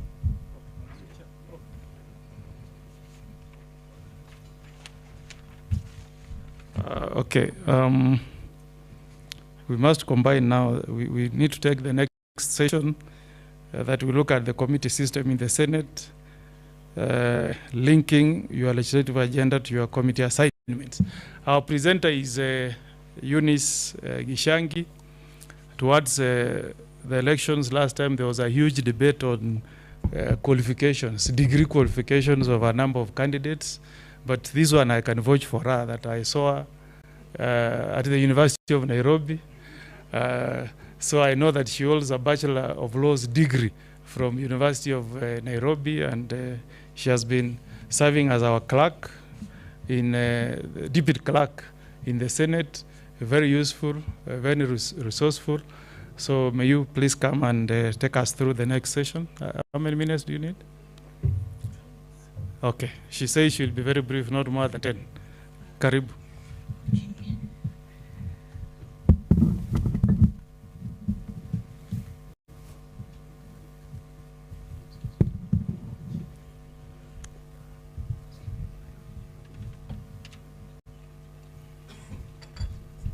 Thank you very much, Session Chair, and Honorable Speaker and Honorable Senators. I'm very cognizant of the fact that this presentation now lies between us and lunch, so I will endeavor to be very brief. This is a presentation on the committee system in the Senate and how senators can link their legislative agenda to their committee assignment. And very briefly, by way of outline, we will basically just have a few slides on the introduction, committees in the Senate, how to link your legislative agenda to your committee assignment, some experiences from the 12th Parliament, what next for committees starting now, and then a small conclusion. On the next slide, the introduction. Committees, as you know, Honorable Senators, are smaller units or groups of members of parliament, basically set up to perform several functions at the same time, because we cannot do, senators cannot process all the business that requires to be processed within plenary sittings. So committees enable senators to undertake detailed consideration of their matters, and the outcome from committee sittings then feeds back into plenary by way of committee reports that are then debated and resolved on by the plenary as a whole. There is a statement that I'm sure you're aware of, ascribed to Woodrow Wilson, that Congress in session is Congress on public exhibition, but Congress in its committee rooms is Congress at work.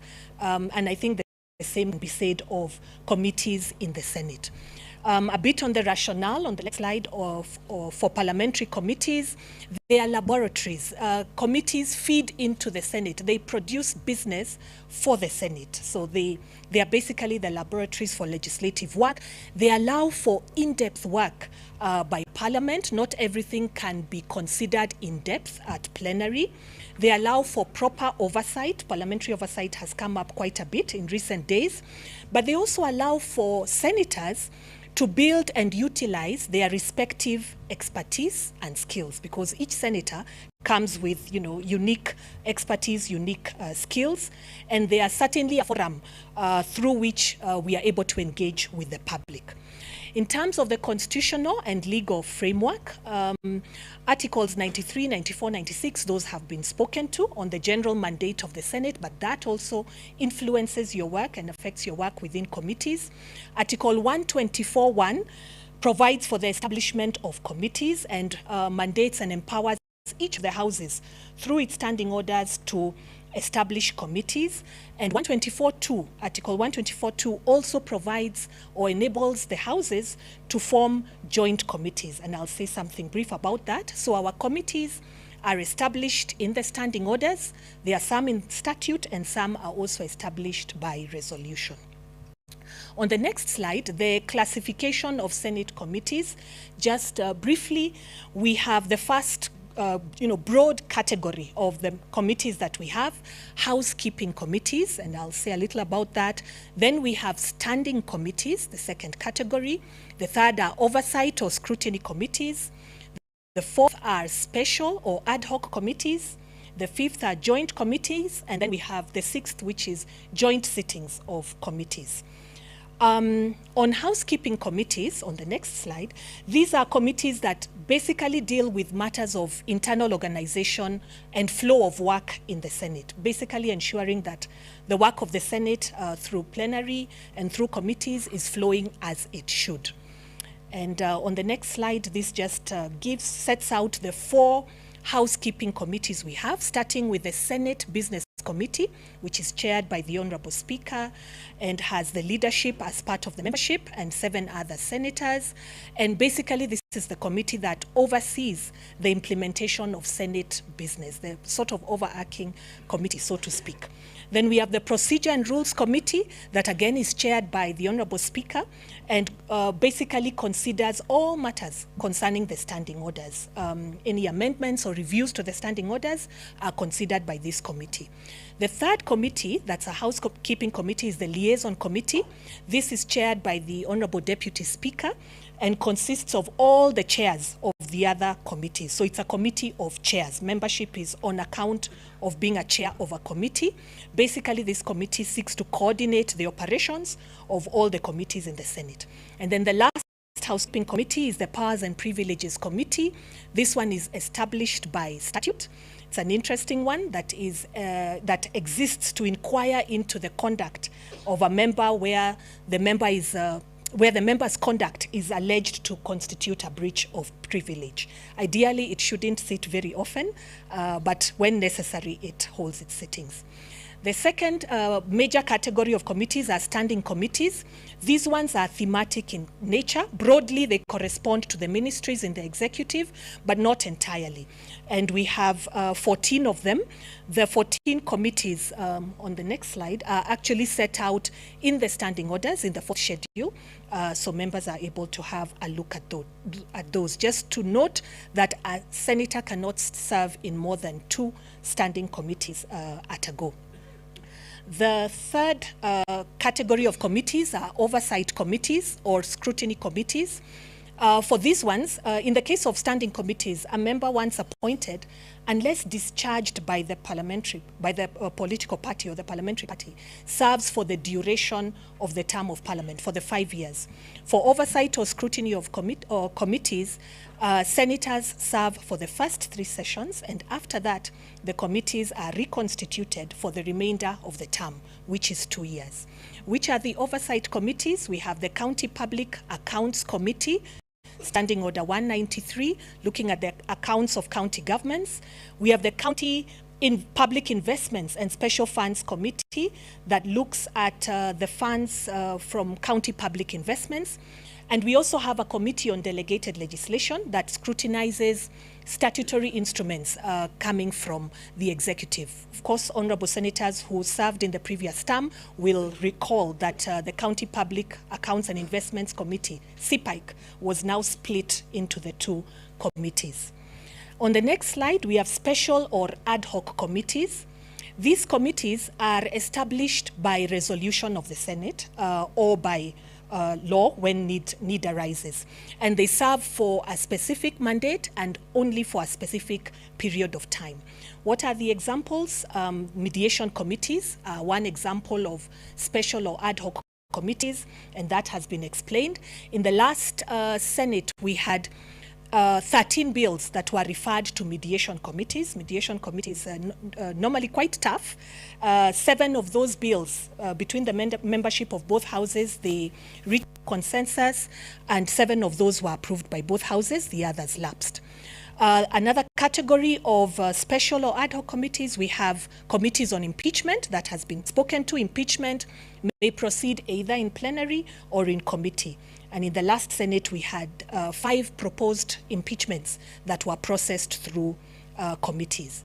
We also have other ad hoc committees that can be established by resolution of the House, usually advisedly not too many because they'll obviously clash with the mandate of the standing committees. In the last Senate, the Senate found it fit to establish some ad hoc committees. We had a committee on the Solai Dam tragedy, on maize, on tea, on managed equipment, MES, and the COVID-19 pandemic.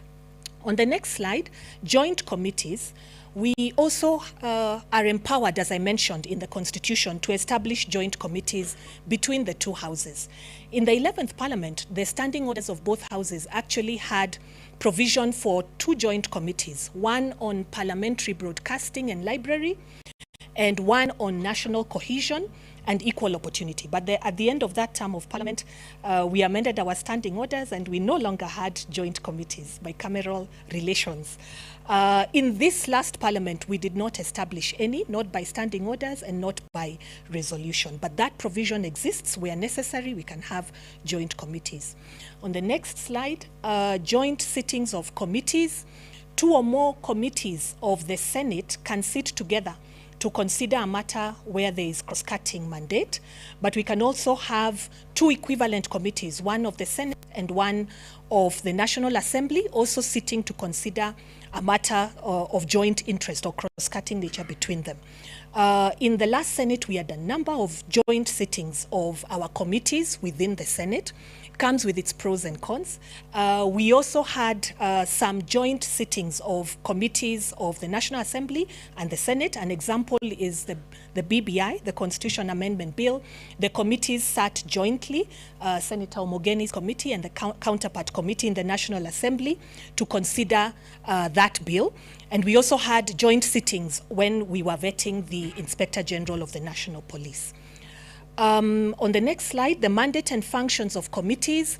Those of the housekeeping committees and the scrutiny committees, those are very specific in the standing orders. For the other committees, especially the standing committees, the cross-cutting functions, basically processing all the business that my colleague, Deputy Clerk Mohammed, mentioned. Once it is introduced in the Senate, whether it is a bill, a petition, whether it is, you know, a statement, all these issues find their way into committees for closer scrutiny. We've mentioned oversight earlier, undertaking inquiries, especially on topical issues, involvement in the budget process, as well as follow-up on implementation of resolutions, so that we don't have resolutions that are yet to be implemented. On the next slide, just to state briefly that committees have various powers and privileges that are provided for in law, in the Constitution, in the Powers and Privileges Act, and in the standing orders. Mainly, just to mention some of the key ones, committees can summon witnesses. We traditionally will do an invitation letter, you know, as a courtesy of sorts, but committees have the power to summon witnesses and to enforce attendance or to enforce the production of documentation where need be. Freedom of speech, as well as immunity from legal proceedings for what you say during committee sittings, and of course in plenary, and for reports that you write. On the next slide, this is the issue of placement of senators to serve in committees. How does this occur? How do you end up serving in one committee or the other?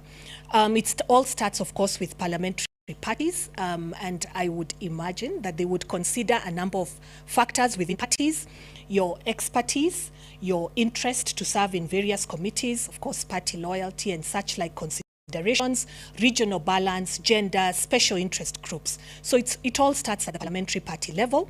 Then in the Senate, under Standing Order 197, the parliamentary parties then submit their requests to the Senate Business Committee, which means, of course, then that the Senate Business Committee needs to be, you know, to be established ASAP and long before we get to establishment of committees. Then the Senate Business Committee collects all these names, ensures that they accord